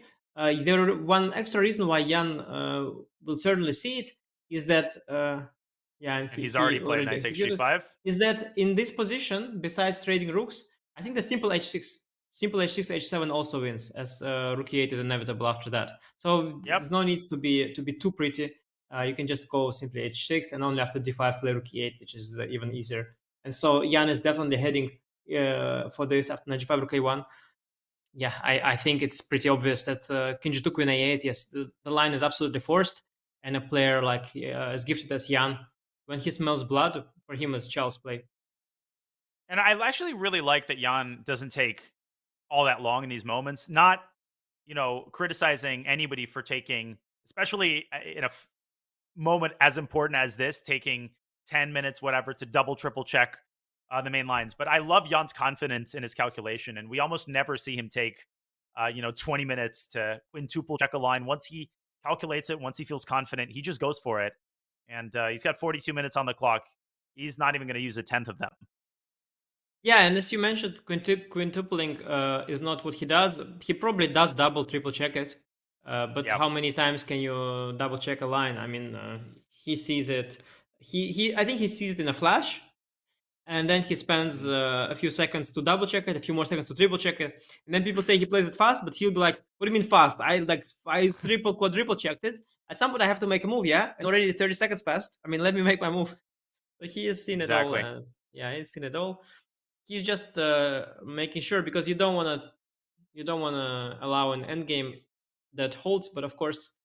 And you might want to check if King E2, but King E2 is not so easy actually. King E2 doesn't win on the spot. I don't think King E2 is easy at all. I guess King E2, Queen E7, Knight E4 is maybe winning for white still, but it's sure nowhere it's winning, near as but- forcing. Nowhere near as forcing as King to G2 and this endgame. Yeah, after takes an F6 in that endgame, also Black doesn't have a. Black is lost with a margin. Yeah, so Black is really lost there. There is no hope. Maybe Yeah, it's not D5. like the bishop Yeah, stops the pawn and then Black creates a passer on the other side of the board. Black literally cannot stop the H pawn, and not Nepo. I just love it. Oh, he's gone King E2. Oh, okay, you didn't see that Whoa. one. And Okay, I guess maybe- Queen E7 Knight E4 just ends the game as well. Probably, yeah. Okay, it's a matter of taste. We just went deep into one of the wins, and we didn't go into the other one. But it seems he has here, he has the luxury of choice here. It looks that King E2, yeah, it seems King E2 Knight E4 is actually completely winning as well. Yeah, it is. Queen E7, Mhm. Knight E4, no checks, and H6, Mhm. F6. Even Rook takes G7 is a threat after Queen Yes. E7, Knight E4. So Ding, having made the 40th move, which he's about to, might just resign after Knight E4. Because at that point, the game is over. Well, yeah, I think he'll have to make a move of sorts, but we are not far away from the end here. We are not far away from the end.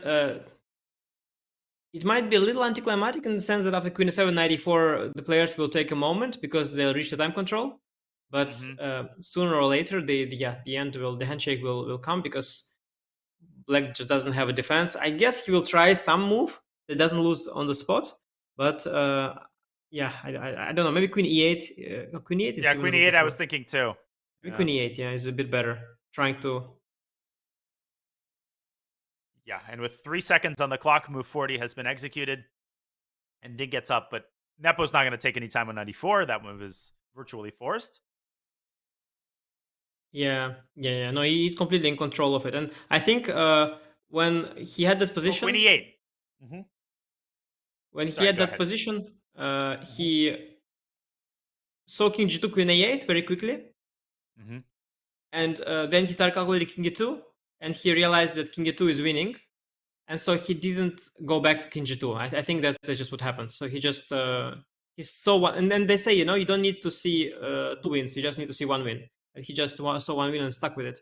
And now, 94 will probably follow. Yeah, and the biggest threat that 94 poses is actually Rook takes G7, followed by F6.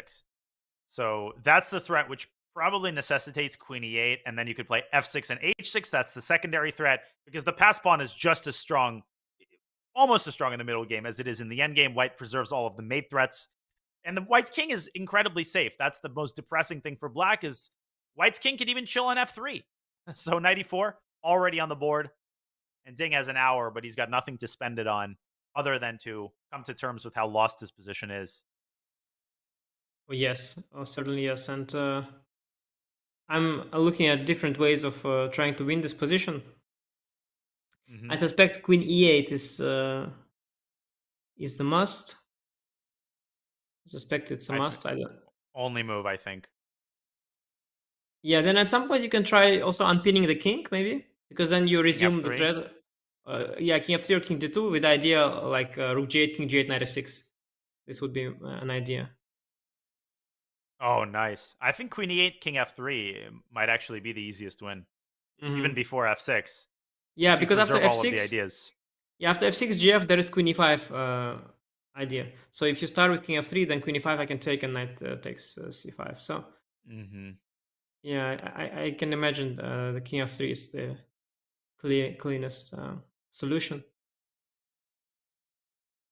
I think the beauty of this match is that when it comes to winning positions, the players, they just show it to us. So far, the Yes. conversion has been superb, and I have no doubt that Jan will just finish it off cleanly.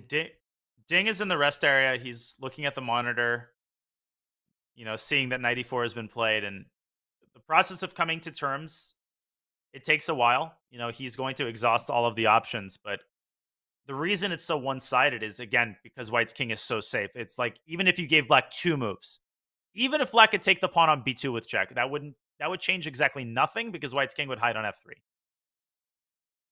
Yeah, Black didn't manage to drum up enough counterplay. It was very desperate already when he did that. His defense has failed after the move rook e4 because the defense of Ding was based on sitting passively in that position, and he missed rook e4 g5 idea from afar. When it came, basically his defense has fallen, and his attempt to activate his pieces came way too late, and of course it didn't lead anywhere, and I was already way too desperate. So yeah, the game that was lost already a few moves ago, and here it's just a matter of Jan finishing the job, and he is known to do this very well. So I don't expect any troubles here. I think Queen e8, Queen e8 will be played, and then Jan has probably a few different ways to do it. I think Queen e8, King f3, Queen a8 maybe is the attempt to make few moves. Yeah, and then this whole f6 h6 procedure can happen again. Yeah, again the endgame can be reached actually after all. So yeah, Jan knows what the outcome of the game is going to be. He's walking around the playing hall, passing the time. And Ding, I don't think Ding is going to take 45 minutes. That's not his style either. Because who wants to sit there? He's going to exhaust his only option. Get on with it and go home because they both want to go home. Yeah, of course. But at the same time, it's not a position where you resign. Again, you see that you are losing, but you need your opponent to execute it on the board before you resign. I mean, that's what most players do. That's how these two play, as we have seen so far.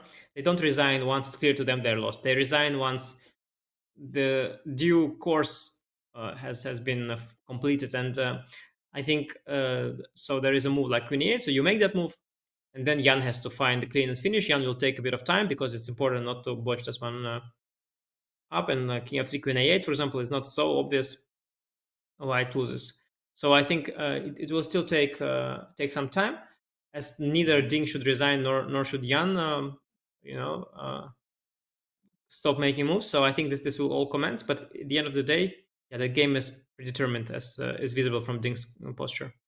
Yeah, this time, we can safely make conclusions based on Ding as he leans back, and that's not out of relaxation.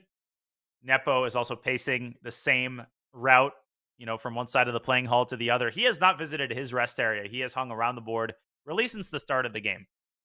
And Ding's face, it really says it all. The game's over. No, he got outplayed today. What can we say? He made a lot of mistakes. He made a lot of mistakes, and he got outplayed. And I think the trouble started early. I think on move 19, this bishop d8 followed by 97, these two moves, the sequence, it was just not good. He combined a few ideas together. He rerouted the bishop to b6, which is sometimes possible. He traded the bishops, which is dubious, but sometimes possible. But somehow all combined, it was not done in a coherent manner, and he got an unpleasant position. Jan found it with h4, h5, brought the knight over from h4 to f5. And then Ding had to already be very precise, and his first mistake with knight takes f5, ef, queen f6 was punished roughly, and already then he was really on the verge.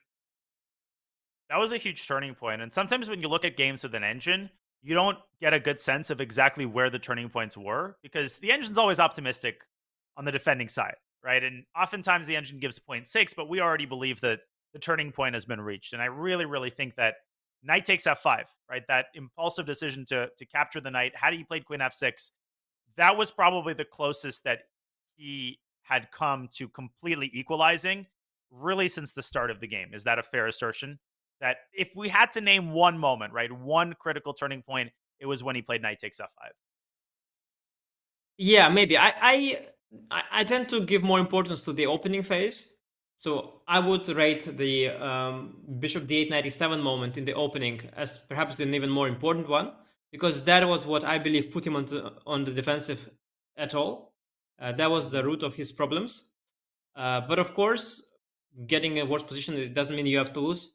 And indeed, yeah, perhaps the biggest mistake was taking and queen f6. I mean, taking queen d7. Remember, that was the move that you suggested. That was actually a computer like that. Actually, that was maybe decent. But taking and queen f6, that was a serious mistake. But yeah, I think from a perspective of somebody who prepares so hard and deep as Ding, I think the sequence of move 19 and 20, bishop d8, 97, that was really the cause of his trouble for the most part. Just didn't get out of the opening with a good position. And there's been more decisive games, interesting stat, in this match through 5 games than in the first 5 games of the last World Championship since 2013 combined. Because in 2021, all 5 of the first games were drawn. Of course, Nepo loses the 6th game in marathon style. That was the first decisive game. In Carlsen, Caruana, all of the games were drawn. Carlsen, Karyakin only had a couple decisive games, and the first 5 games were drawn as well. The most decisive match until this one had been in 2014 against Vishy Anand, where 2 out of the first 5 games were decisive. And here we're going to have 3 decisive games. How much of a treat it has been to commentate this match, where even the non-decisive games, and this was your point earlier, Anish, even the non-decisive games were full of life. Perhaps the Carlsbad game is the outlier. That was the only one. I wouldn't even call it lifeless. It was full of strategic ideas. That game just never really got off the ground. All of the other games either were decisive or could have been decisive. The first game as well. Yeah, absolutely. And, we are so spoiled that we are complaining about the Carlsbad game, but that was a rich game in itself as well. And it's a tremendous show so far. The players are not shying away. They, from game 1, they didn't want a cautious start. They didn't want to waste the white pieces. I think you see that they're struggling with the black pieces, surprisingly. And I think it has to do with the fact that there is so much to know right now. Every time they have a position on the board, I know for a fact that they know that they must know this because they work on chess, they work on their opening repertoire. They have a narrow repertoire. They're working on it. They know that. There is so much now to remember. And of course, they don't recall the details and they just cannot recall the details with the black pieces. And almost no matter what white plays, there is just so much you have to prepare for with black. And I think that the fact that they are under pressure with black, both of them, that pushes them to play more aggressive with white. If you understand what I'm trying to say, like the knowing that you have a black game to go means that you cannot make a quick draw with white because that will only, you'll just waste an opportunity and later you will suffer the next day. So both of them are using the white pieces to the max. Both of them are unable to memorize their huge opening repertoire. They're trying to make it as compact and as simple as possible. They're trying to play healthy lines. They just cannot remember everything and they land in trouble as the theme of the match so far is that white is just pushing in most of the games. White was getting things going in the opening. That one game that Ding lost with white, he got some advantage after h3 and move 4. But okay, that backfired eventually. In terms of opening, so far, white is doing really well every day. And that makes me optimistic for Ding for tomorrow. Ding knows he can bounce back. He already bounced back before. And tomorrow he'll have the white pieces. So no need to get too depressed. I think today is not his day, but maybe tomorrow he'll strike back, or maybe one of the other white games. Lots of opportunities left.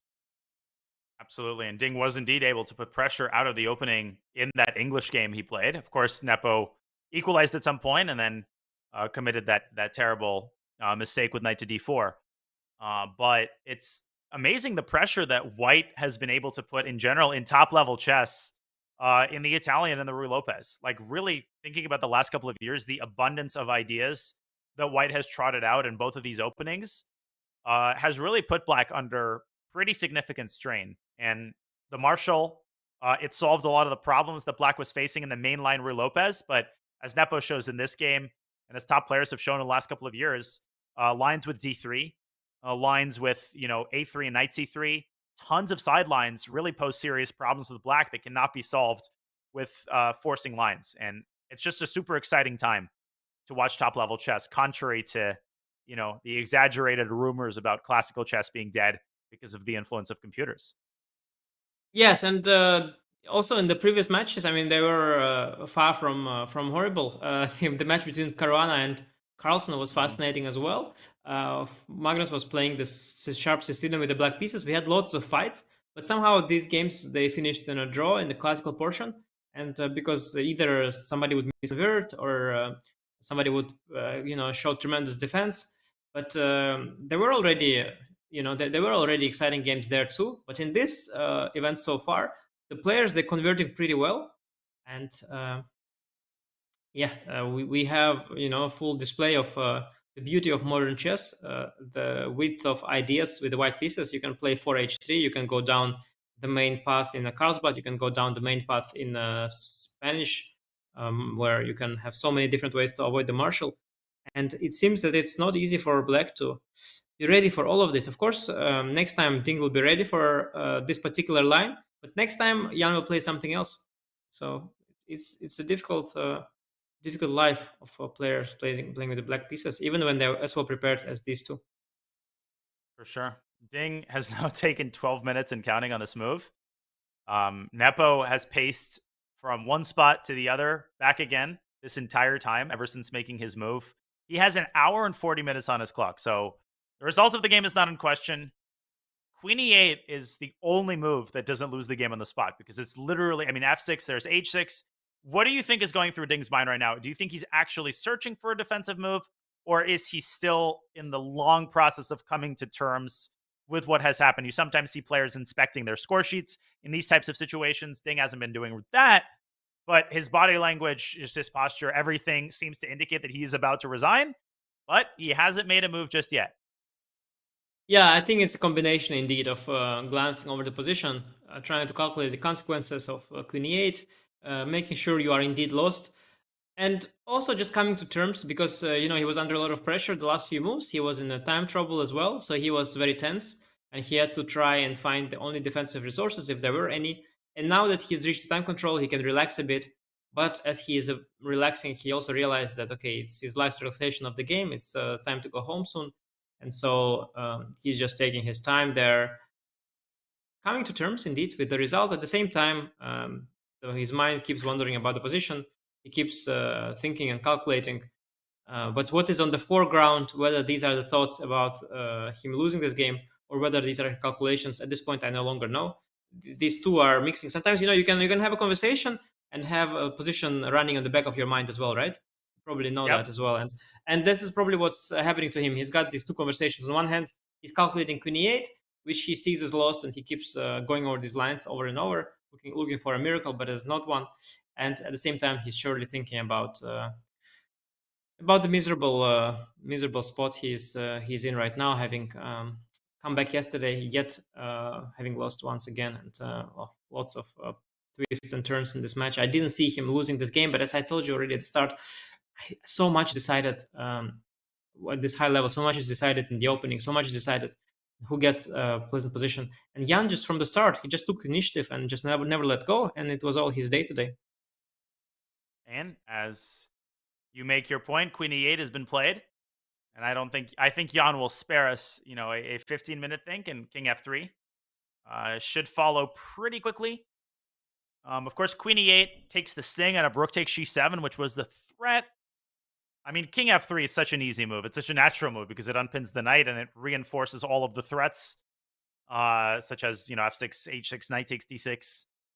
I think Jan's playing that move pretty quickly. Mm-hmm. I think it might be our opportunity to take a look at the analysis board, because I think Ding is not going to resign now that he's not there at the board. So we can perhaps take a last look and just see if there indeed is no difficulty here to convert, because I think there's still some variations to look over here. So the move you suggest is King f3, and unpinning the knight, setting up f6, gf6, rook g8, tactic, right? Predominantly.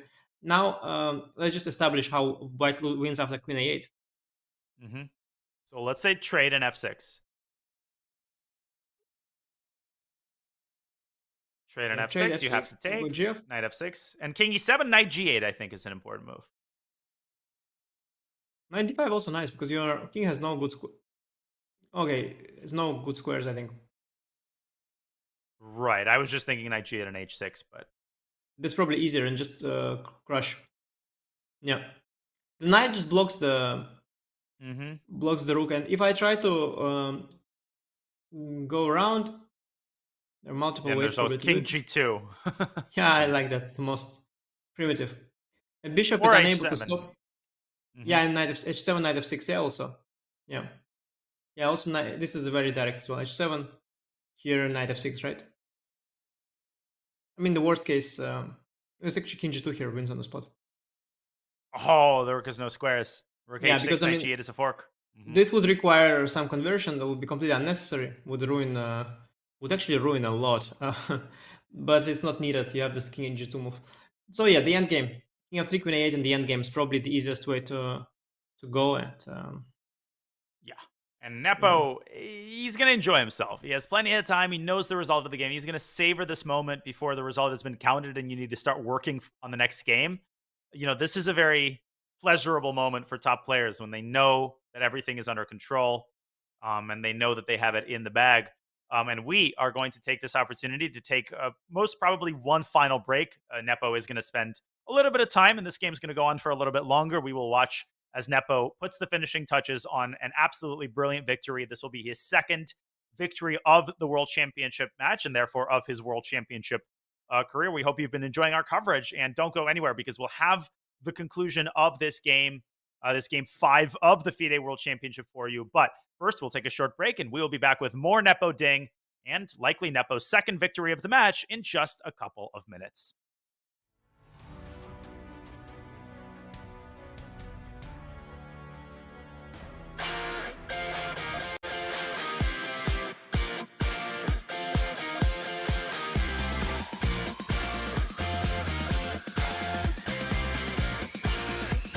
I do recommend Meetup to a lot of my friends that are looking for different things. Wine tasting, movies, book club, meet a lot of new people, a lot of new friends, and it will make you more social.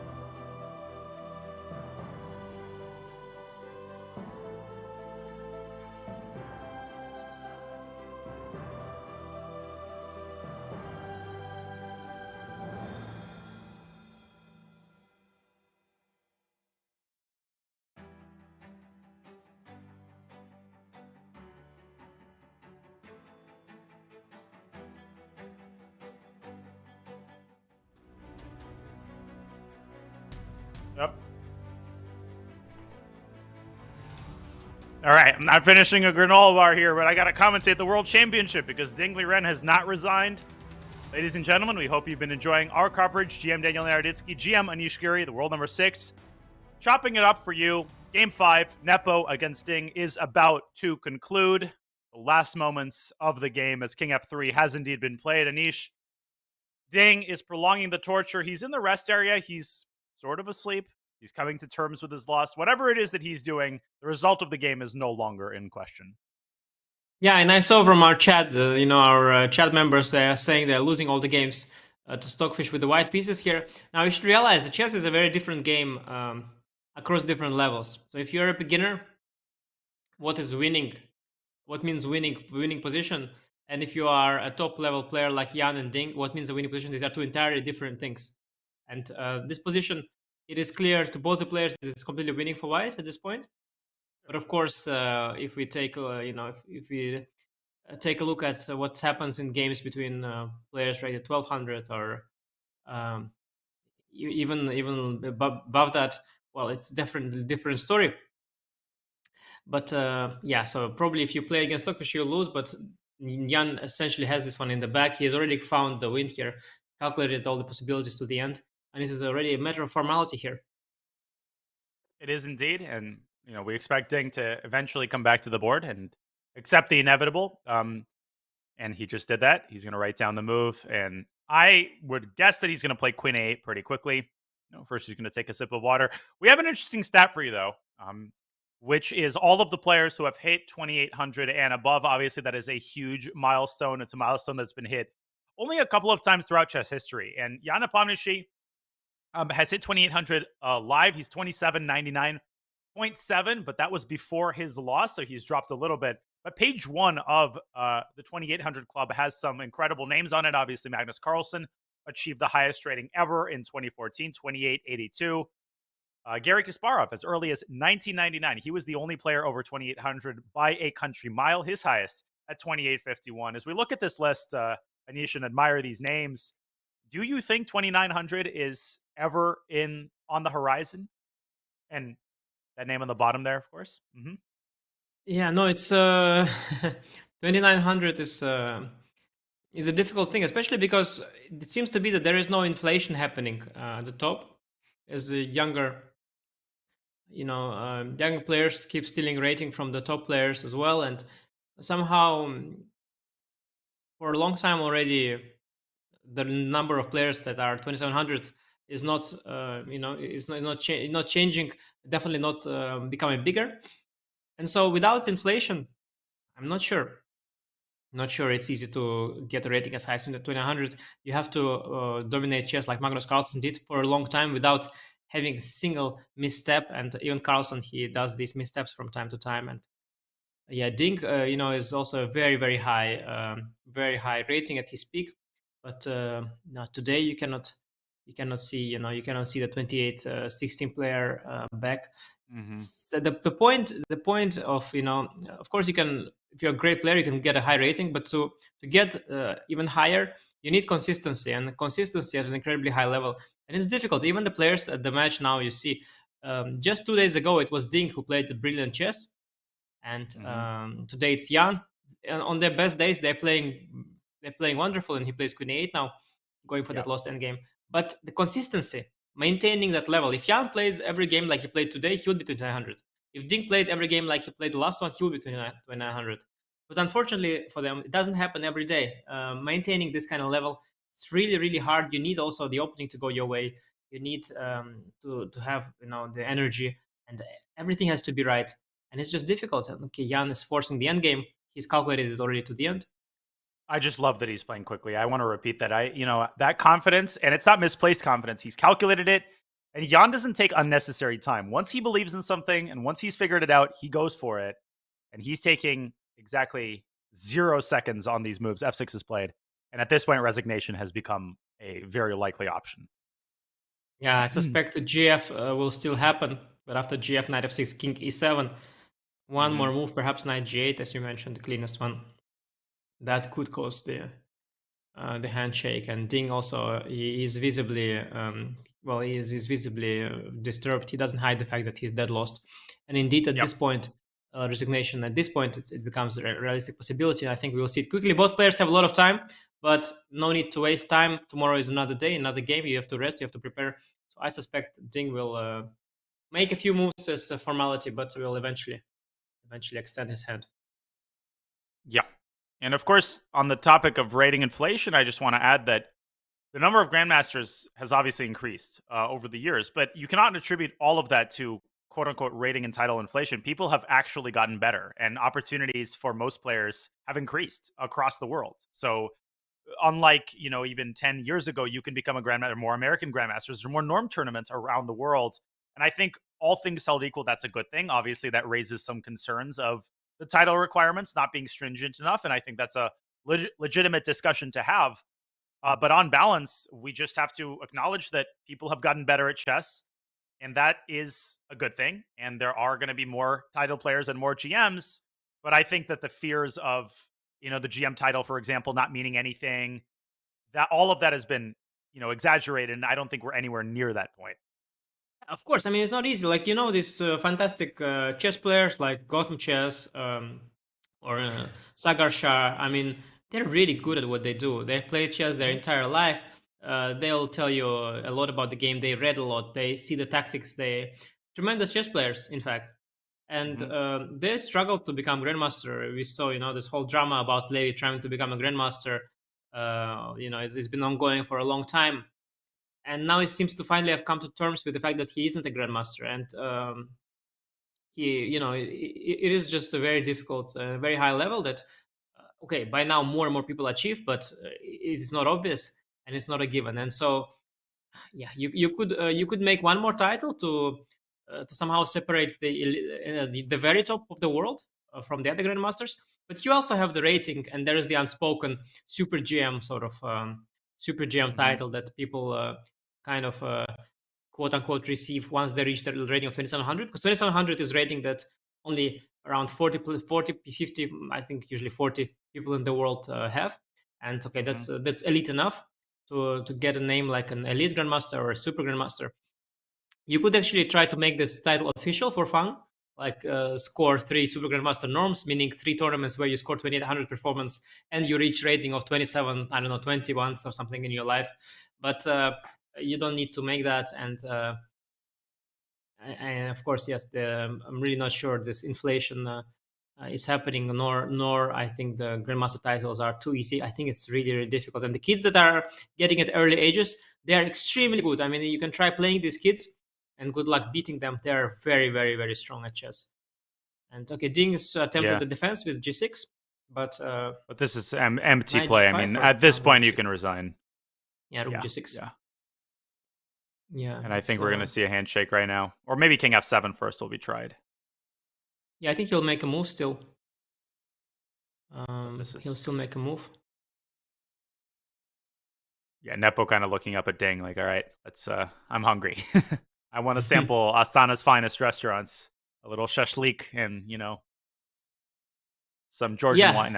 No wine during the World Championship, I would imagine. No, not when you have to play the next day. But shashlik is definitely on the menu.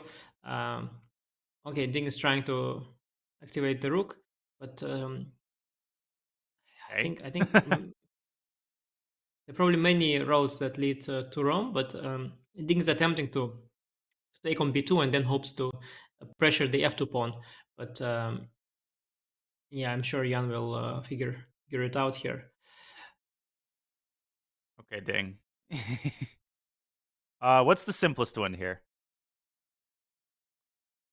Is it rook? Yeah, you need to you actually need to think here, which is a little bit annoying. I'm sure Jan is annoyed, but he's pissed. I think he enjoys. This is a task that he enjoys. Yeah, no, his ears turned red. He briefly panicked, but I think knight g5, knight h7 probably does it.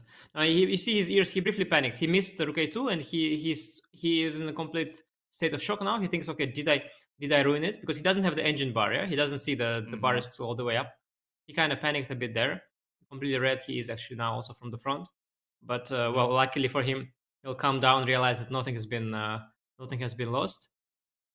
But wow, he is definitely having a moment of. Well, he just didn't expect. It's the fact that he has to now think, which it's not the fact that he's not winning. I think it's the fact that he now has to hunker down and find another move, whereas he thought the work that he did came to an end. I actually think King G4, King F5 also might do the trick, which is not satisfying, quote unquote, in the moment that it's in the sense that it's not all that forced, but I think it just ends the game.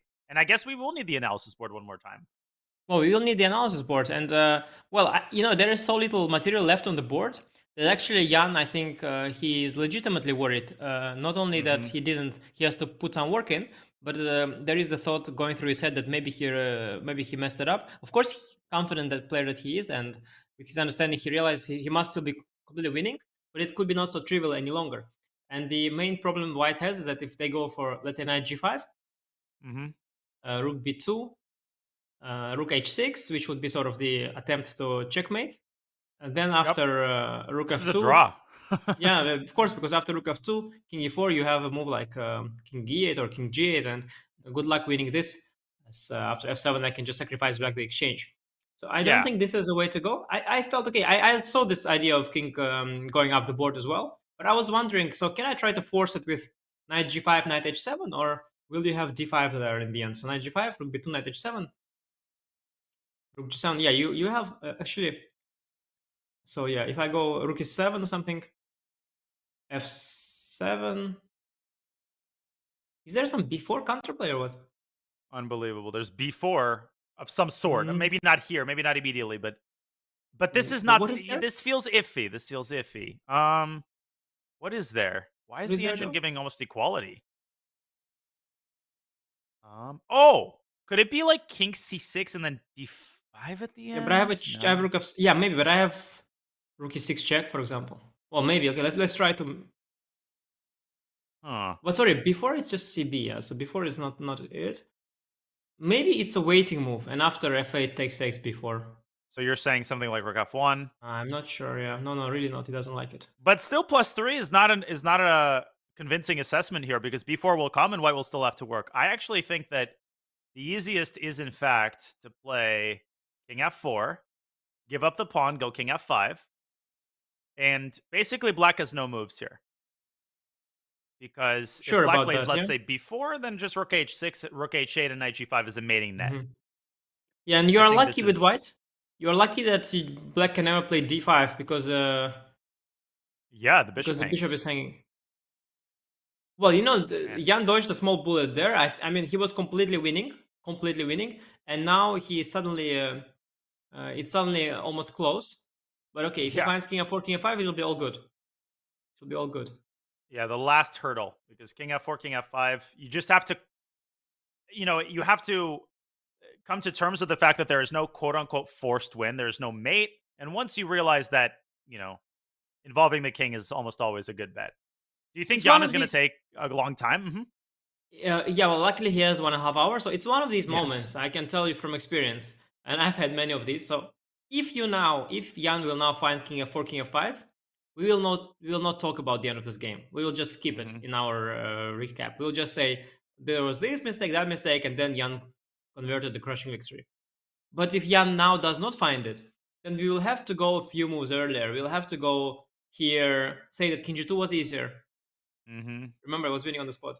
We'll have to go probably here, saying that f6 may be easier. There were some more direct ways, f6, h6. And all sorts of improvements will appear along the way, where he could win much more easy fashion. I have to say credit to Ding for finding this g6 and rook a2 idea. Well, definitely making Jan sweat there a little bit.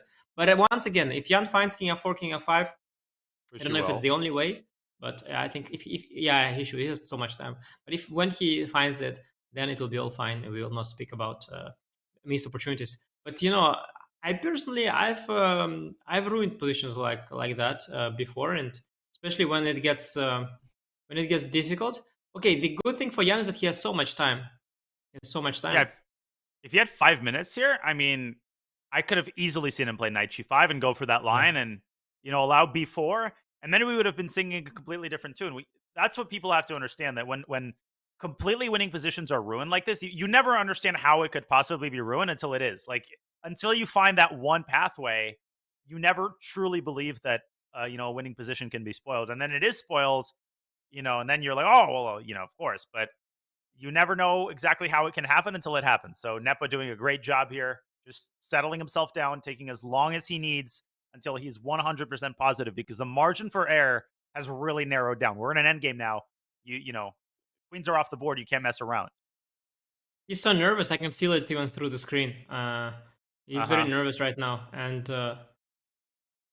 yeah, I don't know if he's sulking a 4 king f5 yet, because I don't sense a relief yet. I think their ears are still extremely red. His body language hasn't adjusted from the initial shock. I think he's still looking for that king f4 f5, and he's trying to make sure that it's indeed winning.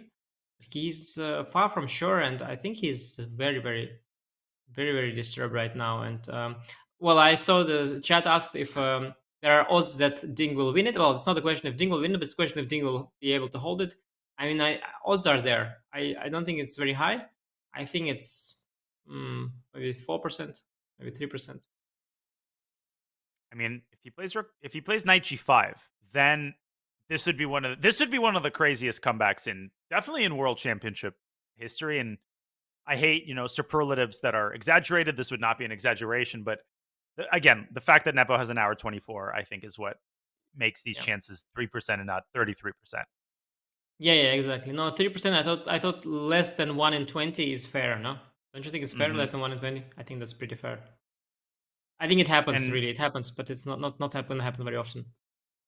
It's happened to everybody, and it's among the most painful feelings in general. If you spoil a tournament game like this, to spoil a World Championship game that can change the course of the match is just unimaginably painful. And sometimes the pain goes through your head even before you spoil it, which increases the chances that you're going to spoil it because, self-fulfilling prophecy and everything. And we've all been there, I think, where we start sensing that we're letting the win slip. And it's still a completely winning position, but the doubt starts to creep into your mind and it influences your search for the best move. And, we all know the rest. Humans are capable of spoiling anything. Yeah, and you have to define for me what you mean with a completely winning position. I mean, completely winning in a sense that if white finds the best sequence, it will be completely winning. But at this point, of course, not everything wins. So yeah, it's quite tricky now. And for Jan fans, I hope the body language will soon change, because right now he's still as red as ever, and he's constantly changing his posture. He appears very nervous. Yep. I mean, he's not looking good. There is not a nod in his face. There is not a realization of king f4, king f5 being a win. Okay, he has time, but he's an impulsive player. I hope for him that he will realize that nothing is lost yet. Everything is still in control. King f4, king f5 is indeed very strong. It doesn't. Yeah, he is. So he is changing his posture all the time. He's extremely nervous. Shifting his shedding position. Yeah. Absolutely. I mean, I feel just watching him. I feel extremely nervous. He's changing it all the time. Look how nervous he is. He's extremely disturbed. Wow. Look at that. No, he's just. Your throat starts to. I know that. Everybody knows that feel. Your throat starts to close up because the worst is the realization that the game isn't actually over. That you still have to work harder, and then you start realizing, wait a second, where is the win? I think he's. Okay, I don't want to. No, I don't. Looks like he's close to moving. No. Yes, king, and he found it. King g4, same thing. Whew. Wow. Bullet dodged.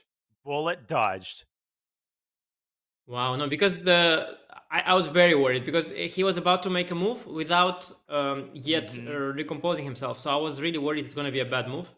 But yeah, I think he is totally panicking, but he is hoping that, okay, this is still winning, and it indeed is, yeah. It indeed is winning. Yeah, rook takes b2, and I think king f5 is going to come very quickly because you don't play king g4 and not king f5. I mean, probably rook h6, I would imagine, also wins. Yes, does f4 ruin it completely, or?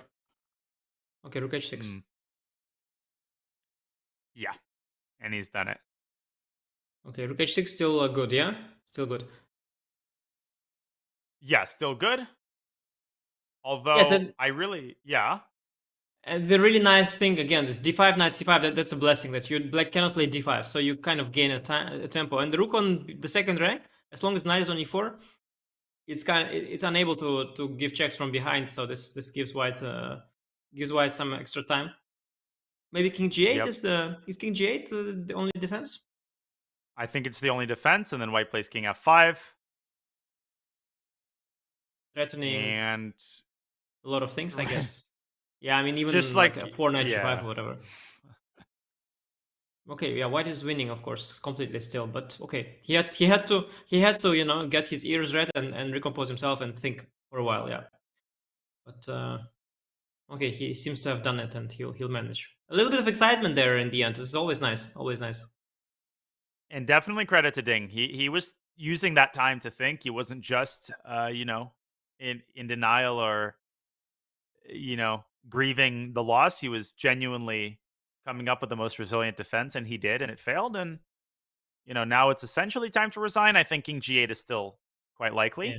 King G8 you make. I think King G8 is the sort of only move, let's say. Though there are no moves at this point that are good because they're all losing. But King G8 is the move. And then after King F5, okay, then you have a choice whether you try something or you do indeed. Well, I guess you try B4 or something like that. And you King just hope for the G6, best. and then you resign. Okay, yeah, King G6 is good, yeah. And then you resign, yeah. No, you don't go B4. Okay, you don't allow King G6. You go maybe Rook E2 or something. Oh, they're also King G6. Rook B1 maybe you do. Even then, Dang King looks- G6 and Knight G3. Yeah, no, it's King F5, King G6 actually is a nice threat. Yeah, it is. And I guess that's why he played Rook H6 first, kind of clearing the path for the king. Okay, here goes Ding again. Head on the table. And I think he's about to move, but he's been drinking the cup to the bitter, to the dregs. That's how you should play. I mean, even when, okay, you don't see the bar, but even when you're dead lost, you have to look for the last chance. Because you want these 3%, you want them. And because 3%, in hundreds of the games, you will save 3. So you have to go for it. Against Hikaru in a blitz game, I would be far from confident in a position like this. So even in a classical game.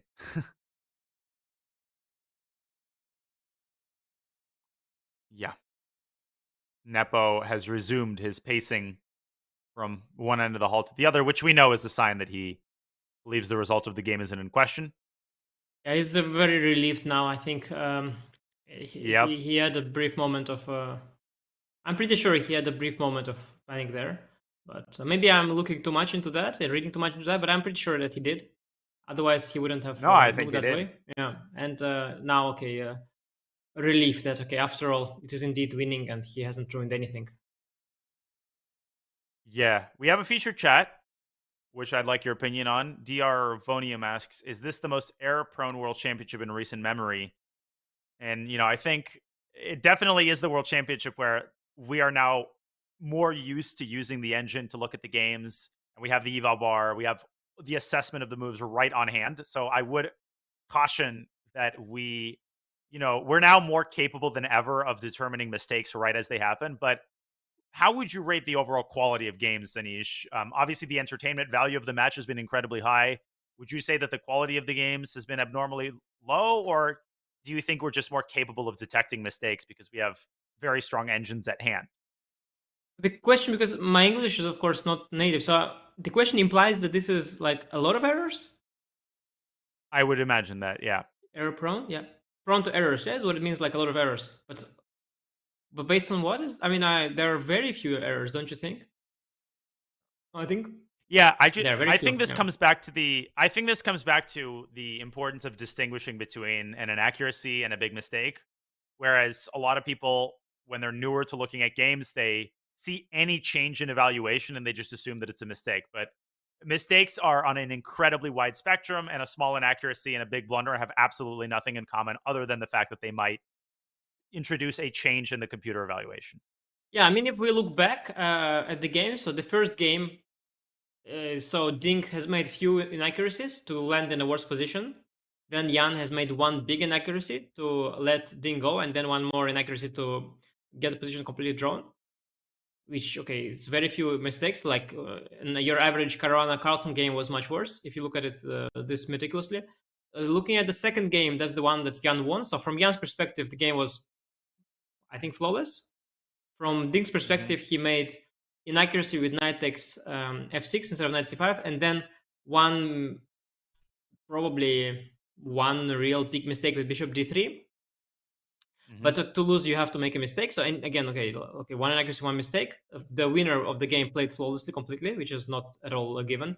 In the other game, Ding played an inaccuracy with bishop d3. Jan played an inaccuracy with knight a5, and then Ding played almost flawlessly, and Jan made one large error. And today we have Ding making an inaccuracy in the opening and a mistake later on, also close to being an inaccuracy, like a very small mistake. No blunders. Today Ding lost without blundering a single thing, by the way. Ding just lost with a few small mistakes. And Jan so far hasn't made almost a single mistake apart from one inaccuracy with Queen G4 instead of Queen F3. So, no, I think the level so far has been extremely high. And given that there are 3 decisive games, assuming this will be decisive, I think given that there are 3 decisive games, the level couldn't have been higher. I mean, you could have maybe okay, first of all, Carlsen Karyakin, like the games, they were of much lower quality at the start. I think Carlsen had winning positions that he kept ruining with more than one mistake. And at the time, we were I remember he made some mistake in the position with Rook and Knight, and then we were saying for 5 days how difficult it was and so on. So no, I think we are much more strict with the players now because indeed the tools have been much better. The engines are much stronger and much faster. So we are much more strict with the players, but I think so far they've played an extremely high level chess. I agree. I think it would make, Sure. No, I just wanted to say that I thought, I even questioned my understanding of the question because I assumed the question would be, is it the highest level World Championship match in a long time? But actually the question was, is it the lowest level? So it's kind of, I think that's definitely not the case. Yeah. And if you look at the mistakes, like Carlsen Anand matches, much more mistakes. There was this blunder. No, okay, we are still early, of course, but I think, yeah, for sure, no, the level is higher than what I remember, but it's close. So far, all of these matches, players have played really well, and because also they have a lot of time. They have a lot of time to prepare and a lot of time to play, long time control, so they're not making many big mistakes, and that's understandable. Yeah, and I mean, a point that I wanted to make, which is not directly related to this question, but it's related to the 2800 club that we were examining earlier, which is that we just have a lot more access to top GMs and to their games and to their thinking patterns. You can basically tune in at any hour of the day and watch, a top GM streaming their blitz games or streaming a tournament game. Whereas at least, when I was growing up and I was maybe, 10 or 11, to me, like a GM was a god, and when a grandmaster was giving a simul, I was in awe.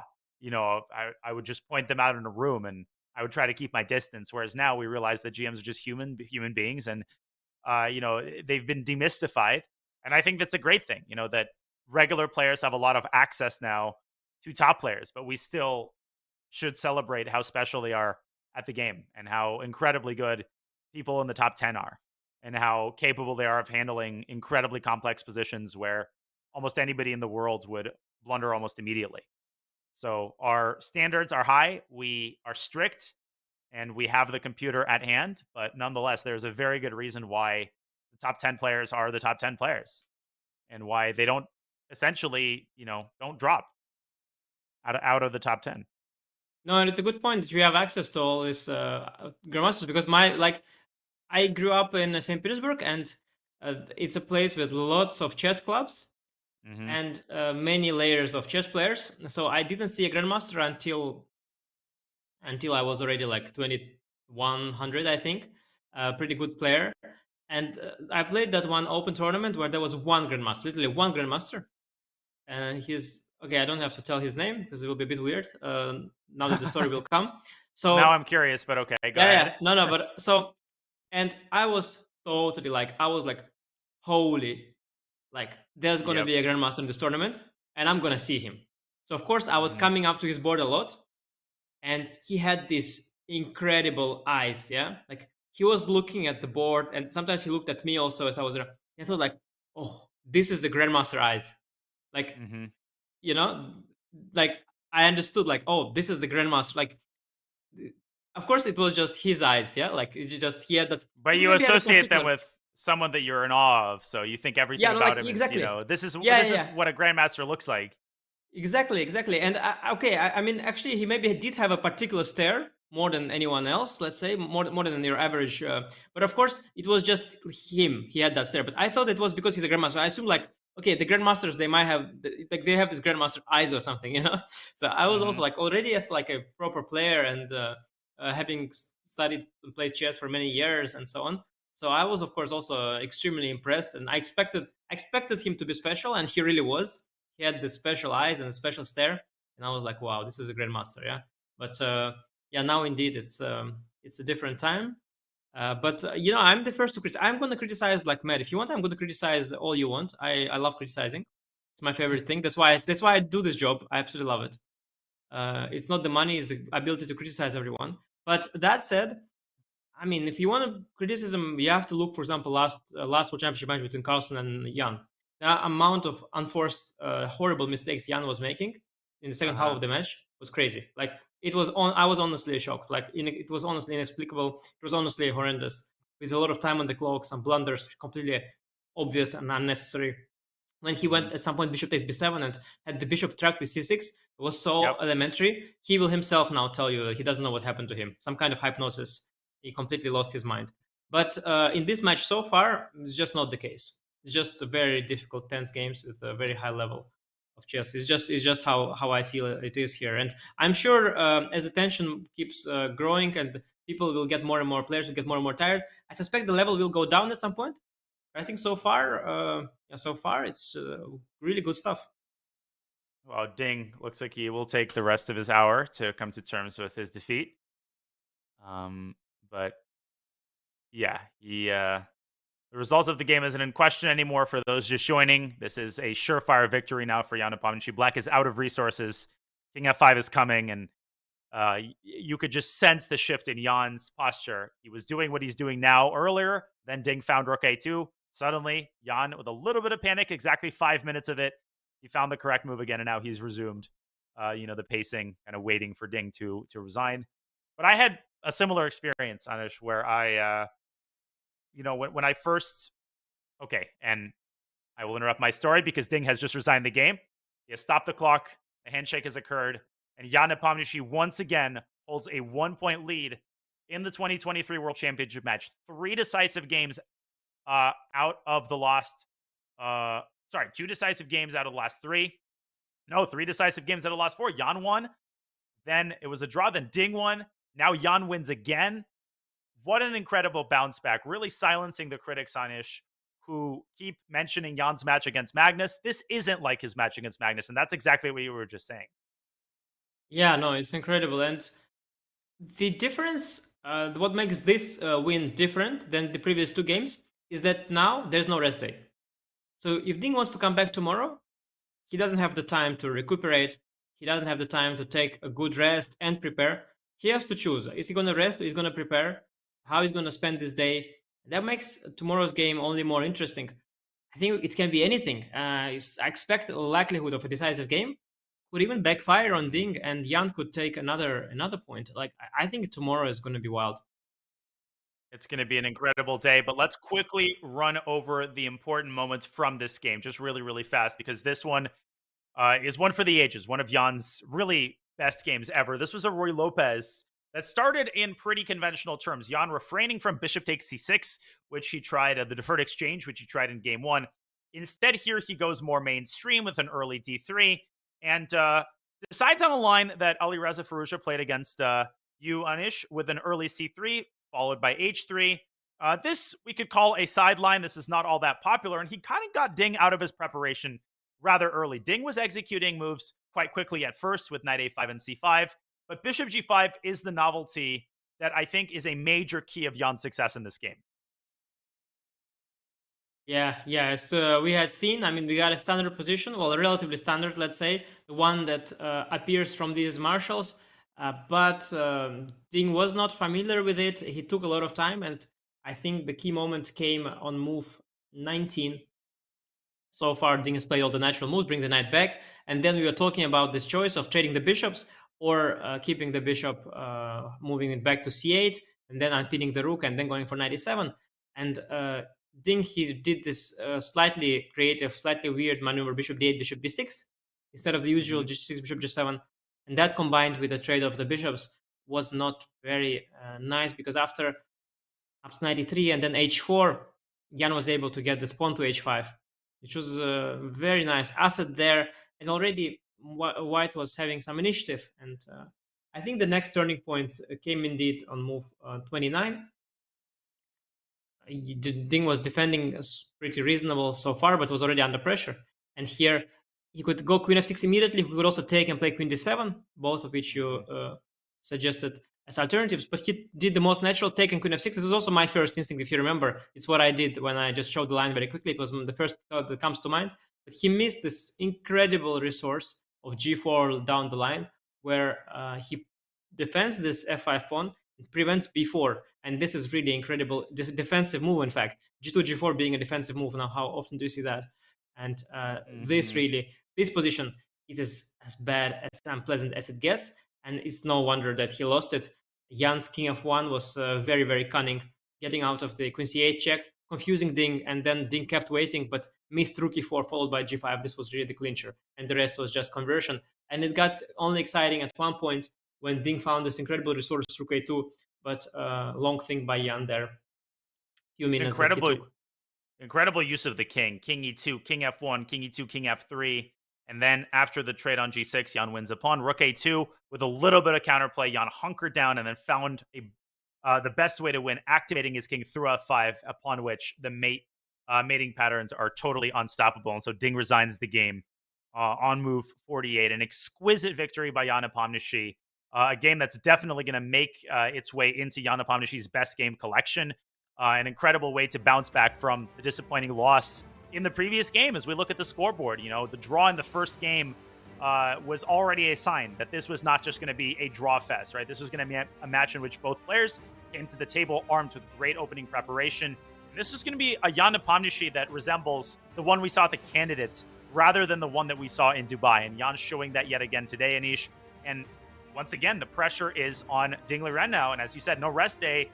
Tomorrow he's going to have the white pieces. So if he had the black pieces tomorrow, he would have had the luxury of kind of trying to play without risk. He cannot just come to the board and make a quick draw.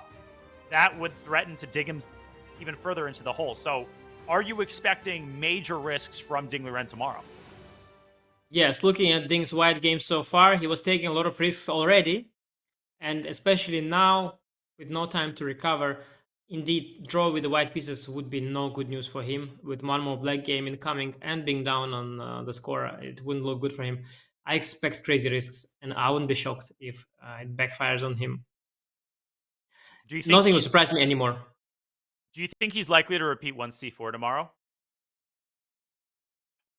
It depends on what ideas he has, as he had said. I think it's impossible to predict his first move, but whatever it is, it will be something where there will be lots of life in the position. It will be an equal position with lots of pieces on the board. I predict it to be a very double-edged, and I think Jan might get chances of his own, or Ding might crash again. I cannot predict anymore what's happening in this match. The storyline's been too complicated. I lost the plot completely. It's just it's impossible to say.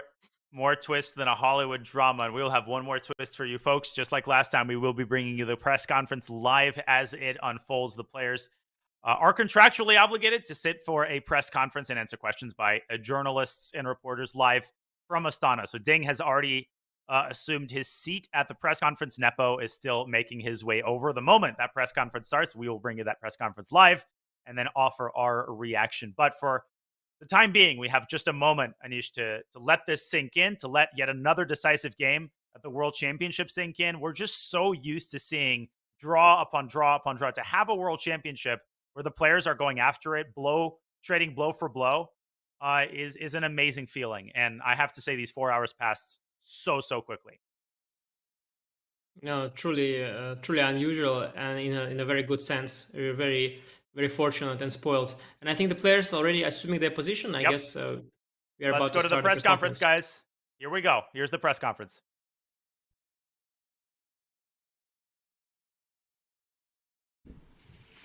Welcome everyone at the press conference after Game 5. Jan Nepomniachtchi won the game, and the final result is 3-2.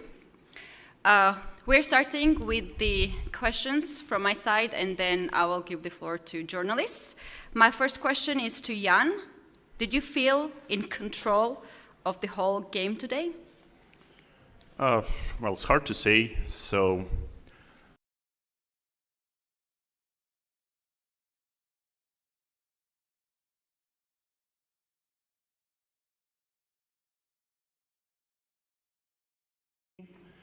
So if I'm in time to put h4 and h5, I think white is better. And then, okay, I'm not sure. So probably it was the way to defend better for black, but I felt like white was pressing, yeah. So that's basically it. And yeah, near the time trouble, I think he blundered this g5, rook g4, knight h4 idea.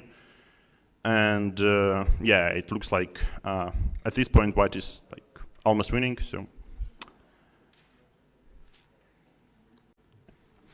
Thank you. Ding, where did you think that things went wrong for you in this game? Well, after the game, I think the critical moment was when he played knight f5. I think I should have played queen f6 instead of knight takes f5. Yeah, I missed his move g4, which is quite strong. To not only protect the f5 pawn, but also my king side space are very. I don't have so many moves in my. So yeah, it's a very good game played by him, and yeah, I was on the defensive side throughout the game. Yeah, maybe. Yeah, I should have played queen f6. After that, it's a very difficult position to defend. I see. Jan, you have played about 90 moves within just a few minutes, to be more specific, in like 2 minutes. And you were walking a lot around the playing venue, very confident. Has Ding got into your home preparation today in this game? Well, definitely the position was a part of my prep, but I should credit that for the most of the game he played quite sensible moves. Yeah, so, well, it's quite normal, I think, yeah, so due to some weather issues, it was a little bit too cold into the venue, so, I mean, into the lounge, so that's basically forced me to stay in the venue, yeah, for like all the time. Right. And Ding, you have spent some decent time on the clock when Jan played bishop to g5. Was that a surprise move for you? And why you spent so much time at that move? You disliked your position? Yeah, I didn't expect this line from today, so I tried to find the plans afterwards. Instead of h6, I also considered queen d7, but he will also take on b5 and play knight d2. Maybe I have to play h6 anyway. So I think my play in the opening phase is not so bad, but still the position is slightly unpleasant to play.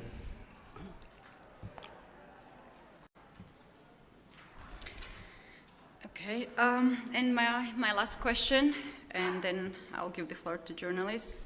To Jan, during the opening stage, you were constantly looking at Ding. Did you expect some body language to reveal anything important? And did he give away that he was caught in your preparation? Actually, as I said, my preparation today was not like as deadly as probably I was trying to, as it could seem, yeah. But yeah, I mean after his day, yeah, I already missed him, yeah, so a little. You missed him? Yeah, a little. Okay, thank you. I didn't expect that. Okay, thank you very much. Time for questions from press. I guess I'm being called on. Yeah, Mike, please. Sorry. Mike Klein with chess.com. My question is for Grandmaster Jan Nepomniachtchi. It seemed like in today's win, you outplayed your opponent, as opposed to your first win, where some inaccuracies by your opponent led to the win. Do you care about the style in which you win a game, or is a win in a match? Does it not matter to you at all? Well, I think like the great Lasker said, like always a good which lead to victory, yeah. So I mean, I felt like it's going to be a very nice game if I don't like let some counterplay suddenly happen. Well, I mean, at some point I was quite unsure what to do. Like, should I play like c4 after queen c6, or and then let's say he plays bishop a5 and let's say rook e2. So this is clearly very, very good for me.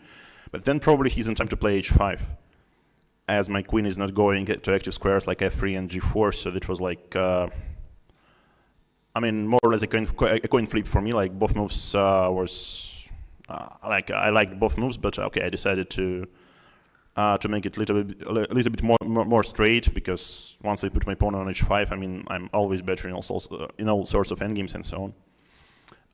But yeah, overall, I guess it's quite a smooth game. Thanks.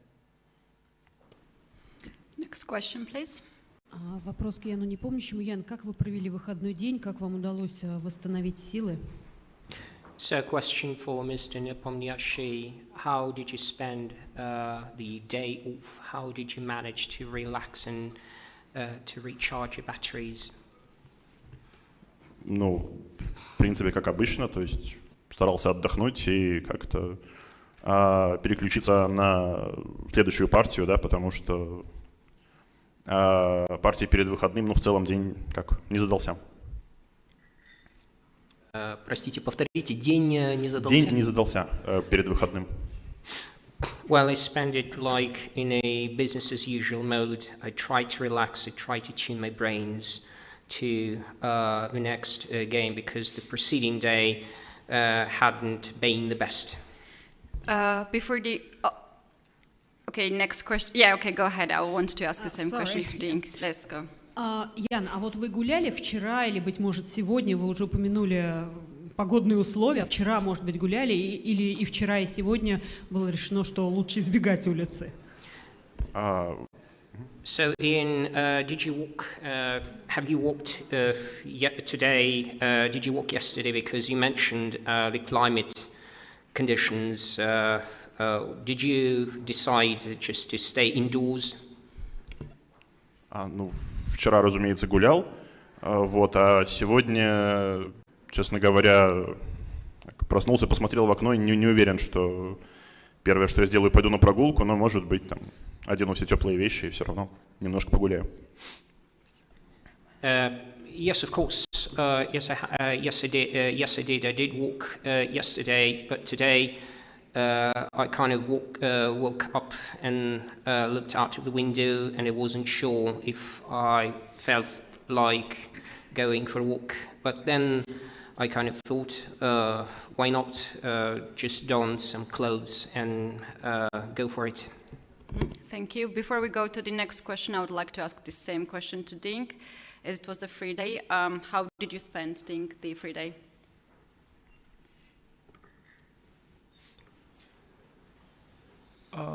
Well, I go for a small walk and spend most of the time to rest. Yeah, also I listen to some music, so it's not too much things happen. Okay, thank you. Next question, please. Hello, Maria Emelianova, Photo Chess. Our question is only to Ian. As a player with more experience playing the World Championship matches, we already mentioned the weather today. It's really cold, and you have experience playing in Dubai, where it's quite the opposite, very hot. So, discarding the fact that you're staying here in the hotel, if you were to choose to play in the conditions like this or the opposite, which one you prefer personally? Yeah, thank you for your question, but once again, unlike, let's say, football players, here we play normally inside, not outside, yeah? So it's not some decisive factor.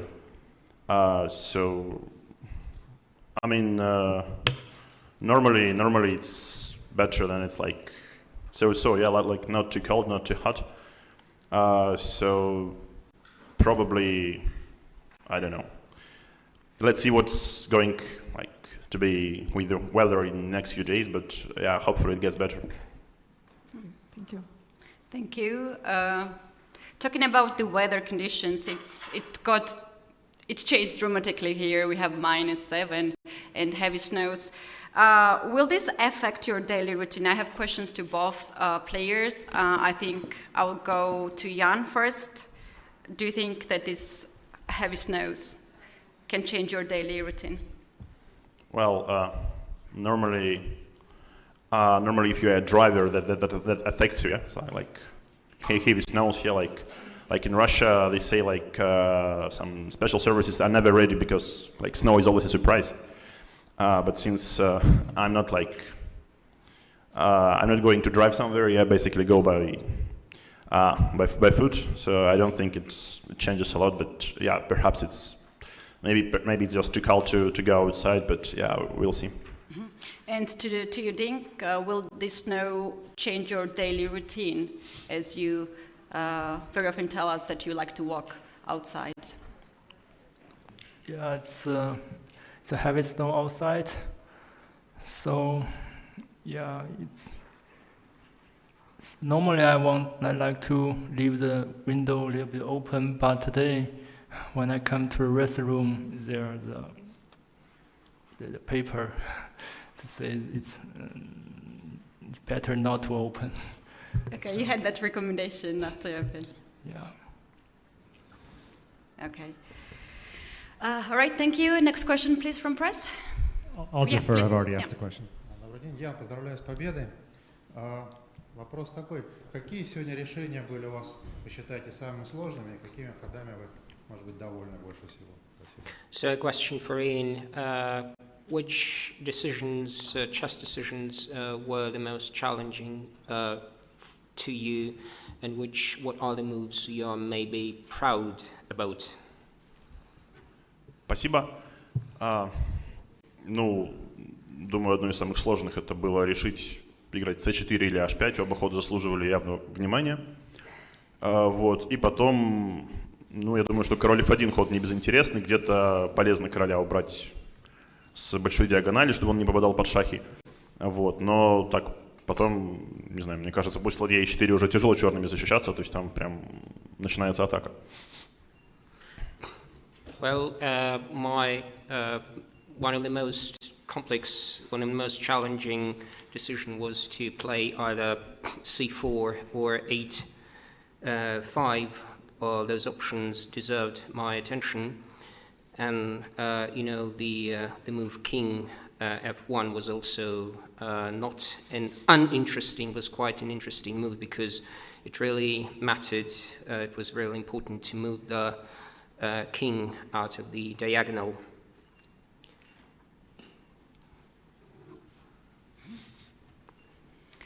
All right, next question, please. Mike Klein with chess.com. This question is for both players. In the last couple of world championships, it has felt like one win is a huge lead, but as we're seeing in this one, it may not be as big of a deal. So does that allow you to play with less stress, knowing that wins are happening quite regularly? Jan, we go with you first. I don't know what to answer. I mean, winning is better than drawing is better than losing, that's it. And Dink, since you've already won one game, do you feel like you're not as stressed about being behind in the match again? Yeah, of course. This time, this lose even hurt more than the previous one, because I thought I was totally fine. So, but okay, we still have many rounds. I hope I can recover from this tough lose. And just to be clear, you said this loss hurts more than the other loss. Is that right?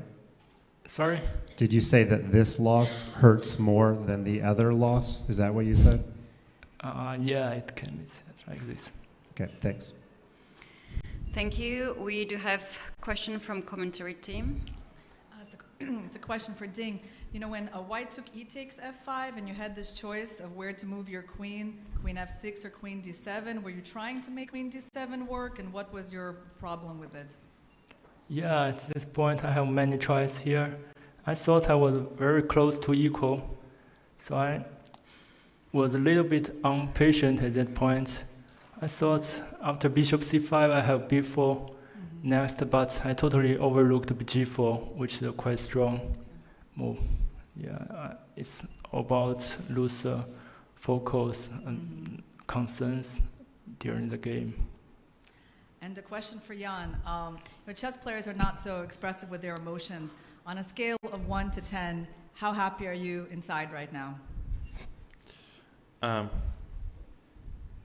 More than 5, surely. But less than 10. Okay, it's between 5 and 10, but like Yeah. 5 and 7, or 7 I and 10. won't specify. Okay. Thank you very much for the questions. We have one more question from press. Yeah, my question is to Ding. I just arrived today, and I don't know if somebody else asked this question before, but in the media center I couldn't find any Chinese journalists. How do the media cover this match in your country? Well, I don't know, since I didn't follow the media too much, so I don't know how to answer this question. If I can answer this question, because I have seen several videos of news in China, the match is reported in the country. I can approve that. Okay, do we have more questions from press? Yeah, go ahead, please. Спасибо. Вопрос к Яну. Сегодня отмечается православная Пасха. Вот, будете ли вы как-то ее праздновать? Может быть, там кулич на стол поставите? Там, может быть, вам родственники, друзья крашеные яйца принесут еще каким-то образом? Спасибо. So a question for Mr. Nepomniachtchi. This evening, this night, Orthodox Christians in Russia is celebrating the Orthodox Easter, and there is a tradition to bake special Easter cakes, the kuliches, or the special Easter cakes, and also to paint chicken eggs. Are you going to do anything of this this night? Спасибо за вопрос. Тут каждый день что-то отмечается. Недавно День космонавтики был. Вот, да, ну я не очень религиозный человек, но, конечно, стараюсь съесть кулич, если где-нибудь найду. Обязательно. С чаем. Well, thank you very much for your question. There are lots of, we do run into holidays every now and then. There's recently been the day of space travel, for instance, the space of cosmonautics.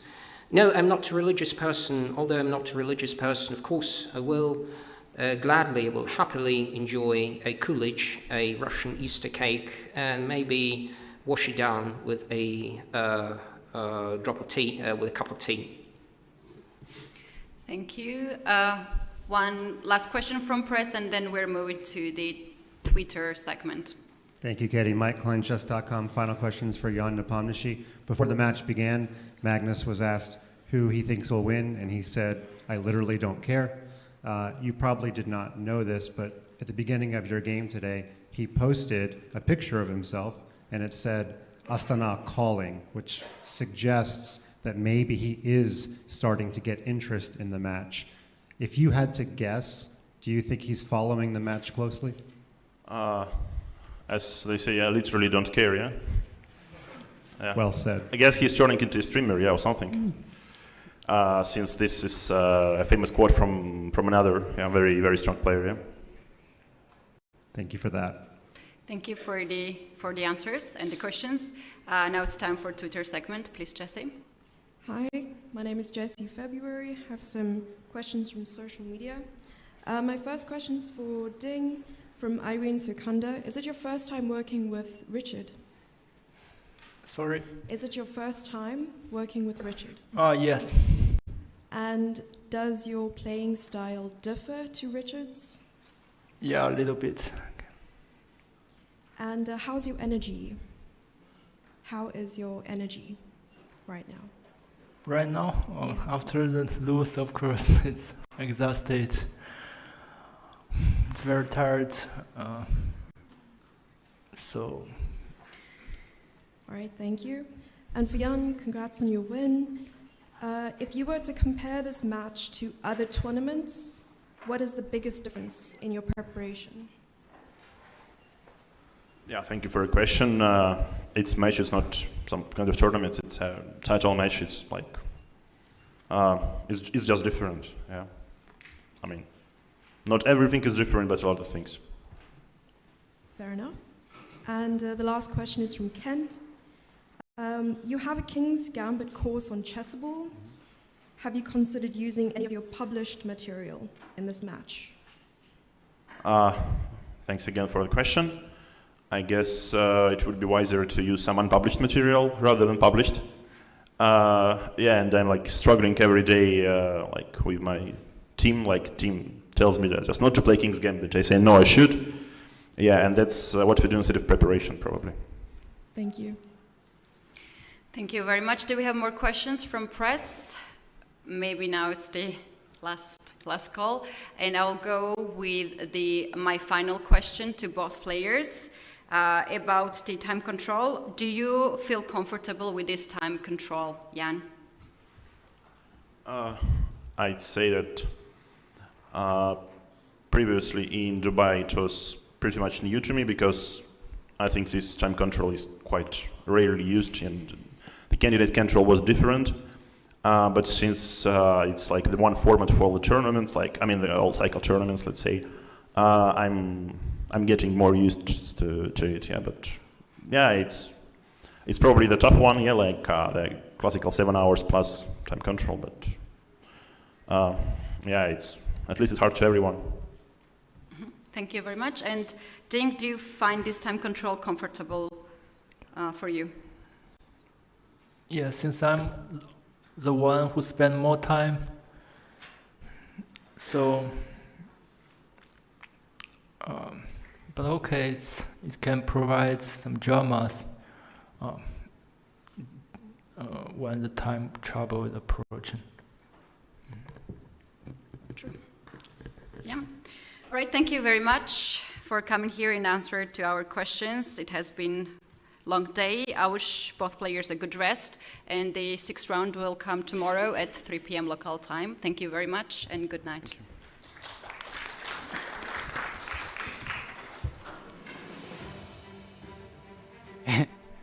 And as we look at the scoreboard there, Jan Nepomniachtchi delivering once again, winning his second game of his World Championship career, and now he holds a 1-point lead. The score is 3-2, and the ball is, of course, back in Ding Liren's court.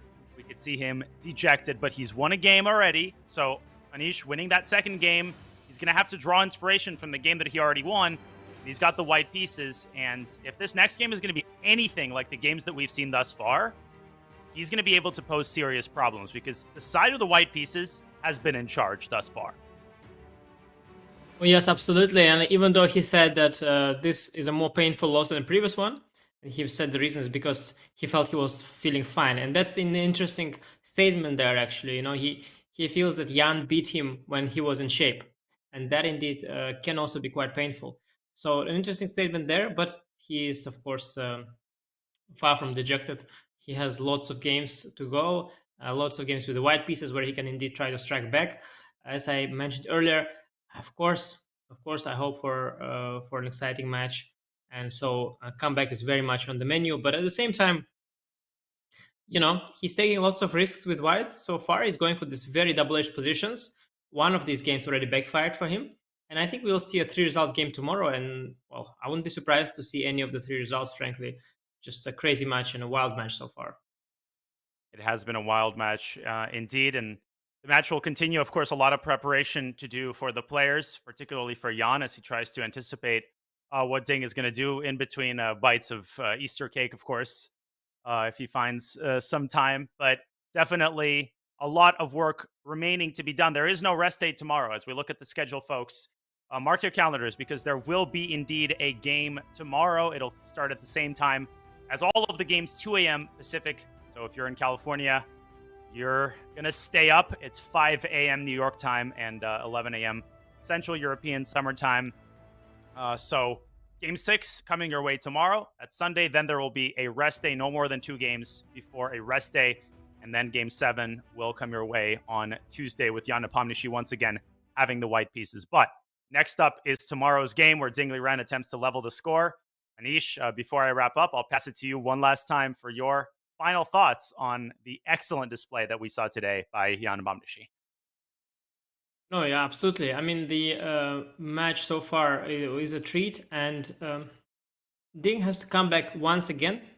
We know he has that in him, but he needs the stage to be set. He needs that opening once again to go right. I'm looking forward to tomorrow, and I think if these 5 games so far are, it's a foreshadowing of what the match is about to happen, then I think we are up in for a big treat. I think the next game and the upcoming games are going to be special. So far, nobody can guess anything. Nobody can guess the opening. Nobody can guess the result of the game. It's all completely wild and unpredictable. The players are so versatile nowadays. They're playing everything. It's getting chances, creating chances. I'm looking forward to tomorrow. Ding will want to strike back, but it won't be easy. It will not be easy. We hope you will join us tomorrow at 2 a.m. Pacific time. But for now, we'd like to thank everybody in the chat for joining us. The chat was hopping as usual. The tens of thousands of you joining us across the platforms and cheering on your favorite player. Our amazing crew at chess.com and our producer Hala for another amazing broadcast. And of course, Grandmaster Anish Giri. Always an honor to commentate with you.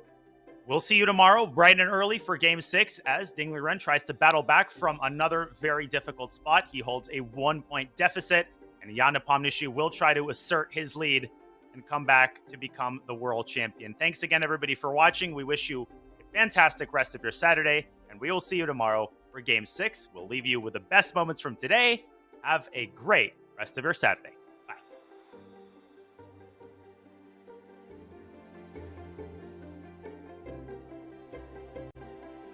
This is going to be a long, interesting, and very important game. We see the handshake there between the players. Ding following up with knight c6. No Petrov for us today. And this is the second moment of truth. Bishop is off to b5. So we have another Rui Lopez. Will we see a more mainstream choice by Jan? I think is the next big question. I wonder if Nepo's excited to reach this kind of position. And I wonder if his team looked at h6 Anish. There's more stuff to grab onto. And as I say that, rook a8 has been played. Moment of truth, Nepo has indeed refrained. I think it's a disaster for Black already. This could get incredibly unpleasant. Ding ran back to the board, like literally ran, and he's already played c4, so we're about to find out. Yeah, he's taking it. Not shocked. I mean, I'm not shocked. It doesn't look so bad to me, to be very honest. I think he simply missed g4. Rook e2 is computer best, and Nepo, I think, he smells it. Wow, what a moment. And it reminds me of the second game where he puts pressure on the clock as well as on the board. Yeah, incredible. No, he's losing it. I mean, he's losing it. I think he's done here. Ding has just resigned the game. He has stopped the clock. The handshake has occurred. And Jan Nepomniachtchi once again holds a 1-point lead in the 2023 World Championship match.